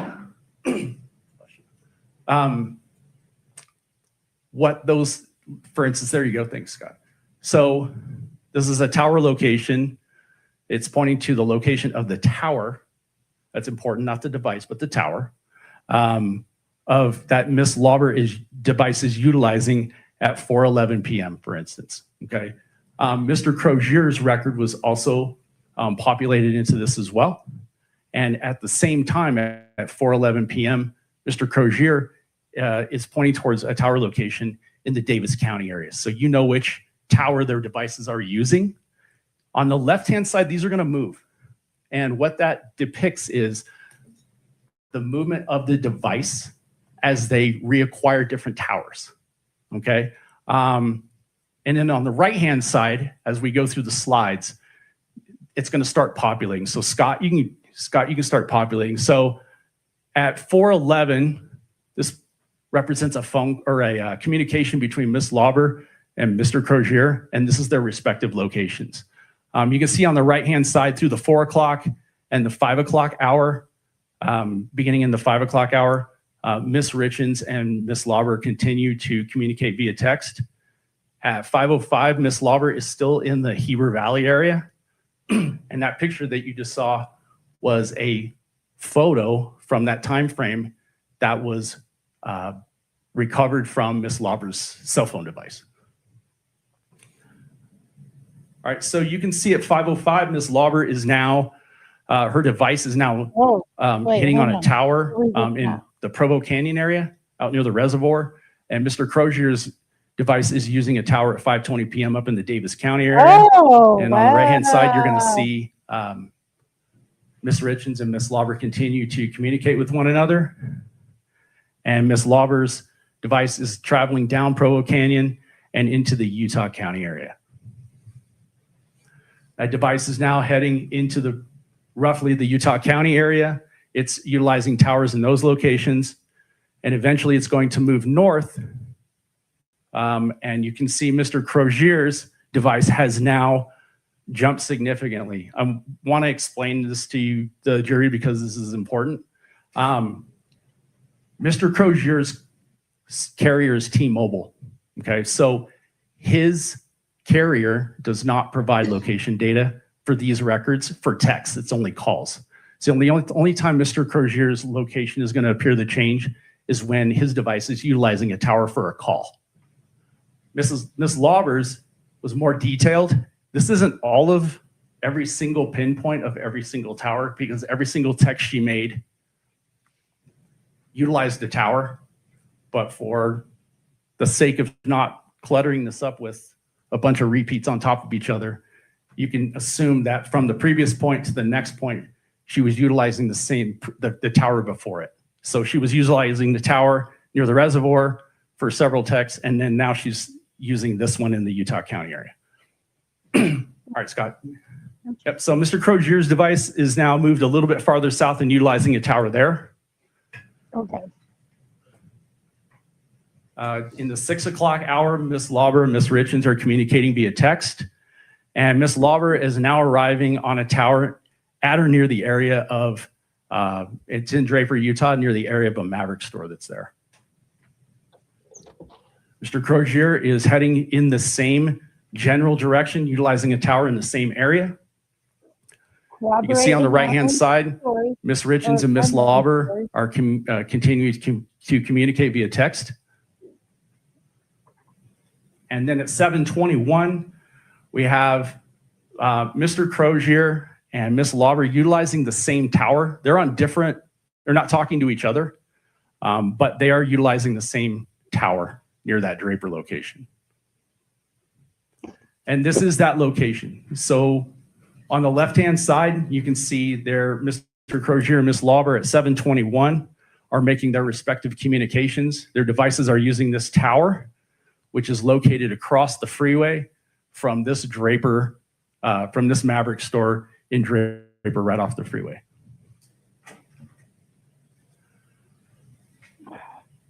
Miss Lauber and Miss Richins continue to communicate into the 7 o'clock hour.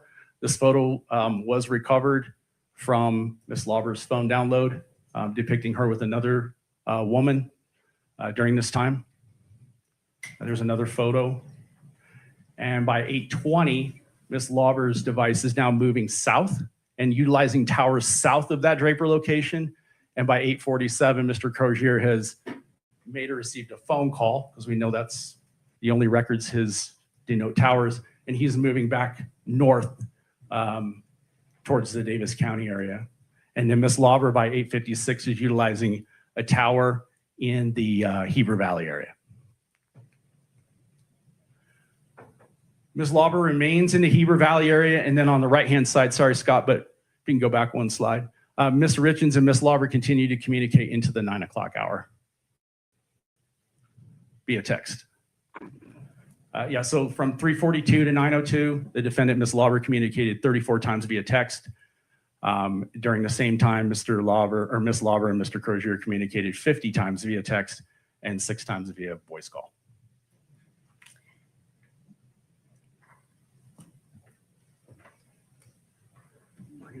Wow, 50 times? Dang. Yeah. Did you also look at communications from February 11th, 2022 between Carmen Lauber and Robert Crozier? Yes. Did they communicate on that day? Yes. And is that information from the call detail records? Yes. Scott, if you could show the witness Exhibit 3-33D. Do you recognize this? I do. Similar to the last exhibit, something that you helped to create Yes. and using the call detail records that you were just describing? Yes. Does Exhibit 3-33D accurately depict the raw data that you viewed in this case? Yes. Move to admit 3-33D. Your Honor, no objection. If the following testimony is going to be similar to the last one, perhaps we can ask some questions. I think we all understand where they're traveling and what it means now, just to move things along. 3-33D is admitted. Would you like to publish? Yes, please. Okay, so similar to the last exhibit that we looked at, is this one laid out the same way? It is, yes. And the last exhibit was depicting communications between Carmen Lauber and Kouri Richins. And this one is between Carmen Lauber and Robert Crozier. Is that correct? Correct.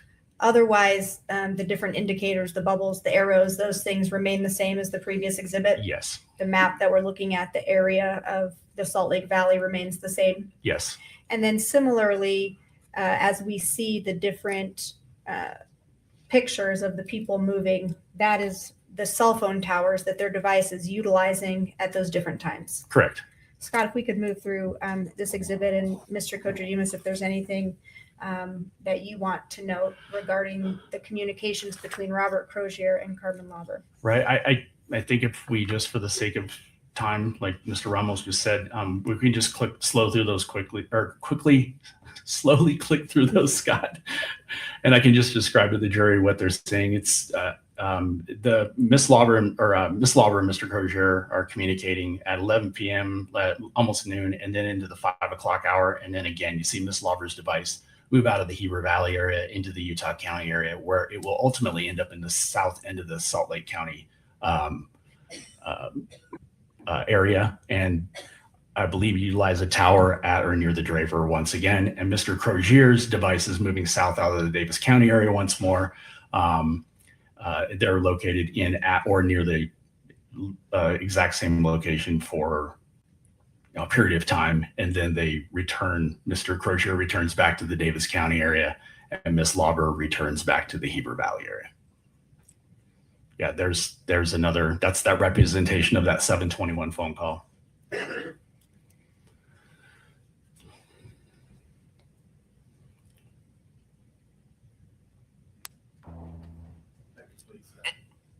Thank you, Scott. I want to turn your attention to February 14th of 2022. If we could put up Exhibit 3-6, that one's already been admitted.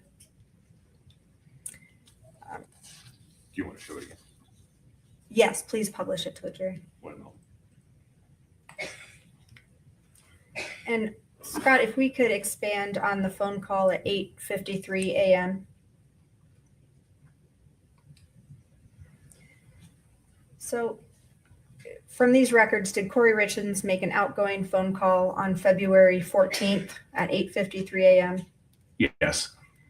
Did you determine who that number belongs to? I did. Who does it belong to? That is the Mirror Lake Diner.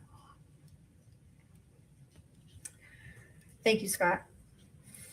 For February 14th of 2022, did you analyze communications between Kouri Richins and Josh Grossman? Yes. Scott, if you could show the witness 2-27D.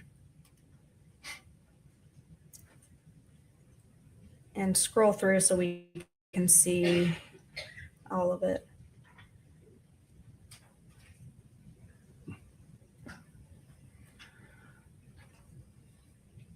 Do you recognize this? I do. Did you help to create this, or did you create this? I created this one. And does Exhibit 2-27D accurately depict the raw data that you analyzed for this case? Yes. Move to admit 2-27D. Sorry, Judge, I just can't see from over here. No objection, Judge. Thank you.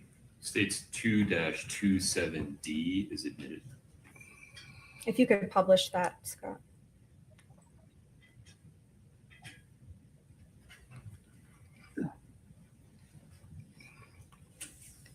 And if you could scroll through the pages, and then I'll ask Mr. Kotradimus about the last page.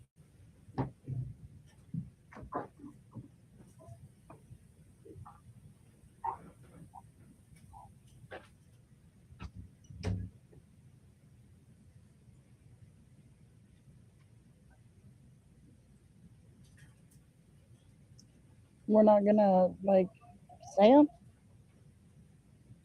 We're not gonna say them.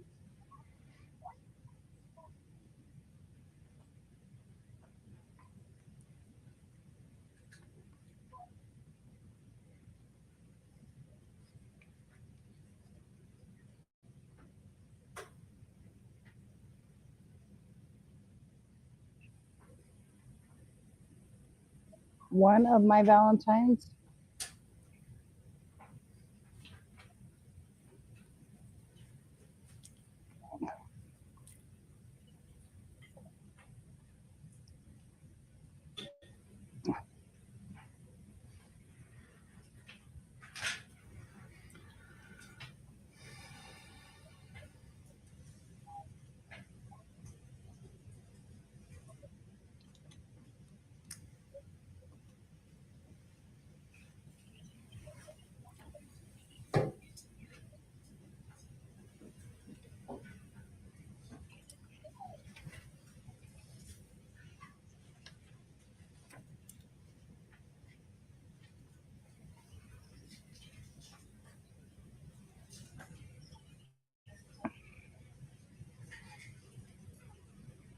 Yeah, we're live. Leo, how are you?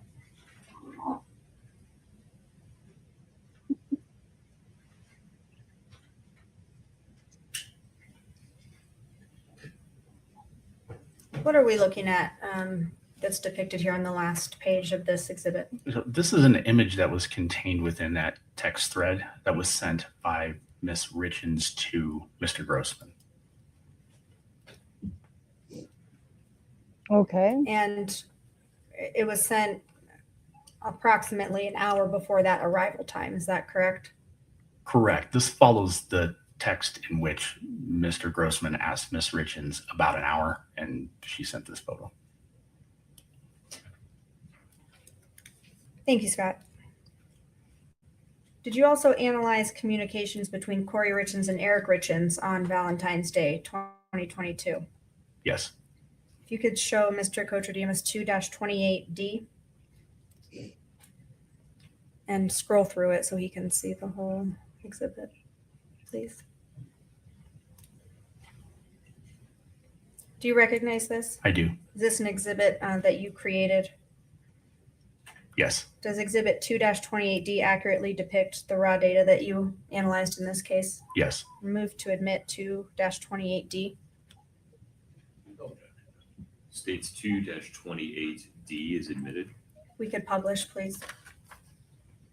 And Scott, similar to the last exhibit, I'll have you move through. And Mr. Kotradimus, it's kind of clear from the to and from, but who is going to be typing the messages that are in the green bubbles. All right, so the green is from, and that's the 9317. That's Eric Richins, and the 2 or the recipient in this would be 1987, which is Kouri Richins. And so her responses, Kouri Richins' responses are in blue. Is that correct? Correct.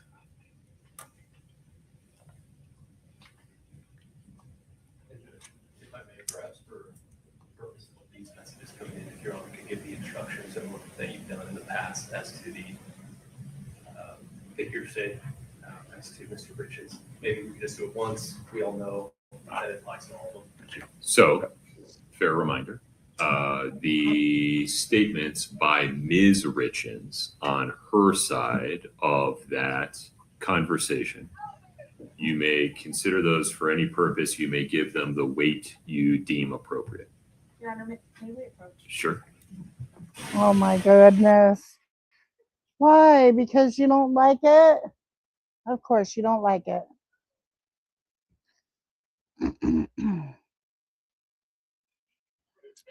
No, we were going to use it for our case. Let me move you along because you're just driving me crazy. This is going longer than it should.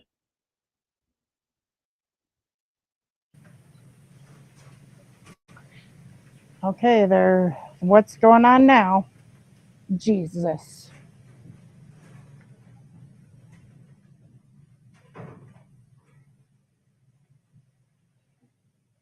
Have a seat, folks. Thank you.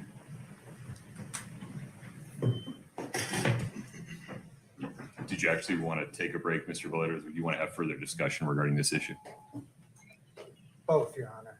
Which order would you like to do it? Perhaps discuss first, break second. Understood. Mr. Ramos. So we're talking specifically regarding 2-28D. And Scott, I don't have control over these, so I need you to go back to page 1, zoom in for me. Okay. He's an expert. I imagine the state's going to tell me the exclusionary rule won't apply to him, but I was just curious. yeah, so I don't think so. Yeah. If you need to use the restroom, that's one thing.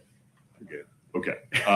So the first green bubble in 228, I've already ruled is a present sense impression and is admissible. Any further record there, Mr. Ramos? That was early on. Yeah. Okay. So keep scrolling, Scott. Then we have a blue bubble that represents, I need the second green bubble, please, Scott. Just the green ones. Oh, okay. Second green bubble, please, Scott. That's the first one. On the first page. There's your first page. There's only one green on it. Oh, I'm sorry. Okay, can we go to the second page, please? And then the. No, we did that one. No, we didn't. It's okay. So highlight that one for me, Scott. Oh, I can see it. I'm sorry. I'm so sorry, Scott. Go back to page 2. Unzoomed. Green bubble states, "Are you home?" Any objection, Mr. Ramos? No. Okay. Third bubble says, "In the office, I've been sleeping out here." That I think is also present sense impression that I've previously ruled on. Okay. Go to page 3, Scott, if there's one. Green bubble. No, it's quiet out here. I think it's the same. And then, Mr. Ramos, I'm going to pause if I just, okay. And then get to the end of this 228D, Scott.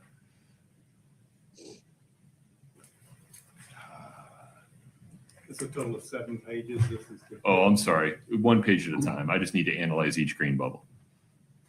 this is the next set of green bubbles here. This one's good. You can go to the next one. No, we're not seeing the same thing Scott is. Hold on a second. Oh, we're not seeing what you're seeing. That's why. My apologies. Scott, if you'd unplug and plug back in for me, I'd appreciate it.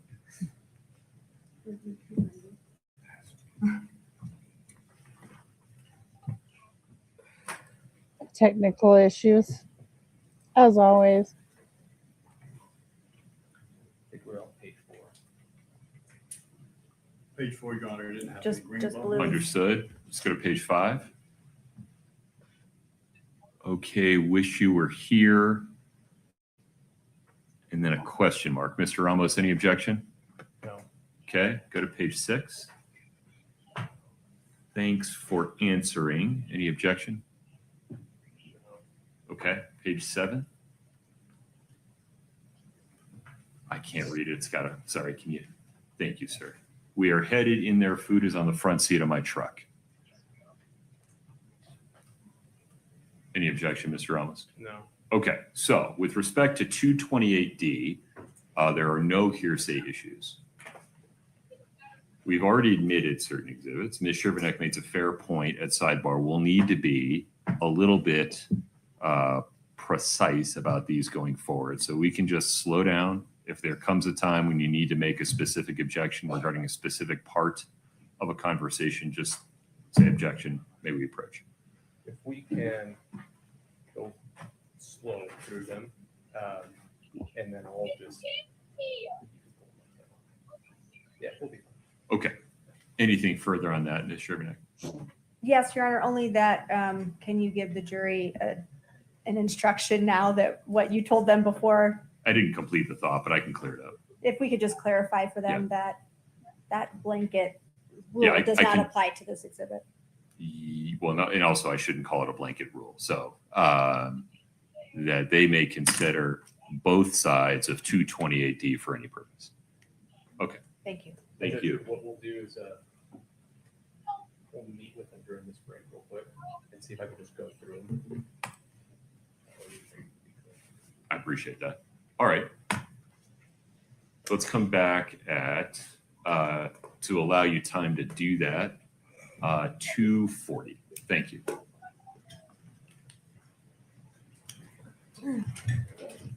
Court's in recess. You're welcome to use the restroom. Don't talk.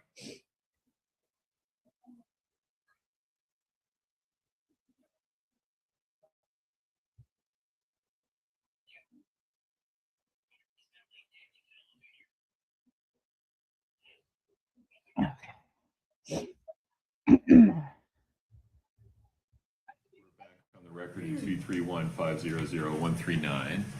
Mr. Ramos, before we invite the jury back in, any objection me to describing State's Exhibit 228D as a February 14, 2022 text exchange between Eric Richins in green and Kouri Richins in blue? No, Judge. No, Okay. There was only one other message and we're good with it. Okay, very good. Anything before One we other invite the jury, message. Ms. One Sherman? other message. No, Your Honor, you'll give them a clarifying instruction about, okay. I intend to fall on my sword on that one. All right, we're ready for the jury.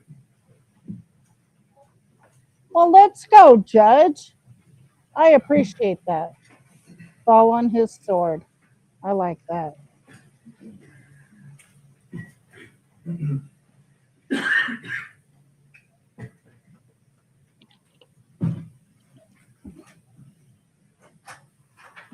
All rise for the jury.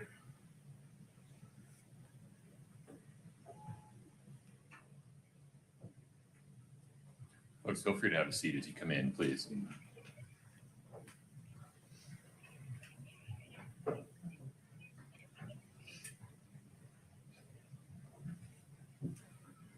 Have a seat, please.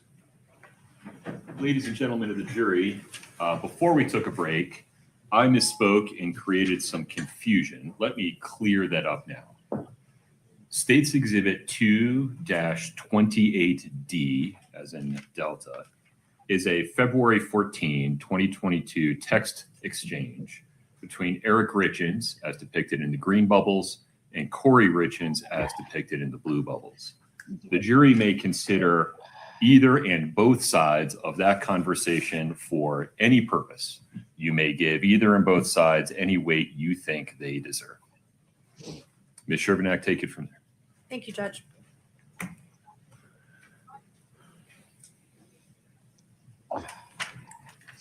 If we could put 228D up on the screen. I don't know if we got through the whole conversation before. I forget where we left off. So I'm going to have Scott go through this conversation for the jury with that new instruction in mind.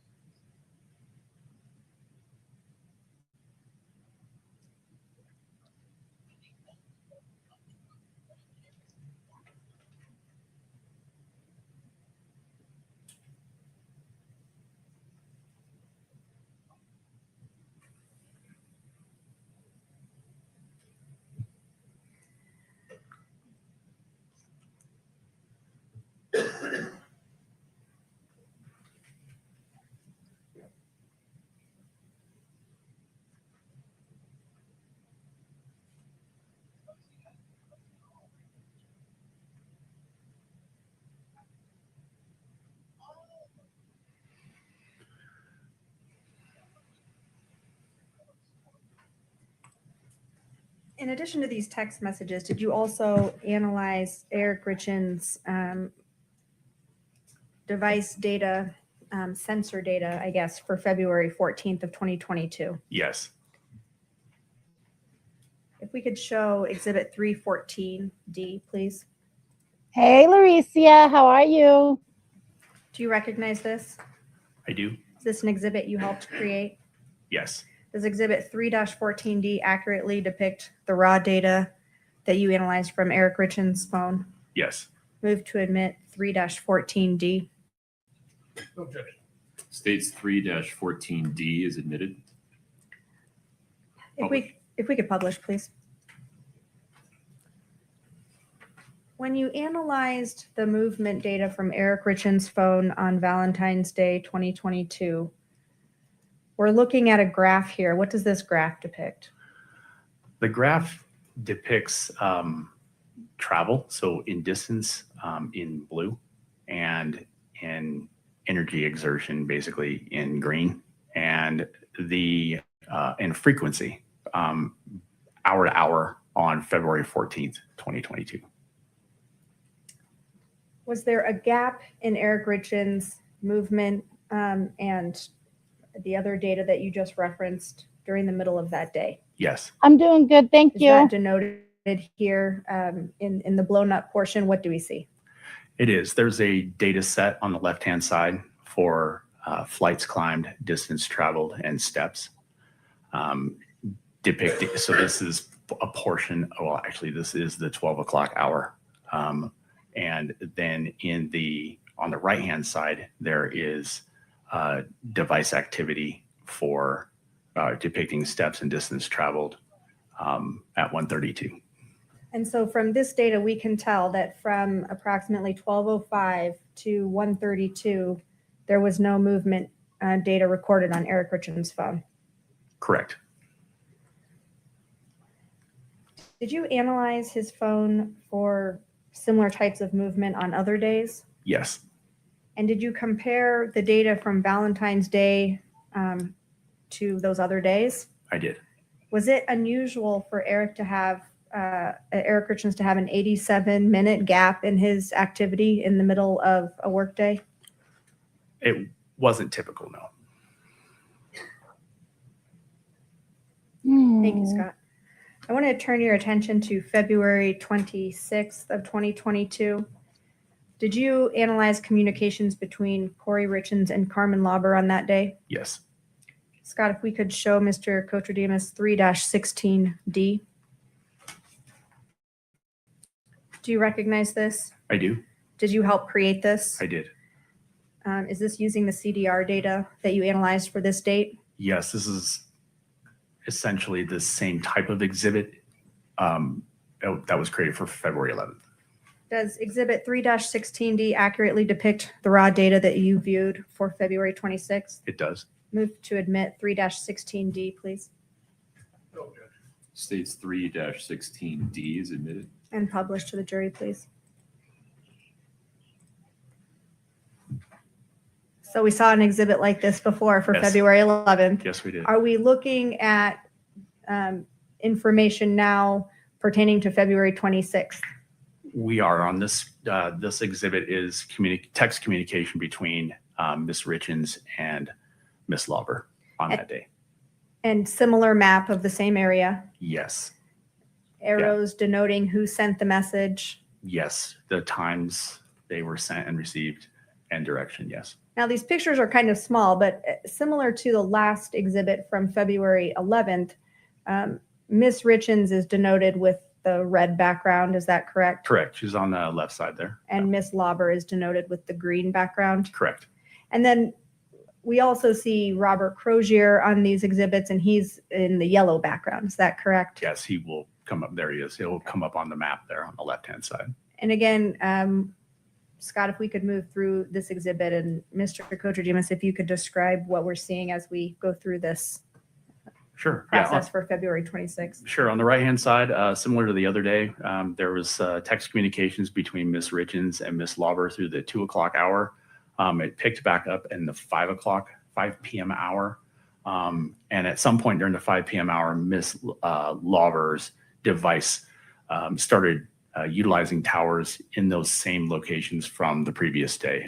Provo Canyon, Utah County area, traveling north until it finally stopped in the area of the southern end of Salt Lake County.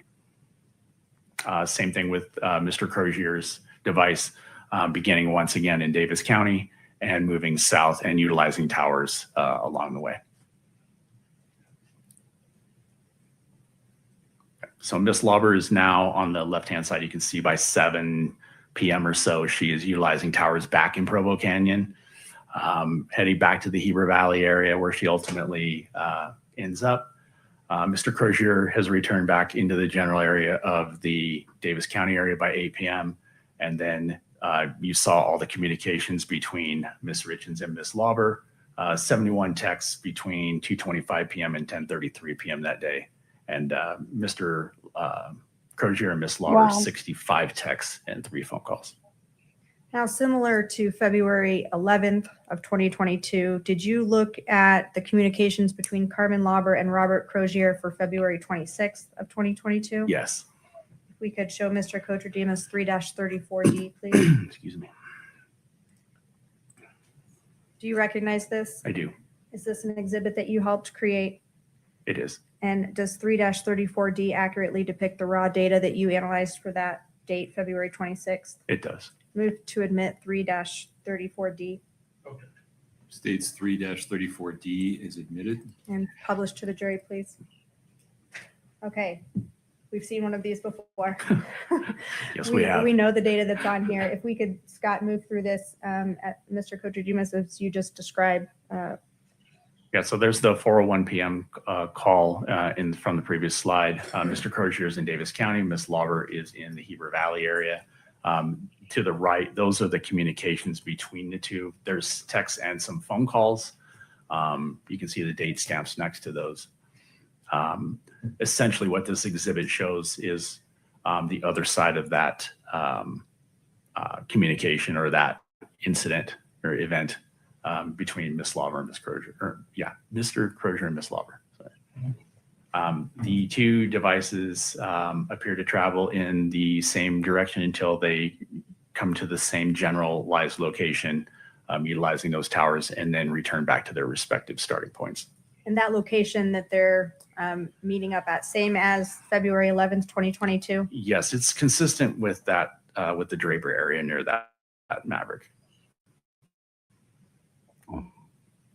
Thank you, Scott.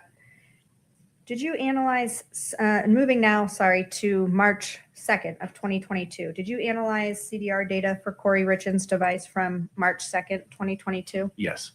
Scott, if we could show Mr. Kotradimus 3-17, please.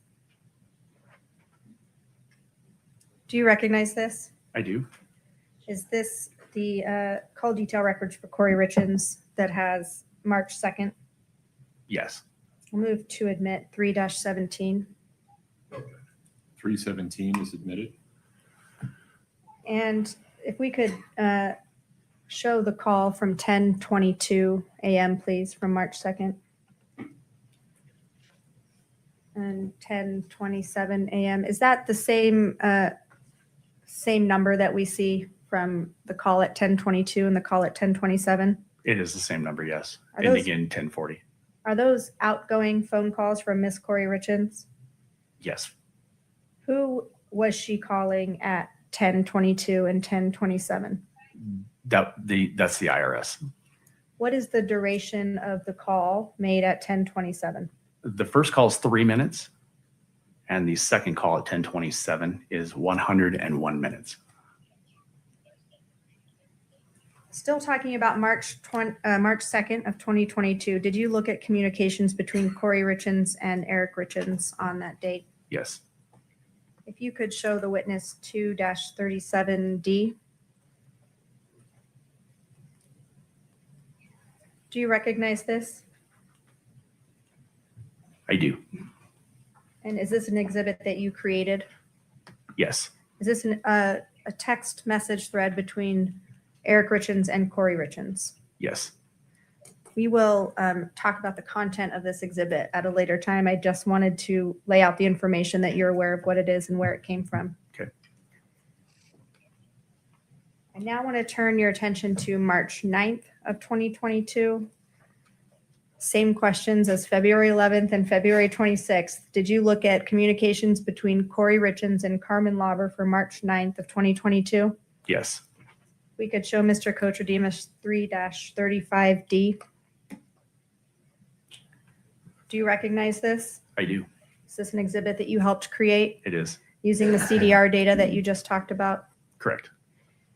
Does 3-35D accurately depict the raw data contained in that CDR information? Yes.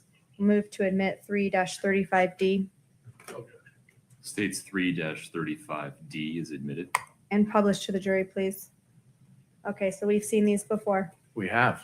We're looking at the same area of the Salt Lake Valley, and again, communications for March 9th, 2022 between Kouri Richins and Carmen Lauber. Is that correct? That's correct.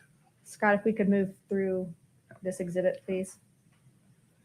And this is just the same representation of those records. It shows essentially the same travel, and it depicts the conversations, text conversations or communications between Ms. Richins and Ms. Lauber's devices. We got 10 o'clock hour, 11 o'clock hour. Ms. Lauber is moving. She moves a little north in this. If you want to stop it right there, Scott, just for the 12:11, 12:13. She moves north out of the Heber Valley for this particular event. That tower at 12:11 p.m. is located very close to the Richins residence. Other than that, the travel is going to be depicted in a similar manner. Miss Lauber is going to travel same route through Provo Canyon into the south end of the Salt Lake County area, in an area consistent with being at or near the Draper, the Maverick and Draper. And Mr. Crozier is going to do the same thing. He's going to travel south, and his device is going to utilize towers Corroborating in that Carmen's direction as well. testimony. On the right-hand side, you're just seeing more communications between Miss Lauber and Miss Richins from that day.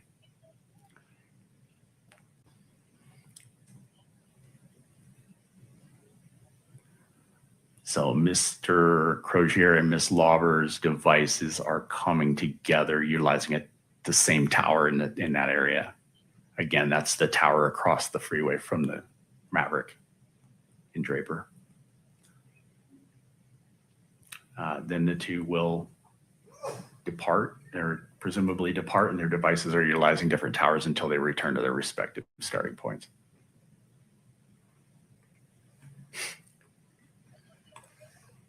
Did you look at communications between Carmen Lauber and Robert Crozier for March 9th, 2022? Yes. We could show the witness 3-36D. Do you recognize this? I do. Is this an exhibit that you helped create? It is? Is it using the raw data from March 9th, CDR data from March 9th, 2022? Yes. Does 3-36D accurately depict the raw data you just described? It does. Move to admit 3-36D. 3-36D is admitted. Again, we've seen this before. Yes. This is for March 9th of 2022. And this exhibit, who are the communications between in this exhibit? This is communications between Mr. Crozier and Miss Lauber for that day, March 9th. And Scott, if we could move through this exhibit, please. And you've essentially seen the map before on the previous slide between Miss Crozier and Miss Lauber. The thing that's different on this is the communications are just between Mr. Crozier and Miss Lauber, or Miss Richins, or excuse me, Mr. Crozier and Miss Lauber. Again, 11 o'clock hour, 12 o'clock hour, they're communicating. The devices essentially come together into the same general location, utilizing a tower there.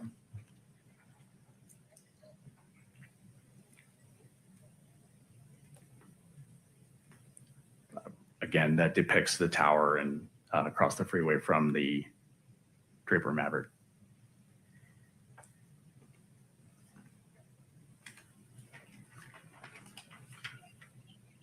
The The two parties continue to communicate until they return to the Heber Valley area and the Davis County area, respectively.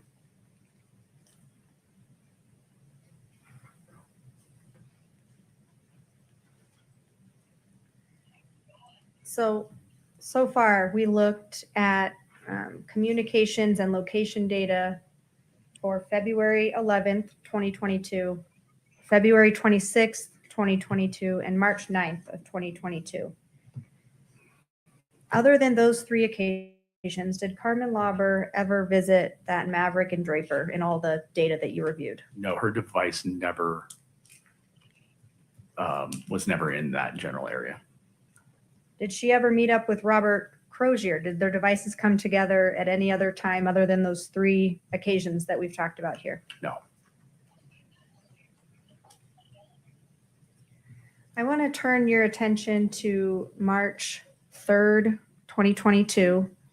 Did you analyze data from Eric Richins' phone from the night he died? Yes. You looked at call records Yes. and you looked at text messages and web searches. Yes. We could show the witness 3-39D. Do you recognize this? I do. Is this an exhibit that you helped create? It is. Does it accurately depict the raw data that you reviewed from Eric Richins' phone? Yes. Move to admit 3-39D. 3-39D is admitted. You could publish this to the jury, please. So you She's might want to really step down intent for on this that. so we can just describe for the jury what we're looking at here.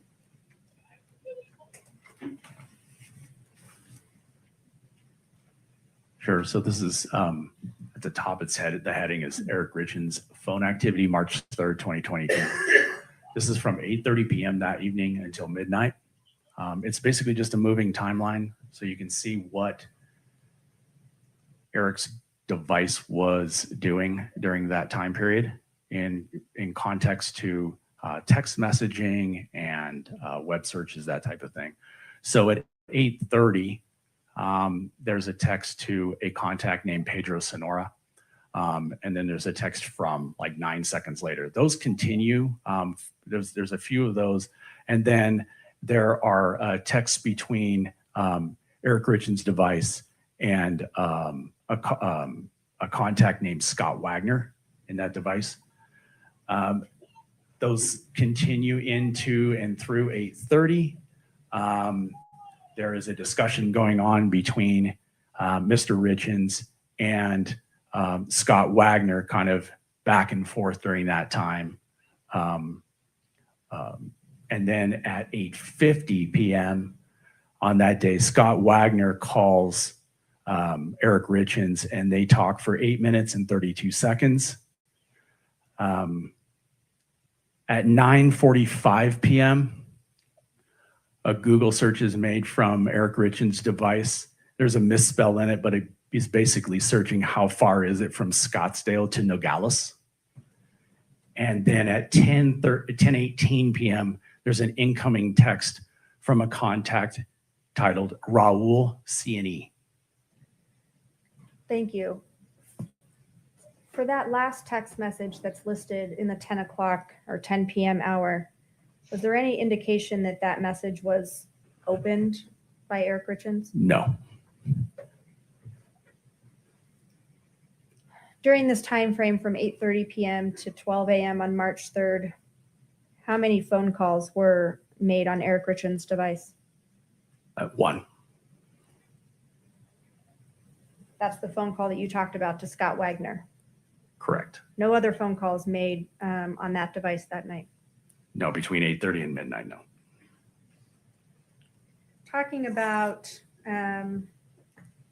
same time frame, the night of March 3rd, 2022, did you look at Kouri Richins' phone for that same time frame? Yes. Did you analyze the data and device events for that phone? Yes. If we could show 3-18D1. Do you recognize this? I do. Is this an exhibit that you helped create? Yes. using the raw data from Kouri Richins' phone? Yes, Does 3-18D1 accurately depict the raw data that you reviewed? it does.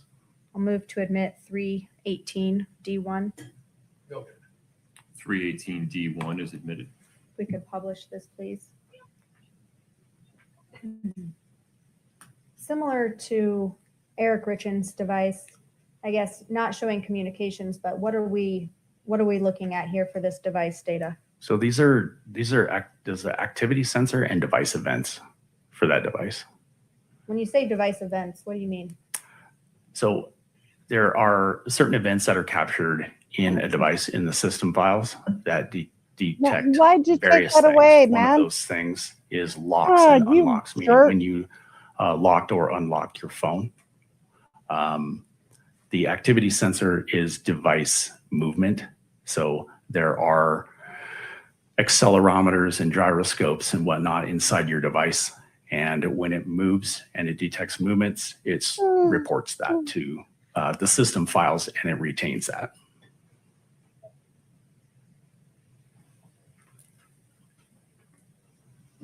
I now want to talk about March 4th of 2022. For Kouri Richins' phone, did you look at movement and device events for Kouri Richins' phone for March 4th of 2022? Yes, If we could show exhibit 3-18D. Do you recognize this? I do. Did you help create it?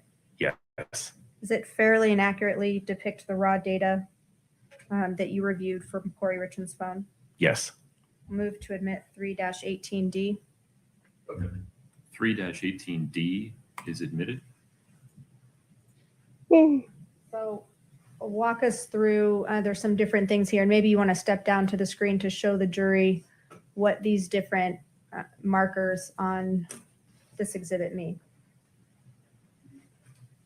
Sure. So we have a device event. The first thing we have for a device event on that day or in that morning is 3:06:50, the phone is unlocked. That unlock is for 28 seconds. At 3:07:04, there's a speaker activation. What that is there's an audio output route. There's audio routing in a device through the system files, and it detects when the speaker is activated. So anytime the phone is using the external speaker, you should get a system file report or an audio output report on that, and it'll tell you that the speaker's in use. Okay. At 3:08:10, the activity sensor picks up that a device travels 243 feet. So the 3:08:10 is the beginning of that trip. It's not the end of that trip. And at 3:10:37, the phone is unlocked for 1 minute 40 seconds. At 3:15:59, the phone is unlocked again for 37 seconds. At 3:19:07, the phone is unlocked once more for 28 seconds. And at 3:19:39 a.m., the phone is unlocked briefly for 3 seconds. We have a timestamp for a 911 call at 3:21:05. We have a receiver activation. We have a device, another activity movement, meaning the device is reporting that it had moved again. And then at 3:22, there is a receiver activation. And a receiver activation is when you hold the phone, a phone or a device up to your ear, say presumably your face, to make a phone call. There's a proximity sensor inside the device that activates the receiver. And so there's an activation there at 3:22:12. Thank you. You talked about the receiver activation. Is it possible that a call can start before the receiver is being used? Yes. How does that work? If you dial a number, for instance, the receiver activation only reports when you place the phone up to your. It has to detect the proximity sensor. So it's a movement. It's a movement. Yes. Hey, DJ, how are you?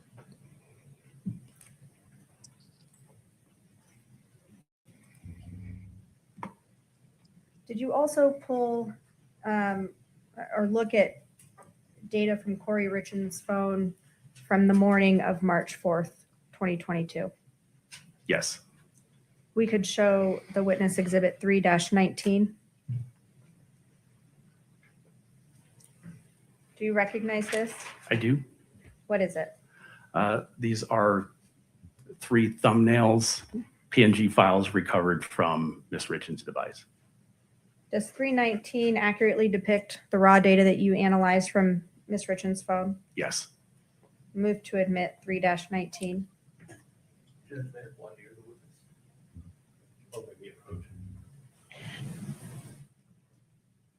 Here we go.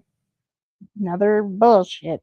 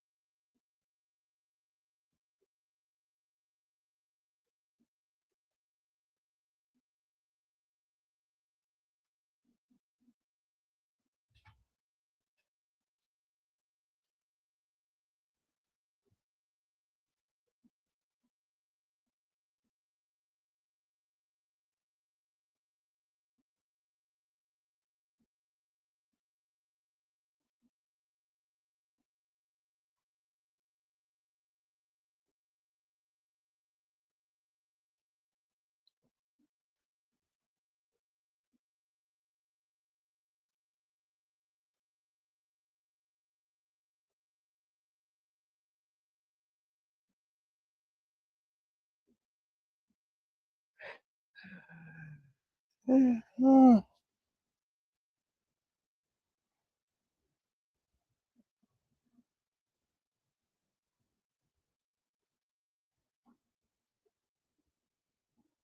Shervanek, please proceed. Looking at exhibit 3-19, you testified these were located on or in the analysis of Kouri Richins' phone. Where specifically in that data were these images located? They were in the image folder. They were in the image files. What does describe what the image file is? Is that a camera roll or just more description about what an image file is? So as it relates to these are PNG files. They were located in the image portion of, so if you open the extraction and you're analyzing it and you look under images, these are actually found in the timeline as well. Like you can just see them in there. But when you click into those, there's information that's presented to you and it will tell you the file path of where these belong or where they were last seen by the device. And so in the image file, there's a pathway. And so these images were last seen in a SMS, so a text, like an iMessage, photo search section is the pathway for those, meaning it was related to the messaging system inside the device. I'll move to admit 3-19. Mr. Owens. If we could just lay a little bit more foundation in terms of which people in the text message chain indicated that they were in the. I'm not sure that's what he said, but. Or if we could get clarification on that. Sure. Ms. Shervanek, ask another question about I heard the word photo search related to the SMS function. Right. So let me be a little more precise with my questions. Okay. Were these part of a text message? At some point, yes. Do you know if that text message was incoming or outgoing from Ms. Richins' device? No. Why not? Because the original images and the source of these images was deleted from the phone. It no longer exists on the phone. These 3 PNG files, or what we call ghost or orphaned images. When an image is, like when a text is built and you add images to it, or when you receive images and you click those, it creates a print of it, like basically a thumbnail of it. Now, if you send that text or receive that text, and then you delete it from your system, and then the database overwrites it because of time has passed and there's no more room in that file, you'll never know the source of that text, whether it was incoming or outgoing, who sent it, that type of thing. All you're going to see is the remnant of that. And that's what these are, the small PNG files. Okay. Again, move to admit 3-19. We were in your objection at this point. It seems like it's what Mr. Cortadivas found, it's a remnant, something. I understand defendant's objection. It is respectfully overruled. You can explore these topics during cross-examination. State's Exhibit 3-19 is Roll your eyes, girl. Roll your eyes.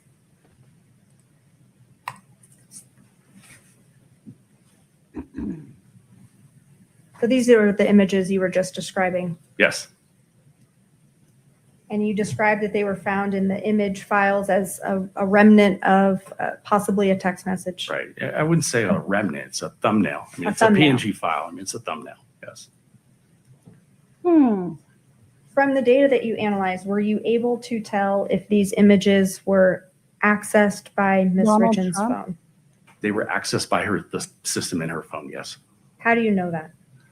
It gives an accessed indication in the file path, in the data and the extraction. It'll say when the device was accessed, and it will give a timestamp. When we say accessed, what does that mean? It just means when the file or when that image Sorry if you can hear the rain. was I'm outside. either selected or viewed, or I mean, it's accessed. Let me get. But it means it was selected or viewed by the person with that device. Correct. You mentioned there was a timestamp. When were these images accessed on Kouri Richins' phone? 8:29 a.m. on March 4th. Was the phone also manipulated in some way during that same time? There was activity on that device. Yes. What do you mean activity? There was prior to that at 8:28, there was an unlock event that lasted the duration of this access point. There was the device event log shows that the device was actually turned into portrait view and then turned into landscape view, turned back into portrait view until ultimately it was locked again. I think the lock was at 8:34, but I'm not 100% sure on the time. So those, the turning of the phone, the unlocking of the phone, those correlate with the time that these images were accessed. Yeah, around the same time. Yeah, during the same unlock event. So now I want to turn your attention to the post April 13th, 2022 phones from Kouri Richins. We know from, Scott, if you could put up 3-37D, please. And you can publish that to the jury. It's been admitted. So I'm referencing this, the date on here when the silver phone and the blue iPhone were being used by Ms. Richins. Right. Did you look at, when you were analyzing the blue phone, did you find web searches during April, that time frame the phone was used, that were relevant to this case? Yes. Scott, if you could show the witness 3-26D.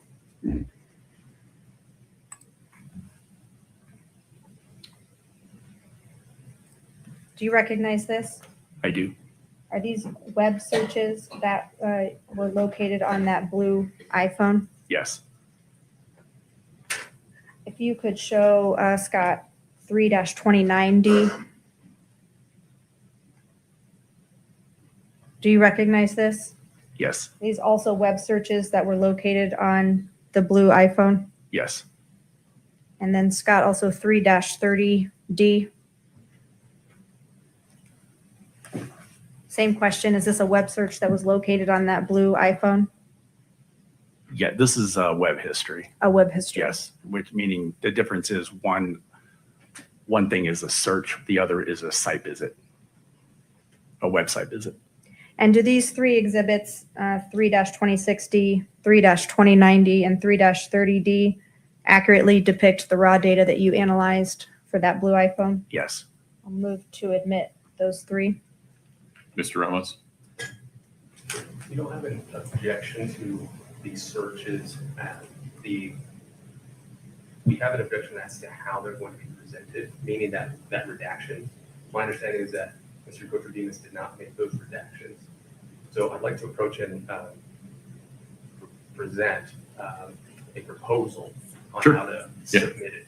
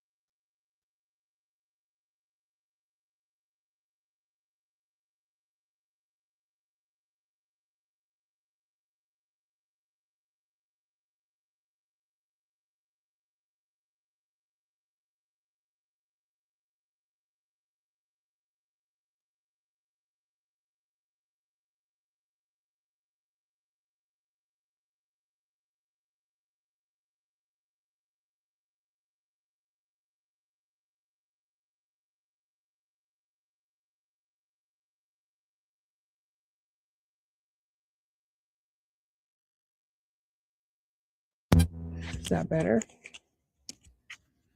I don't know if we're back on or not. Hello, camera.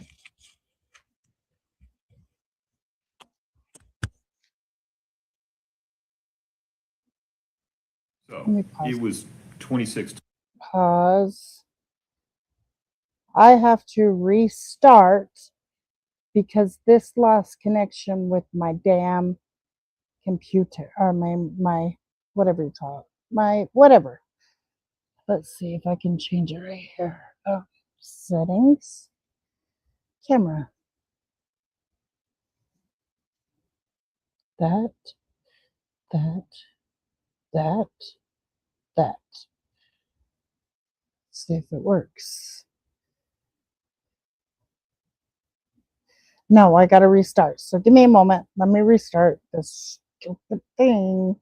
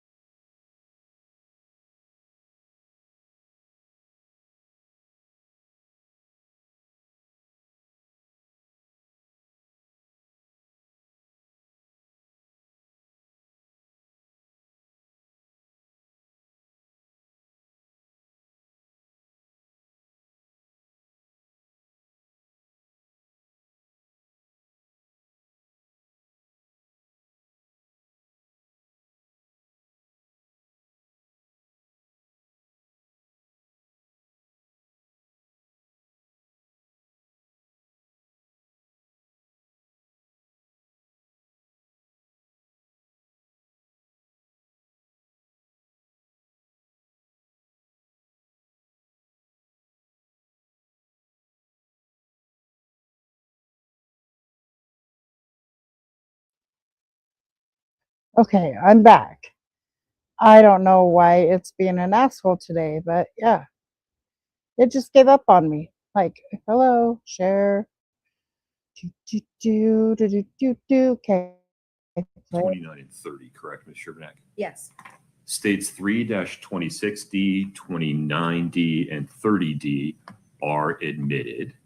We're going to publish those. I have an instruction for the jury. Scott, could you go to 26 for me for a moment? Ladies and gentlemen, as you look at 26, 29, and 30D, you'll see these blue blobs that have no text behind them. Those are intentional redactions of information that has no relevance to this case. Please do not speculate about what was behind the blue bob. It's irrelevant. Just ignore it. Ms. Sherbanek, please continue.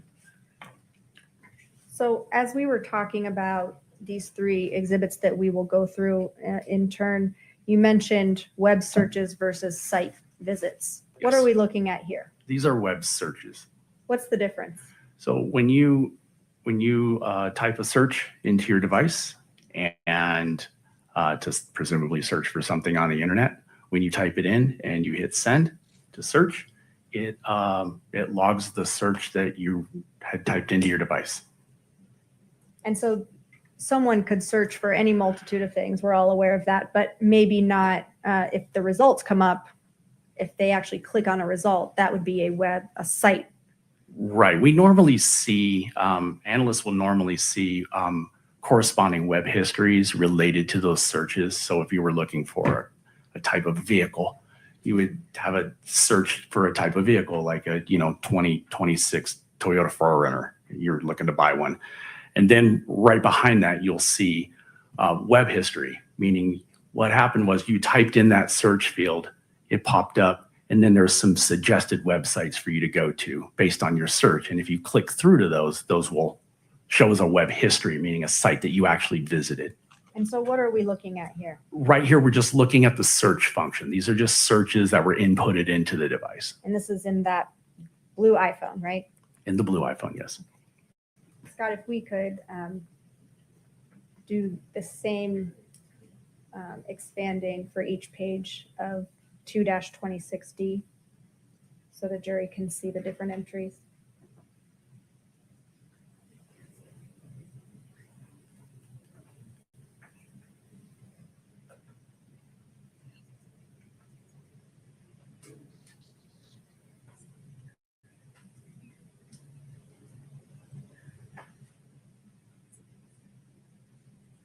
There we go.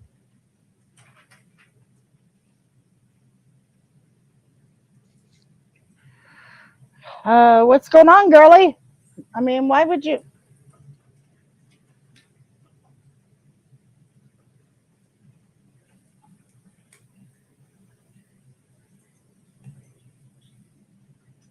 Detain means it's unofficial, inofficial, or whatever. What are you allowed inside?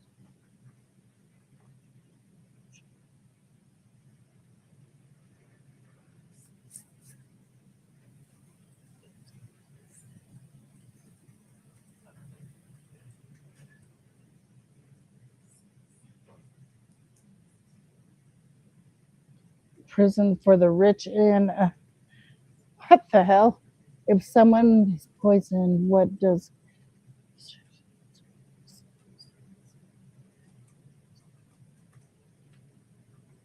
wow.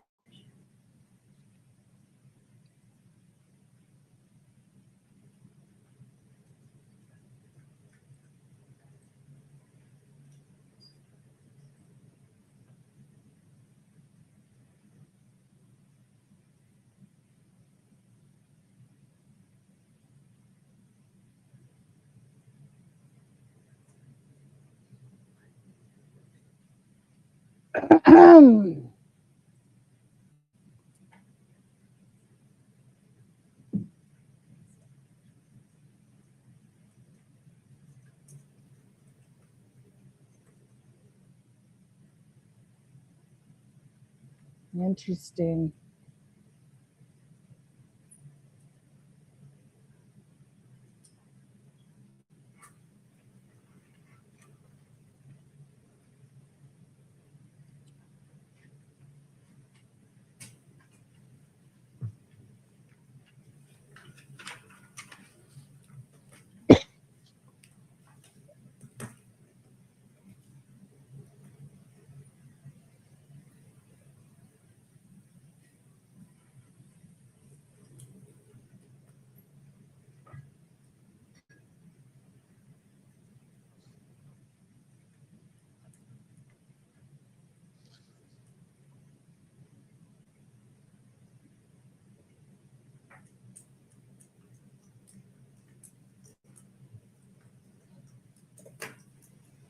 Those are pretty incriminating there, Kouri.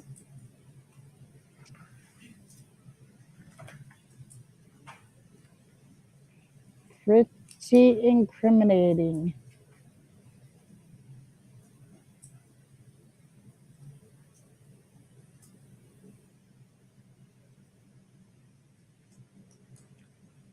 So we saw some web searches on 3-26D that related to remotely wiping an iPhone or remotely deleting text messages. Yes. Was the blue iPhone being used by Kouri Richins in the time after her original phone, that white iPhone, was seized by police? Yes. Scott, if we could put up 3-29D.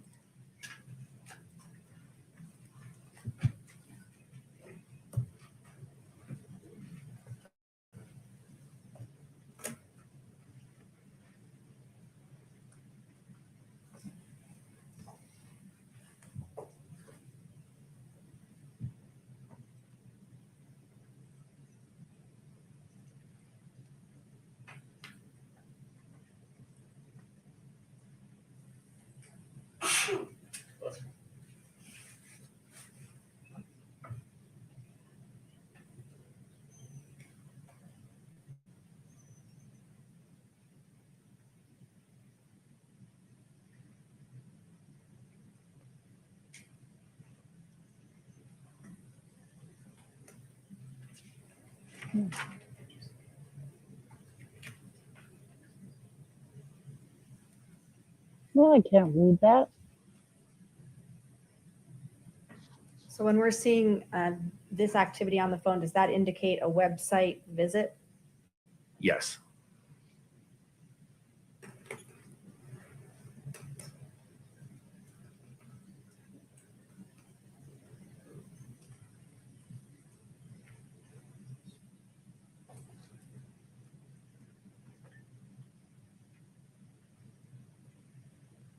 That's interesting.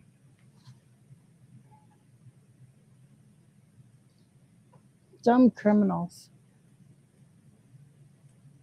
Dumb criminals.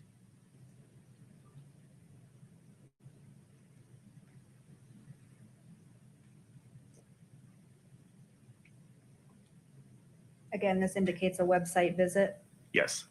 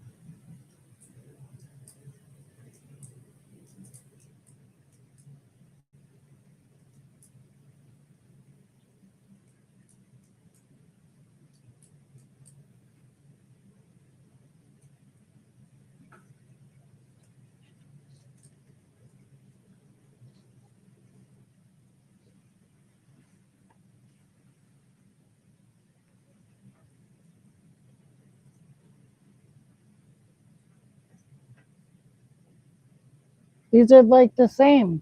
Are they showing the same exhibit or a different one?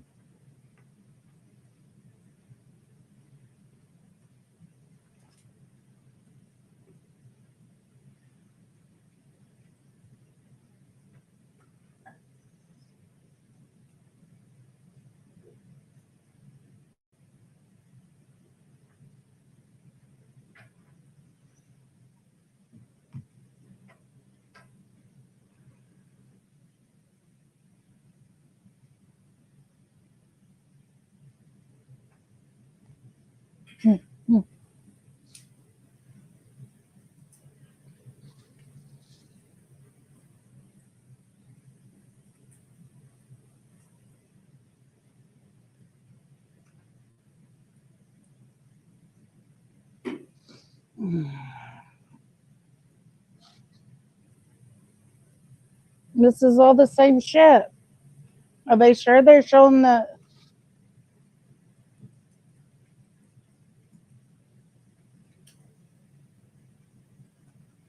This is all the same shit. Did you search it on both phones?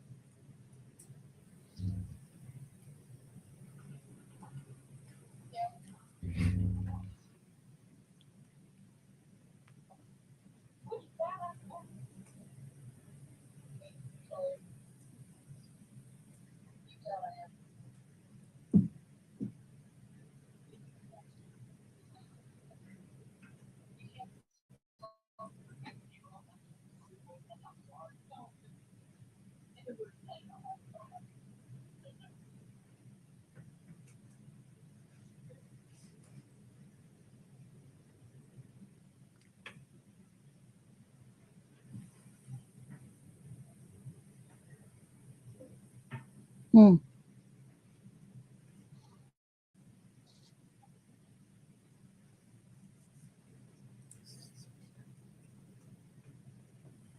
And Scott, if we could move to 3-30D.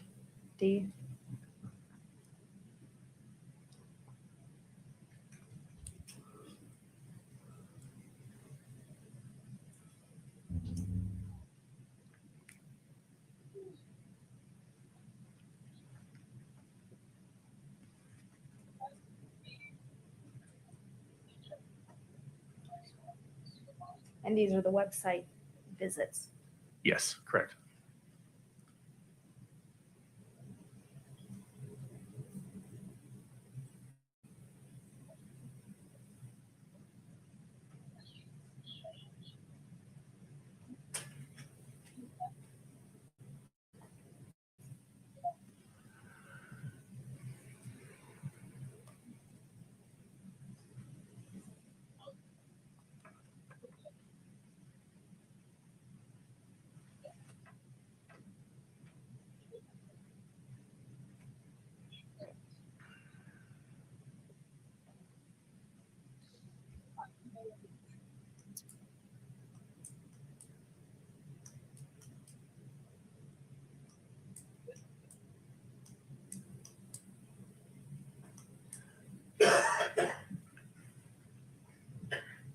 I need to call.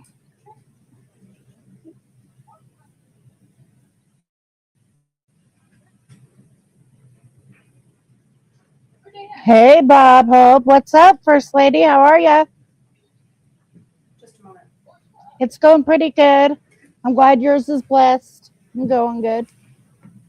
Sir, those are all my questions for you at the moment. I think the defense may have some as well. Thank you. Still some more? Need some more? I need a little more. That'd be great. Thank you, sir.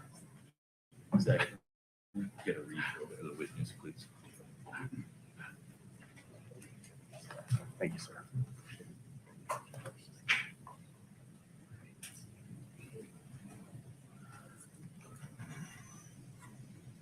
Mr. Ramos, did you want a break before beginning? Thank you. Yeah, I take a break.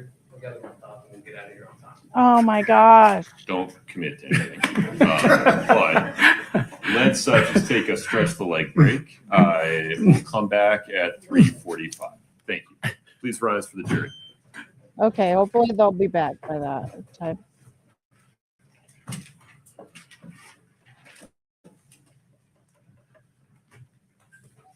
See if they're gonna-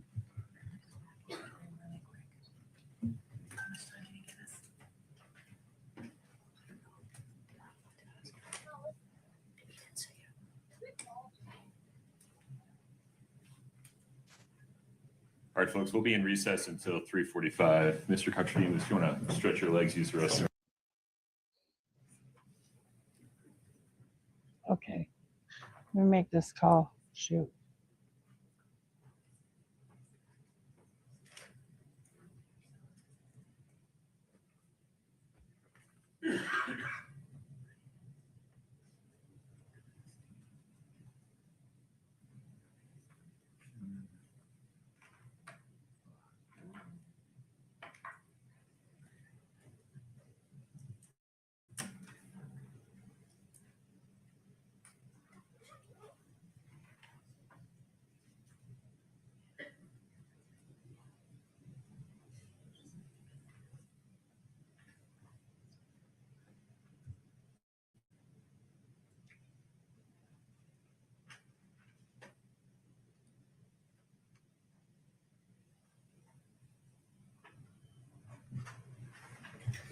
Go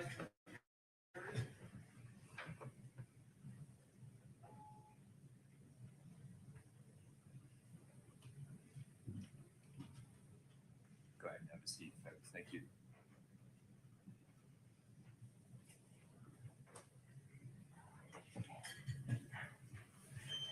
All right, please have a seat. Thank you. Mr. Ramos, Thank you, please Judge. proceed. Mr. Kouri, how are you? Doing great, Mr. Ramos. How are you? Good seeing you again. Good to see you. You know what? Let's just dive right into the GIFs, the PNG files. Yeah, sure. Right? Sure. Could we pull up those that exhibit? And just for the witness, Judge. So I have this document here. It's been marked as State's Exhibit 340. Do you recognize that? Yes, sir. Now, when you were testifying earlier, you informed the jury that it was all the image files that you received, correct? Well, just for this representation is just for that, for the 4th. Correct. Yeah. Yes. So what we're looking at are It's part of that. Yes. images, data files for that day. Specifically, I think there was a range. It was for the March 4th, correct? Correct. Okay. Now, in that, there were 39 images, right? Correct. Now, of those images, obviously, we've seen 3 of them. Okay. Yes. So I want to focus on those. Okay. Okay. All right. So what I'm going to do is I'm going to pull up those 3 images that you've seen. Okay. Okay. Mhm. And I'm going to show you the MAC, right? Okay. Which is the modified access created. Okay. Yeah. All right. Now, could you see those on the left-hand side there? I do. Yes. Okay. 1 second.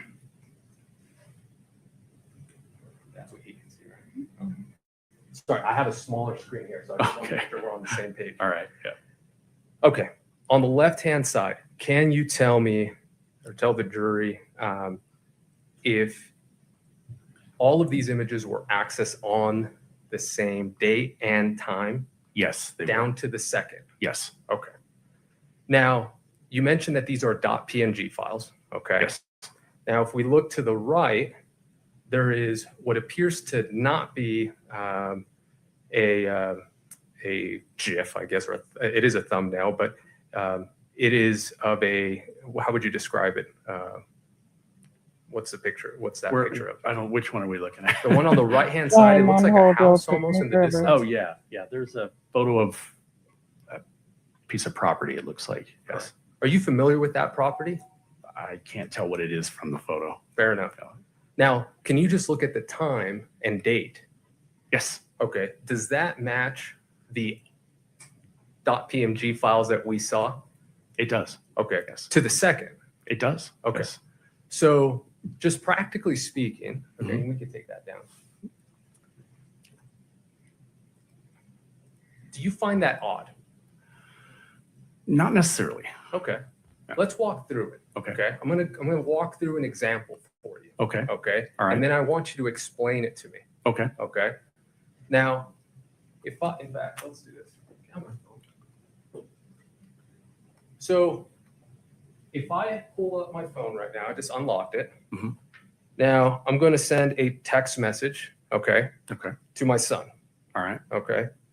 Now I'm going to go ahead and add a thumbnail, A photo. Yeah. a photo, Uh-huh. okay, and I'll do a GIF, okay. Okay.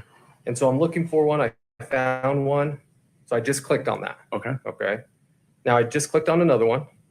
Okay. And I just clicked on another one. Yes. Okay. Now I'm going to add also a picture, okay, just for my folder. Okay. Okay. Now I've selected those 4 items, okay, Mhm. and I'm about to send it. Yes. Okay. So if you were to get my phone and put it in your system, extract it, and you analyze it, obviously it would be a text message. It would. Yes. Correct? Yes. Now, the modified access created, would all of those be the same date, time, down to the second? They could be. Could be. Yes. There's a lot of reasons for that. Football's over, Bob Hope. So I For only example, I go the type there of iOS I periodically. have, That could affect it. Yes. the type of extraction that's done. I go over I there don't know like if twice the a week, extraction 3 type times a would week. determine that or not. Logical versus physical. I still don't think in the way these We these were there the images other were night in the when I was there. database. Okay. I don't think that would be. I don't think that would be accurate. So then let's look at the database. Okay. Where exactly were these images? So they were in the database. There's a pathway in there. Yeah, let's pull that up. Yeah, again, so that's please. where they're at. Okay. Okay. So they are in an SMS photo database essentially. All right. So is it up there now for you? It is not. Not yet. Okay. Now, the source file, is that what we're referring to? Yes. Okay. Yep. So I see here has a bunch of numbers, underscore files, full.zip, right? Yeah. Private var, mobile, library, cache, Yes. right? Yep. Okay. Talk to me about cache. All right. So, caches or folders. They're just places where the system stores data. Okay. Yeah. And if I were to go to my phone right now, I could find those .png files, that image I just sent, right? If I go directly to my text message, correct? You could. Yes. Yeah. Right, because I just sent it. Uh-huh. Okay. Now, here in this file, this doesn't lead you straight to a text message. Correct. Okay. And so it is, and I think what you said in your direct, I think it was the Good questioning system. I think it by was this you're very defense. specific. The system in her phone, I logged it. Is that correct? Yes. Okay. Those are databases. Correct. Yeah. Yes. Okay. So fair to say, and you indicated in your testimony early, so I think I'm right, that there are certain things in our phones that are there, but we can't necessarily access them. Correct. We need a process to go kind of below the surface. Right. Okay. Now, in this case, these .pngs, you had 39 of them, correct? Yes. Okay. Now, you only selected 3. Yes. Okay. Did you select those? I shouldn't put. I provided what I provided. Like And- I provided the entire extraction report, and then I provided the part of the extraction report for that day. Okay, so Yes. you provided the full 39. Yes. Okay, understood. Now, I want to go back to that other image. Okay. Okay. Now, these have the exact same date, the exact same time, down to the second. Okay. Are they tied together? I don't know that. You don't. No. In fact, it's impossible to know. It really is. Now, in what you do, there is, we heard the word a lot, analysis, right? Yes. You analyze. Right. Okay. Now, we know that you can, we get the information from Grade Key, it's extracted, then we put it in Celebrite. The analysis comes in reviewing the report, correct? Correct. Okay. Now, and you're also very careful in your direct testimony that it's not necessarily, I don't think you use these words, but it's not infallible, right? This Celebrite report. Correct. Okay. In fact, Celebrite itself recommends its operators, is that the word? Yes. To make sure that they validate their data. Correct. Right? Yes. And there's a lot of reasons for that. Yes. For example, you do have a hardware that you use, correct? Yes. You want to validate it's working. Correct. And then also the software that you use, you want to validate that that's working. Yes. Okay. Now, this might be an oversimplification. So that's okay. But I'm trying to process it. Okay. A lot of money went into making those phones. Yes. A lot of the data and how it works is all of it's proprietary. Correct. Yes. Now, in a way, Celebrite is trying to hack the phone to get the information? Doesn't really hack it, but it parses the data. In there. It parses But yeah, the data. Yeah. Okay. And when it spits out, that's not a common term. When the report gives you this information, you can't take it as God's truth. I really like his freaking questioning. There's context to a lot of stuff. So yeah, I mean, I can take it as God's truth, quote unquote. That is how the system files within the are constructed. You can take it that that's how Celebrite put the data or extracted the data. Correct. Now, you've heard, I suspect, of the epoch time. Yes. Okay. Now, if you could explain to the jury epoch time in terms of digital forensics. I cannot. Cannot? No. Why not? I don't have enough familiarization with it. I just don't. Okay. Not on the stand. All right. Well, is it fair to say that let's look at this created and modified and accessed, that date and time? Okay. Are you aware that that time isn't actually how it's stored on the phones?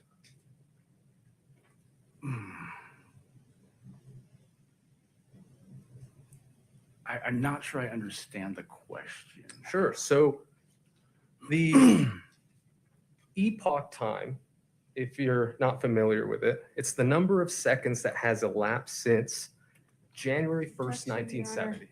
Are you familiar with that? I am. Oh, sorry, for a Judge. minute. I What was the apologize. objection?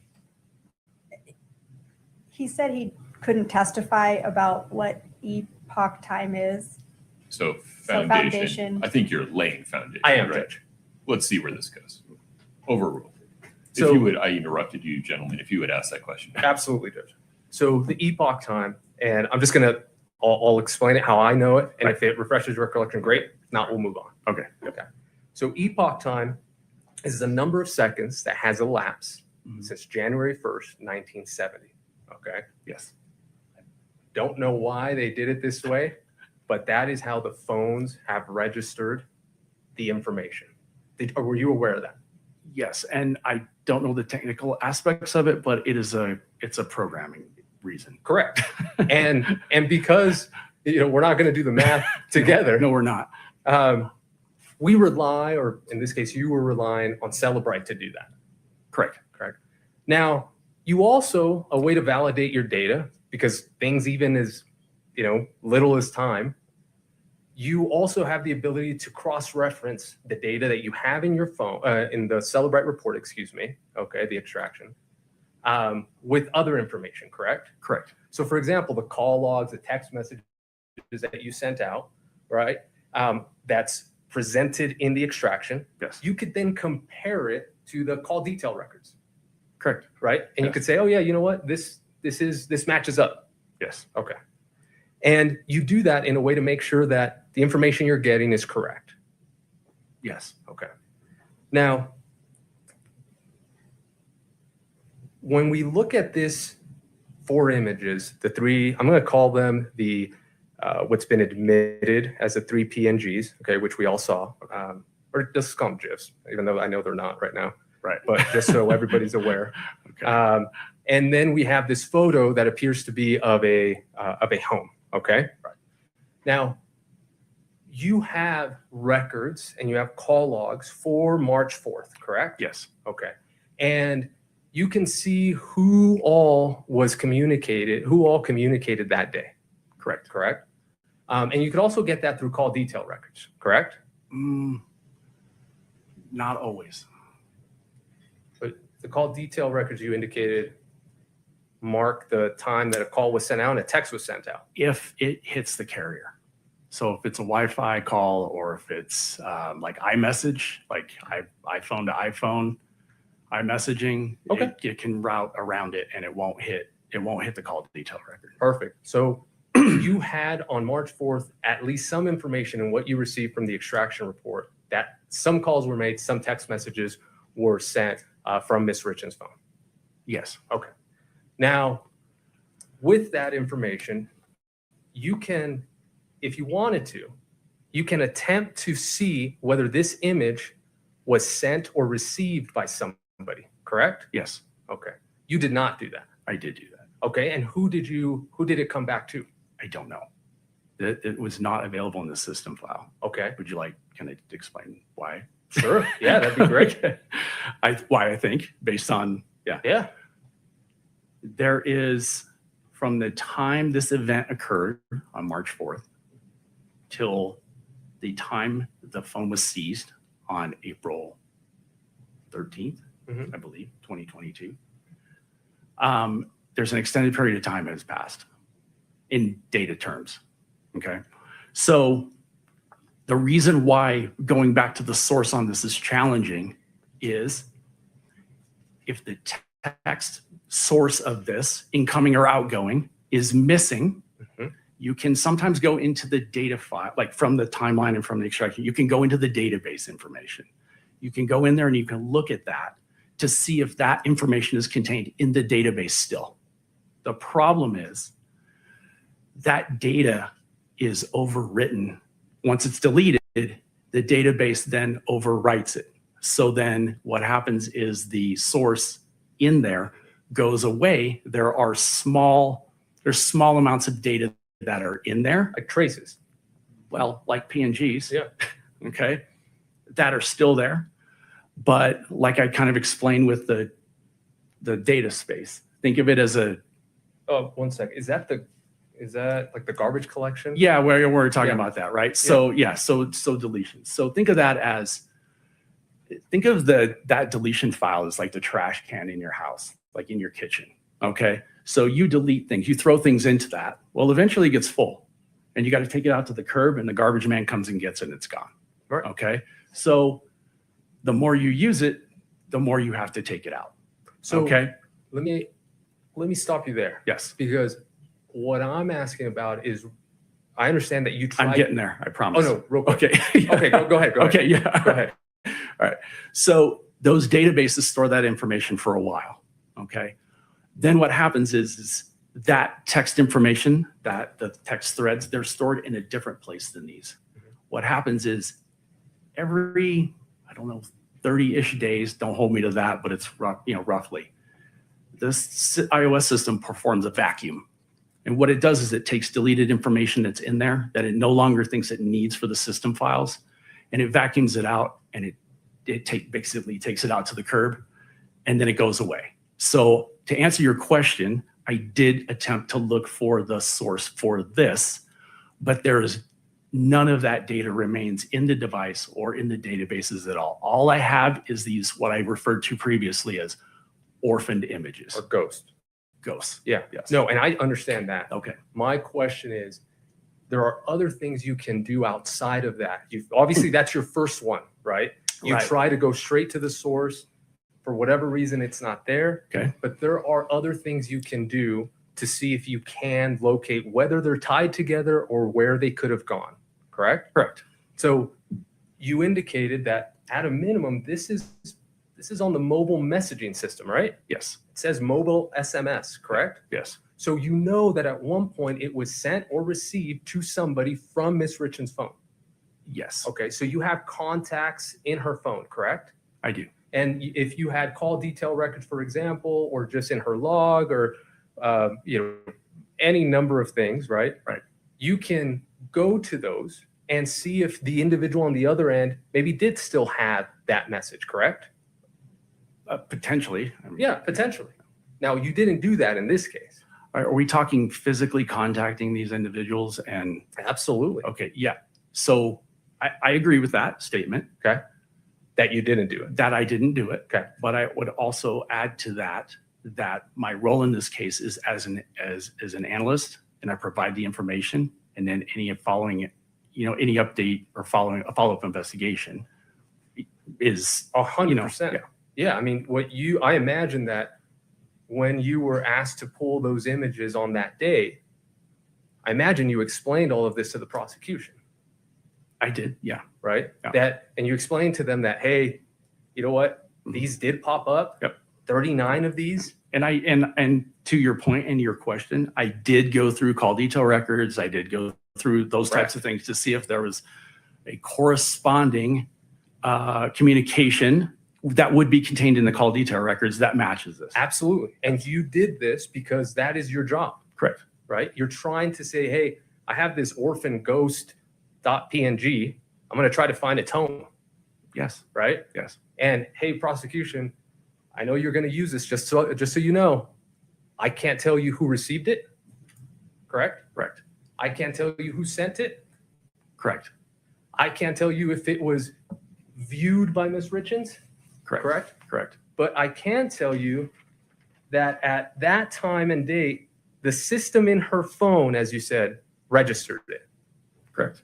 Now, for example, if we were to find out that the image there, right, of the home, okay, if we were to find that other recipient, right, okay, and in that recipient's cell phone, it had the day prior, okay, so March 3rd, okay, say around 5 o'clock, okay, and that individual sent the image, okay, and then Miss Richins opened her text message with that home there, okay, and maybe those GIFs or those .png, those thumbnails were attached. It could have been that the computer registered as it accessed it as it was opening up, correct? Correct, because it would create a thumbnail. Correct. Yes. Now, like you said, we don't know that, right? Correct, we don't. Okay. Now, I'd like to move on to the web searches. Okay. Yes. A lot of those web searches, as we saw, have no dates. Correct. Right? Yes. And we do see some of them when they were searched, correct? Yes. Okay. Are you familiar with I think it's called like lifestyle analysis? No. Okay. Did you perform any searches around the time on those that you can see on the web searches, that you can see the date that they were searched? Okay. Did you do any searches on Google or any validation to see what, if anything, was relevant to what was being pulled up? No, like, did I perform the searches myself? And Not the searches. So, for example, are you familiar with a certain Real Housewife in Salt Lake City? Recently? Yeah. In Yes. April 2022? Oh, no. Okay. Are you aware of somebody maybe being sentenced around that time? No. Okay. And now that would provide context to you, correct? I could. Yeah. Because right now, just as we see the searches, we don't know why that would be a search, correct? I don't know content or can't speculate on anything. You can't speculate. No. You shouldn't speculate. No. You also can't tell me with the information that you have who actually did the search. Correct. Right? It was done on the phone. It was done on the device. You could tell us the location of the phone possibly when those searches were done. Correct. You could tell us possibly the Wi-Fi that it was connected to, if it was connected to one. Correct. Okay.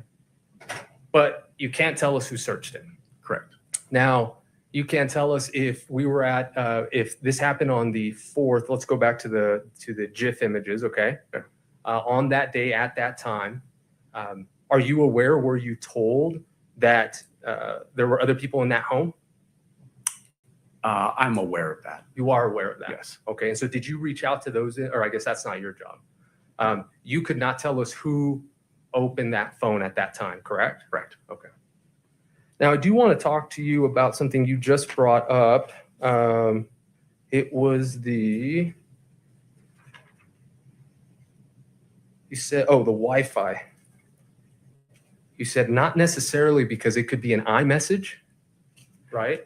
Correct. Was one option, and then the other one was that it was connected or sent through Wi-Fi. Yeah, the file path on here indicates that it is a mobile SMS, which went through iMessage, and iMessage iPhone to iPhone typically will not hit a carrier, so it won't be in a call detail. Right. But that also is helpful to you, right? Because you're able to see, of all the people that she could have possibly contacted that day, you could then narrow it to like who has an iPhone. Correct. And so because of the communication, and correct me if I'm wrong, I'm guessing here, between iPhone and iPhone, it's a different connection, correct? It makes it easier to communicate? It's a typical Wi-Fi connection, so it's not a different connection. Okay. It's just a different system, or it's the same. They're on the same system. It goes through Apple servers versus the carrier. So for example, can we pull up the Mr. Richins mobile activity on the night of March 3rd? Do you recall that state's exhibit where you laid out a graph of all the text messages that were sent from Mr. Richins to a Pedro Sonora? Yes. Right. Yes. I think it's up on your screen now. Yes. Okay. When we were talking about this, one of the last questions was about the text from Raul at 10:18. Okay. And I believe Ms. Shervanack asked if it had been read, or if you could tell if it had been read, and you answered it very curiously, which is, I'm left to wonder, I just want clarification, whether or not you could actually tell if it was read, or whether there just wasn't enough data to determine whether it had been read. I didn't see any. I don't remember. Okay. I'm sorry. I just don't remember the data. No, and that's why I'm following up. Yeah. That's why I'm following up. There's no response. The indication was that it was not read. Okay. Yeah. Now, here we see all these text messages, correct? Yes. And we just talked about the iMessage that you just discussed. That Yes. sometimes that won't register on call detail records, for example, right? Correct. Now that's different than this, right? That is different than this. Okay. You would expect an iMessage to show up here? Yes, because this is from the phone's timeline itself. Correct. These are system file. Correct. Just want to make sure.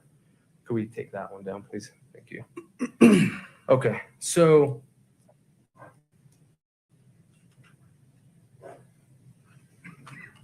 the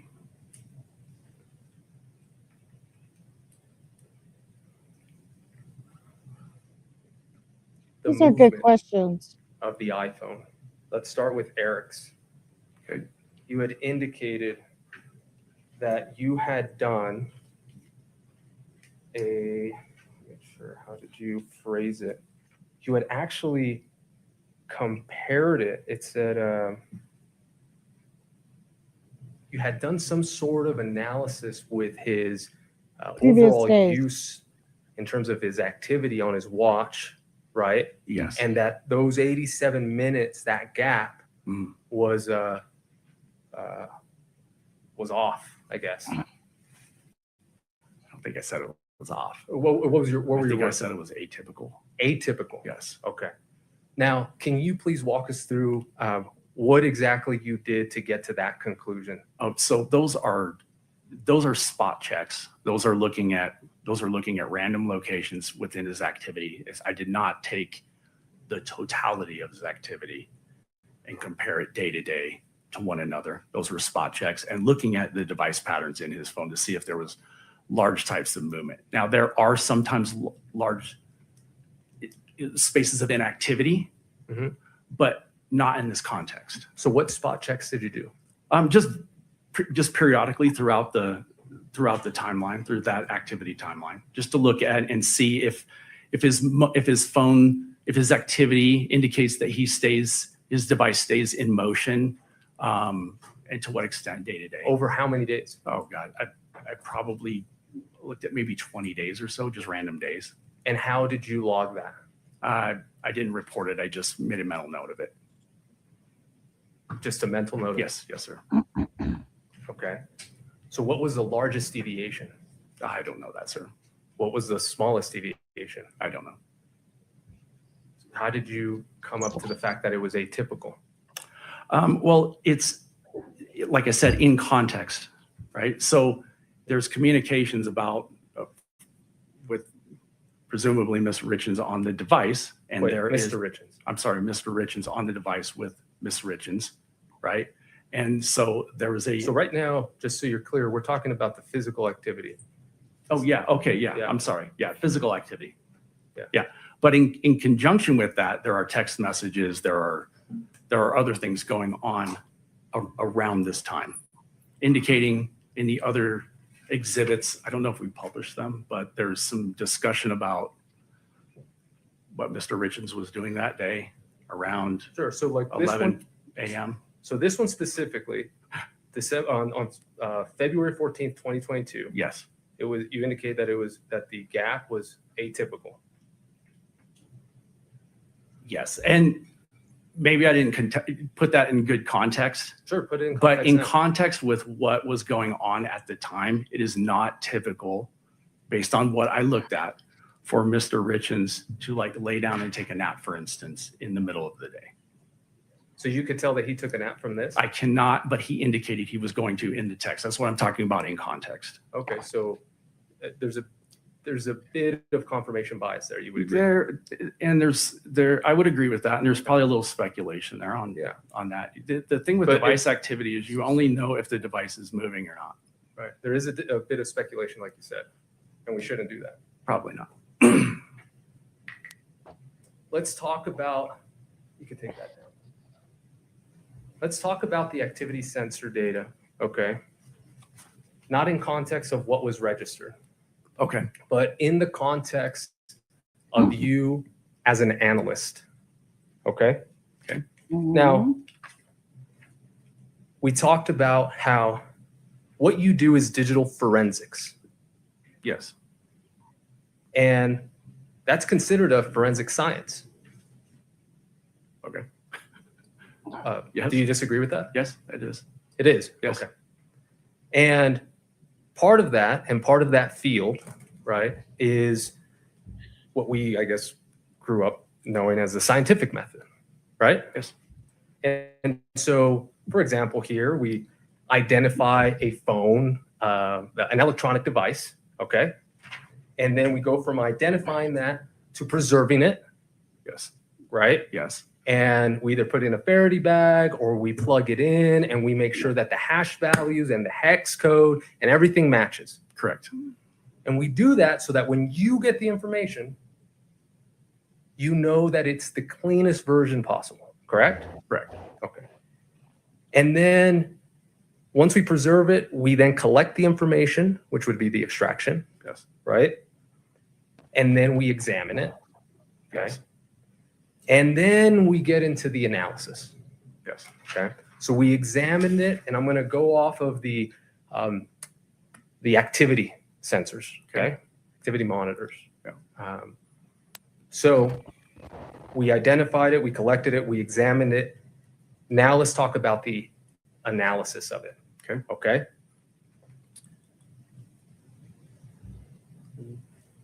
Tell us what you did to validate the information about the activity sensor data. And we'll start specifically with the distance traveled. And this could be for either Mr. Richins or Miss Richins' phone, okay? In general? Yeah, what did you do in this case for either Mr. Richins or Miss Richins, okay, to validate the information that was presented to you in Celebrite regarding traveled distance or distance traveled? So the distance traveled is just reported by the device based on the sensors that are contained within the device. Correct. Yeah. So then what did you do to validate that that information was correct? I'm not sure I understand the question. Okay. I did nothing to validate that information, like outside of that. Okay, so for example, that information that was there, it indicates, let's pull up Miss Richins if we wouldn't mind. The state's exhibit where it shows, this one right here. Okay. Okay. So can we publish this one, Judge? It's been admitted. So let's look at that 3:08:10 a.m. Okay. Okay. Now, the 74.14 meters, that comes straight from the extraction report, correct? Correct. Okay. And the 243 feet, I imagine that's something that you converted? Yes. Okay. And using what? Just a Google conversion. Google conversion. Yeah. Okay. And in this device travels, we know that it was 74.14 meters that was registered on the device. Correct. Okay. Now, what kind of iPhone was this? I believe it was an iPhone 12. Okay. And do you recall what iOS system it had? I do not. Okay. Now, did you, for example, going back to, so I can explain myself, did you grab your phone, a phone, and measure the distance from point X to point Y, put the phone in your pocket, walk over there, knowing the distance, walk back, plug in the phone, and see whether the Celebrite data that you received for what you just did in that controlled environment matched what was being produced? No. Okay. Did you purchase or have access to the iPhone make and model of Ms. Richins? No. On either of her phones that she had? No. Did you have access to Mr. Richins' iPhone make or model? No. Okay. And you did not do any What does that tests, matter? correct? Correct. So these numbers right here that we're seeing, you are speculating that is correct. I'm not speculating. I'm relying on the data being correct inside the device. You have no way of knowing that. Nice try.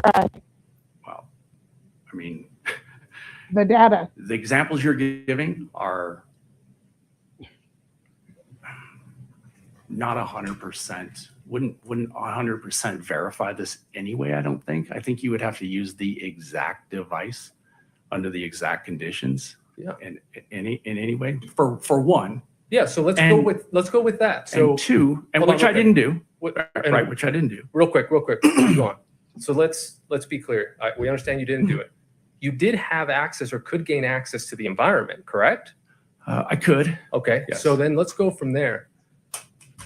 There are body cams in this case. Were you aware of that? Yes. Okay. Have you been to the Richins home? No. Okay. Have you seen those body cams? I've seen some images of the body cams. Yeah. Okay. Have you seen videos of the body cams? Very few. Okay. Do you recall a video where one of Miss Richins' phones is handed from one of the EMS to an officer, and then the officer walks over all the way to where Miss Richins is to provide her the phone? No. Okay. Had you been aware of that, or had that, rather, I'll be fair to you, had that been told to you by the prosecutors or law enforcement? Having that controlled environment, having this data, having access to the same phone, downloading the same iOS, could you have run a test to see if it was similar? And specifically referring to the 41 meters that's indicated there.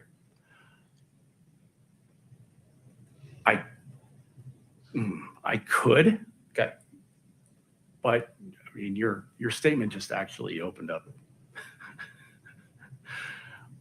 why there's a device movement later on. My questions sometimes tend to do that. Okay, so now let's talk about even the phone unlock lock. Okay. Phone unlock lock. That seems pretty intuitive. Yeah, the locking. The locking and unlocking. Yes. Yes. So for example, when we look at the 319, I'm sorry, can we go back to the other one? I don't know if it was me. Thank you. At 319.39 at the bottom, phone unlocked 3 seconds. Mm-hmm. So it was unlocked 3 seconds. Does that mean it was locked at 3 seconds? Yes. Okay. And then, to be honest, this is just out of curiosity. Why don't we show an unlock before the 321? Oh no, because that 39 that. Oh, I don't know. Sometimes just things happen, right? I don't know. Yeah. Okay, we could take that one down.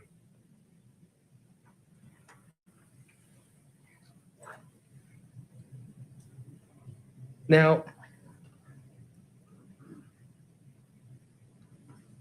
going back to the web searches, okay, just briefly. This was all after, to your knowledge, I imagine you're aware that this was all after, all these searches were done after Ms. Richins knew she was under investigation, correct? Yes. Okay. And I imagine at that point, and if not, you probably have been made aware of it now, and we've all seen during that January to March timeframe that you mentioned that there was a massive deletions between in her phone, correct? You remember that? Yes. As well as Miss Lauber's phone. Yes. You know that they were purchasing oxys, correct? Objection, Your Honor. Lack of foundation. Are you aware of what Miss Richins was doing during that time, either then or now? Yes. Okay.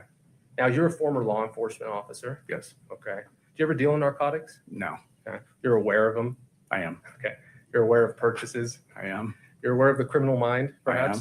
I am. And you're aware that most individuals dealing in drugs might want to delete their information? Yes.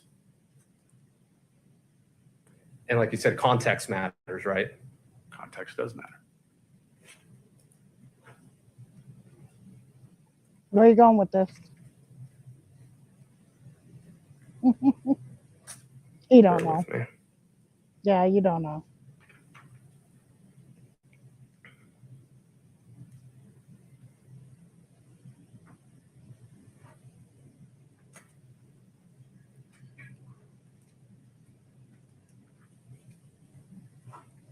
Are you familiar with Bayesian inferences? No. Okay. Or probability statements? No.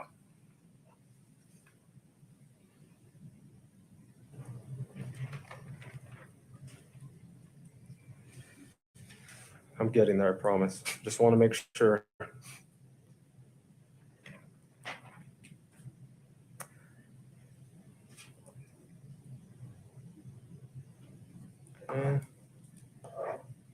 Oh, can we pull up the call record for Miss Richins? I think it was the 101, 110 minute one, please.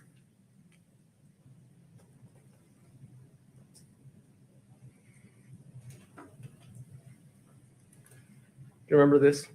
I do. Yes, sir. Okay. To be honest, I don't know why you were asked the questions, but this was in March. Could you zoom that in? Sorry, those. No, yeah, I know. Those things are. Zoom it in when you find it, please.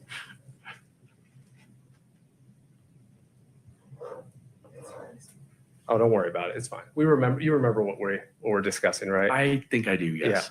Yeah. If you can find the date, that'd be great. I believe it was March 4th or 8th. And Your Honor, this exhibit on the screen is not March. It's February. This says February 11th. It's 3-6, whatever. Oh, okay, perfect. Thank you. We're on March 1st. Is it March 2nd? So let's be clear for the record. The jury can't see what you and the witness. No, we understand. I'm just, I want to make sure that Katie finds it first. Okay. And then we'll Let me know when you're ready. Is that it? Okay. Yeah, that's it. Yes, if we could publish it and we could see the 101 minutes. Mhm. Now, the date is March 2nd, correct? Correct. And you indicated that you reached out and you found out that that was the IRS. Yeah, I Google searched the number. Okay. I know the number. Yeah. Well, I was gonna. It ends in 1040. I mean, it's. It will, and it's a month before tax season. Yeah. Correct. So context-wise, Okay. not unusual, right? Not unusual. Yeah.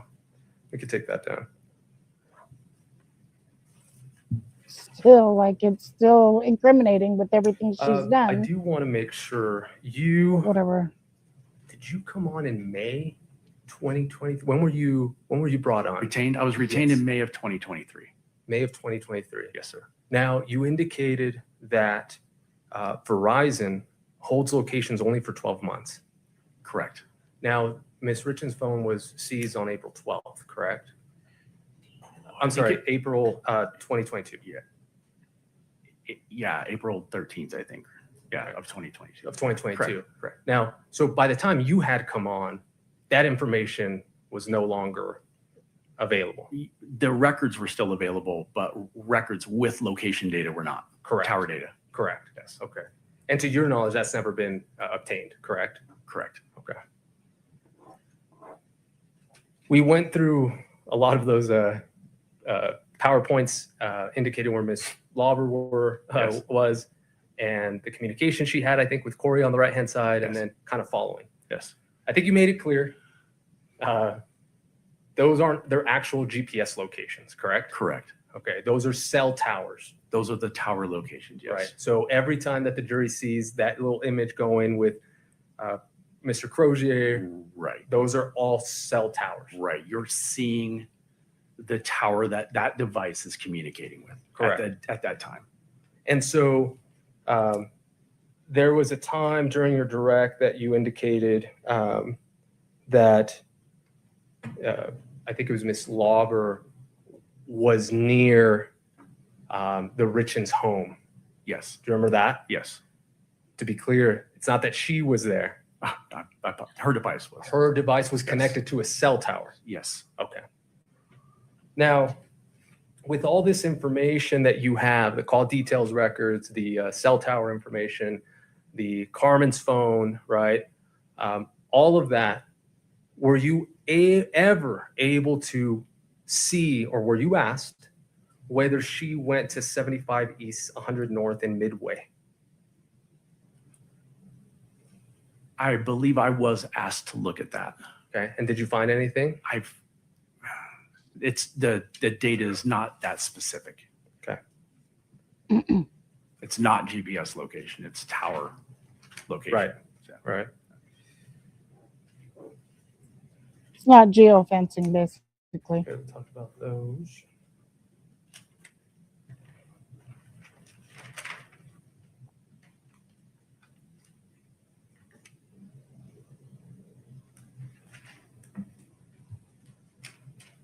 Okay, I think I'm almost done. I think I am done. Oh. Two things. Biometric data. Okay. Let's go back to the activity sensor data. Did you go into anywhere in the extraction to locate the height Miss Richins put in her phone? I don't recall seeing that. The whether her weight? I don't recall seeing that either. The stride? I don't recall seeing that. Did you do that or recall seeing that in Mr. Richins? No. Okay.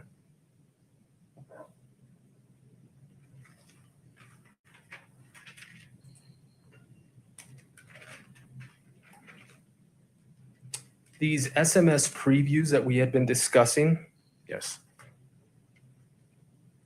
are you aware of the different settings that one can do on their phone to either show a preview or not show a preview? No. You're not familiar with those? I don't think so. Okay. Do you have an iPhone? I don't. Okay. Okay, Disagree on a Lucia, lot of thank you. Fair. So you wouldn't have done anything there to check, or did you do anything to check her settings? I did not. Okay. So you don't know if on her settings in her iPhone, there was an automatic play previews? No. Okay.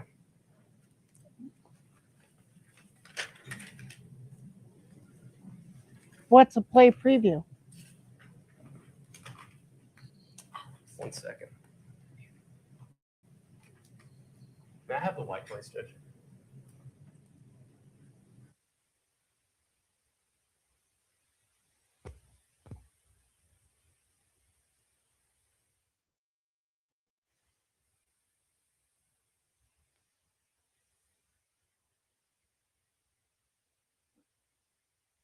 He is guilty. What's up, Boom? He's not on trial.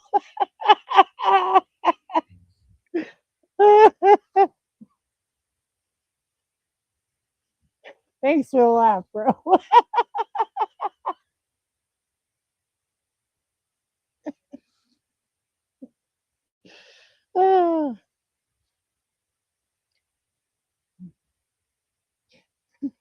He's guilty of being a cop.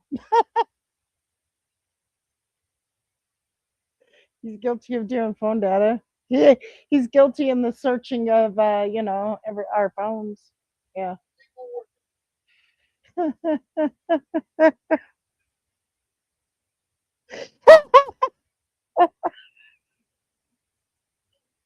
Whoever he is, he looks guilty.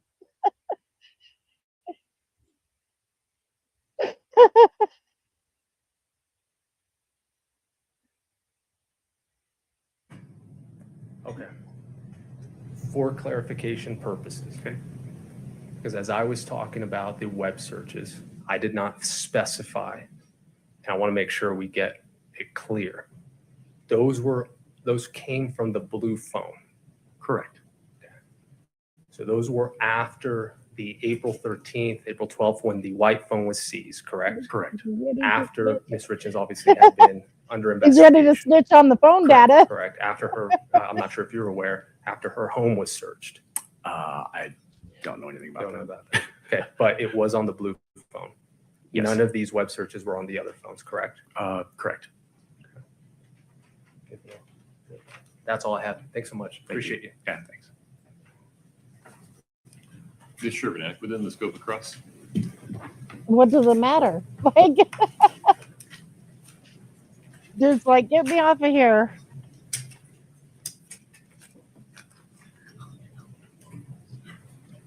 A lot of sticky notes. A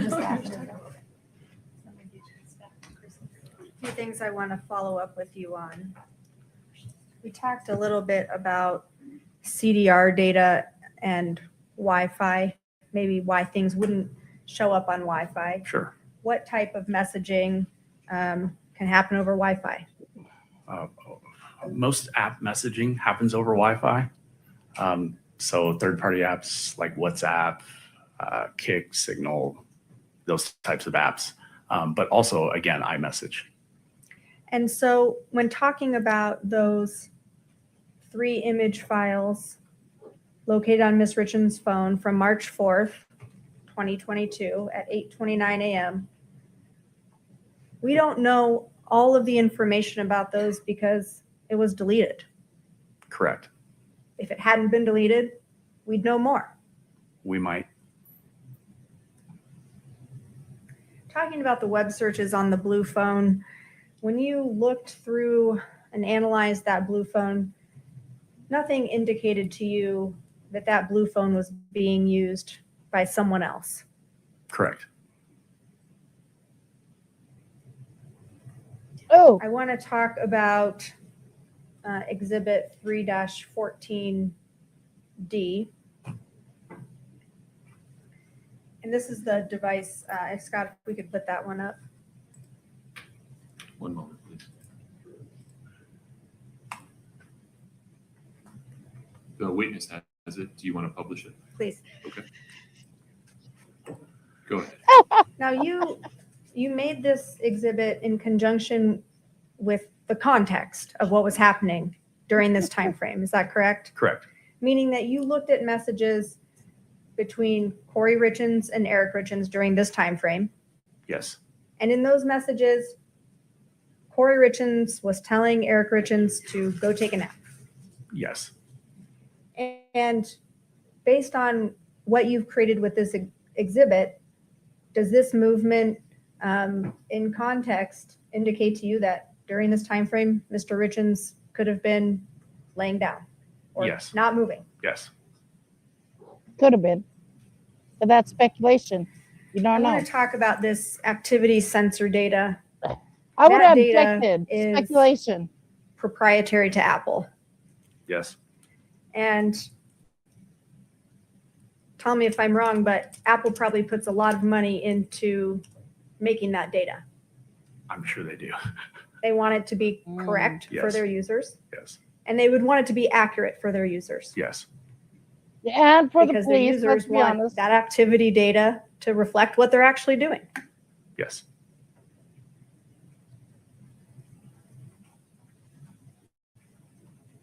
Have you looked at activity data in other phone downloads that you've analyzed? Yes.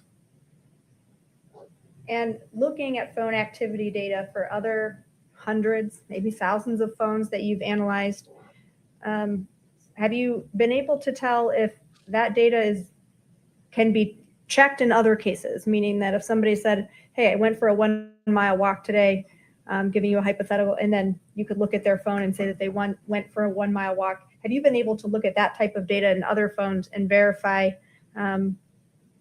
that it reports in the way you would expect? Are you asking about corroborating witness statements based on their activity in their devices? Right. Yes. That activity data in other cases when you've analyzed it has been accurate and corroborated by other information. In my experience, yes. Once it's on the internet, it's on the internet forever. That's all I've got Yep, for you, sir. I Thank you. object Thank you.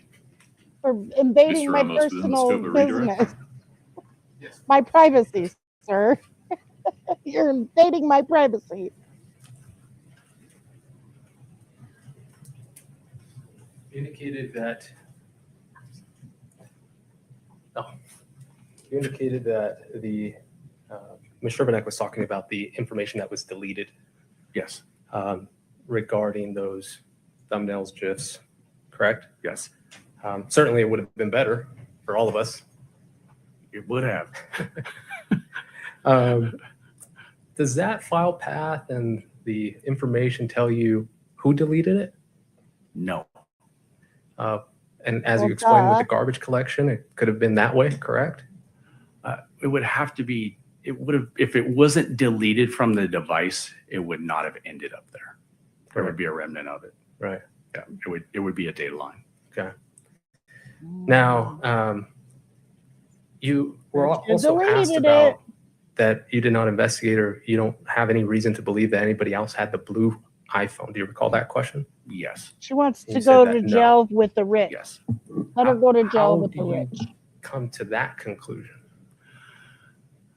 The big thing for me is there is a text in that phone from that device to Mr. Grossman in which the defendant indicates that. So to be clear, yes, I'm not saying that the phone wasn't Miss Richins. right. Right. Yeah. My question is, okay, well, I'm you trying in- to answer it. yeah. So I'll clarify my question to make sure I'm Okay. I'm asking it right. All right. Is your testimony that there was nobody else who had access to that phone at all? I don't know that. Okay, that's my question. Now, you were That asked is about just her phone. Apple software and proprietary software, and did you attempt to get information from anywhere else, whether it's Apple, whether it's another peer, whether it's another case, where you can get the information that you have in these extractions to validate it? Kind of don't understand that Sure, question. I'll rephrase. Okay. Yeah. Yeah. So I understand that you don't work for Apple, No, I don't. that you don't know how it works.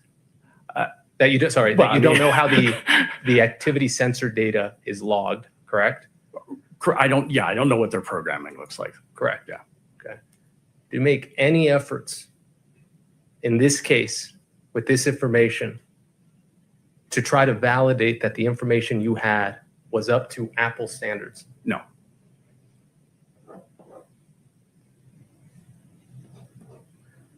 You indicated that you've been able to rely on other cases before. How many cases? At least 100. And so in those cases with activity sensor data, in those you did test? Okay. So analyze data in phones, at least 100 phones. There have Oh. probably been, I apologize, there have probably been a dozen or so cases where I've had to corroborate like witness statements and suspect statements, that type of thing, against their phones. And I have not found any inaccuracies. I misunderstood. You, in those cases, corroborated the data that you received, but you did not run tests to make sure that the data you had was accurate. Not physical tests, no, sir. Correct. Okay. That's all I have to know. Thank you. Well, that's Thank you. typical of that a consultant. You started to describe how you knew that no one else was using Kouri Richins' blue phone. Yes. There was a text message that indicated to you how you know that. Yes. How did that message indicate it to you? Not word for word or verbatim. Summarize the message. The message summary was a text from the new number, the 9592 number, which is the blue phone number, to Josh Grossman's phone. And Ms. Richins indicated to Mr. Grossman in that text that she had activated one of, I believe it was her mom's phones, and she would be using that now. So, to that effect. So she told him, this is the phone I'm using to contact you now. Yes. That's all my question. May we release this witness, counsel? Subject to rebuttal if we need him. Understood. If we cannot release him, release him. You are still subject to subpoena, so that means you can't, well, he's an expert, so the exclusionary rule does not apply to him, correct, Mr. Ramos? Okay. Maybe we'll see you in the future. You're free to go today. All right, Thank you, sir. time. Thank you. I appreciate it. Okay. Now it's a good time to recess for the day, Ms. Shrivnak, yes? Oh, thank Mr. you, Ramos? Jesus. Very well. Ladies and gentlemen, Yay! we are going to recess until 8:30 tomorrow morning. As always, please affirmatively avoid talking about or listening to anything about this case. Avoid any person that's trying to talk to you about the case. Please do not read, watch, or listen to any report about the case at all.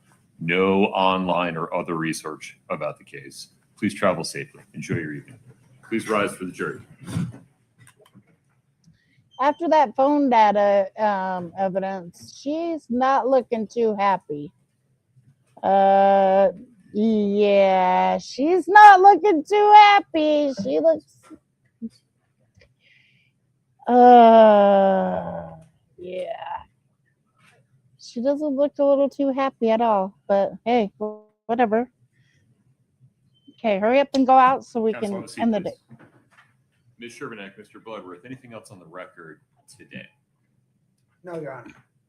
Ms. Lewis, Ms. Nestor, Mr. Ramos? Do we want to address the juror issue? What I propose, and let me just say it out loud, and then you can tell me whether you have any objection to this, is to let all of you consider whether you want to have the court voir dire that witness regarding his prior interactions with Ms. Crosswhite tomorrow morning. And if so, we can do that. Or if you'd prefer not to do that. But give that some thought overnight. We can pick it up first thing in the morning. Any objection? No, sir. Mr. Bloodworth? No objection. Okay. We'll be in recess until tomorrow morning. Please travel safe.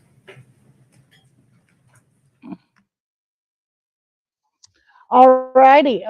Okay, so that's the end of day whatever. Stop sharing. Okay, so today we heard from the person that the detective that collected phones and downloaded them and all that great stuff. We heard from another medical examiner about the fentanyl levels that were in his system. We heard about all her web history, well, her Google searches. Haven't really seen too many text mess. I mean, we did, but they kind of went through them fast with her and the person she was having an affair with. What else? Also corroborated Carmen's little testimony and seeing what Kouri did the morning of when she called 911. Also, they played a interview with the drug dealer in this case that said he didn't remember the interview. However,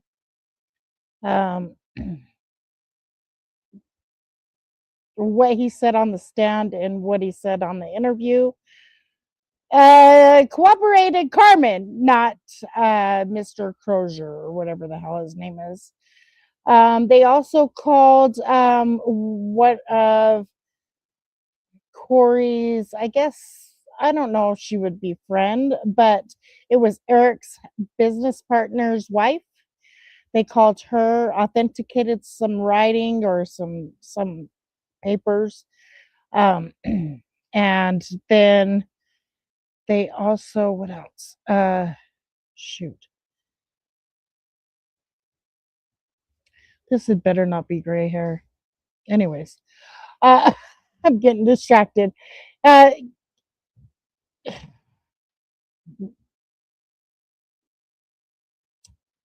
let's see, also corroborated. Now I forgot my train of thought. That's so freaking sucky. Oh, anyways, business partner, where she had said a testimony where there was a time that they went on vacation. The two families went on vacation together, and they wanted to go into her bias, because something about the reason why they stopped going on whatever. But Kouri confided in her about feeling trapped in the marriage, that she was aware of the prenuptial agreement, that she wouldn't end up with any money had they divorced, and that the kids would want Eric's lifestyle more than being with their mom type deal. Anywho, so yeah, that was day 6. Which was kind of cool because I really wanted to see what the data said. She's not looking very good.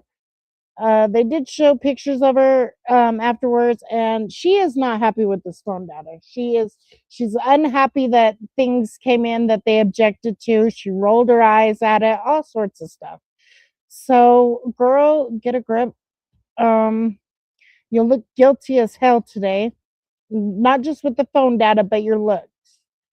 So maybe you should get it together and, control your facial expressions, because the jury notices everything.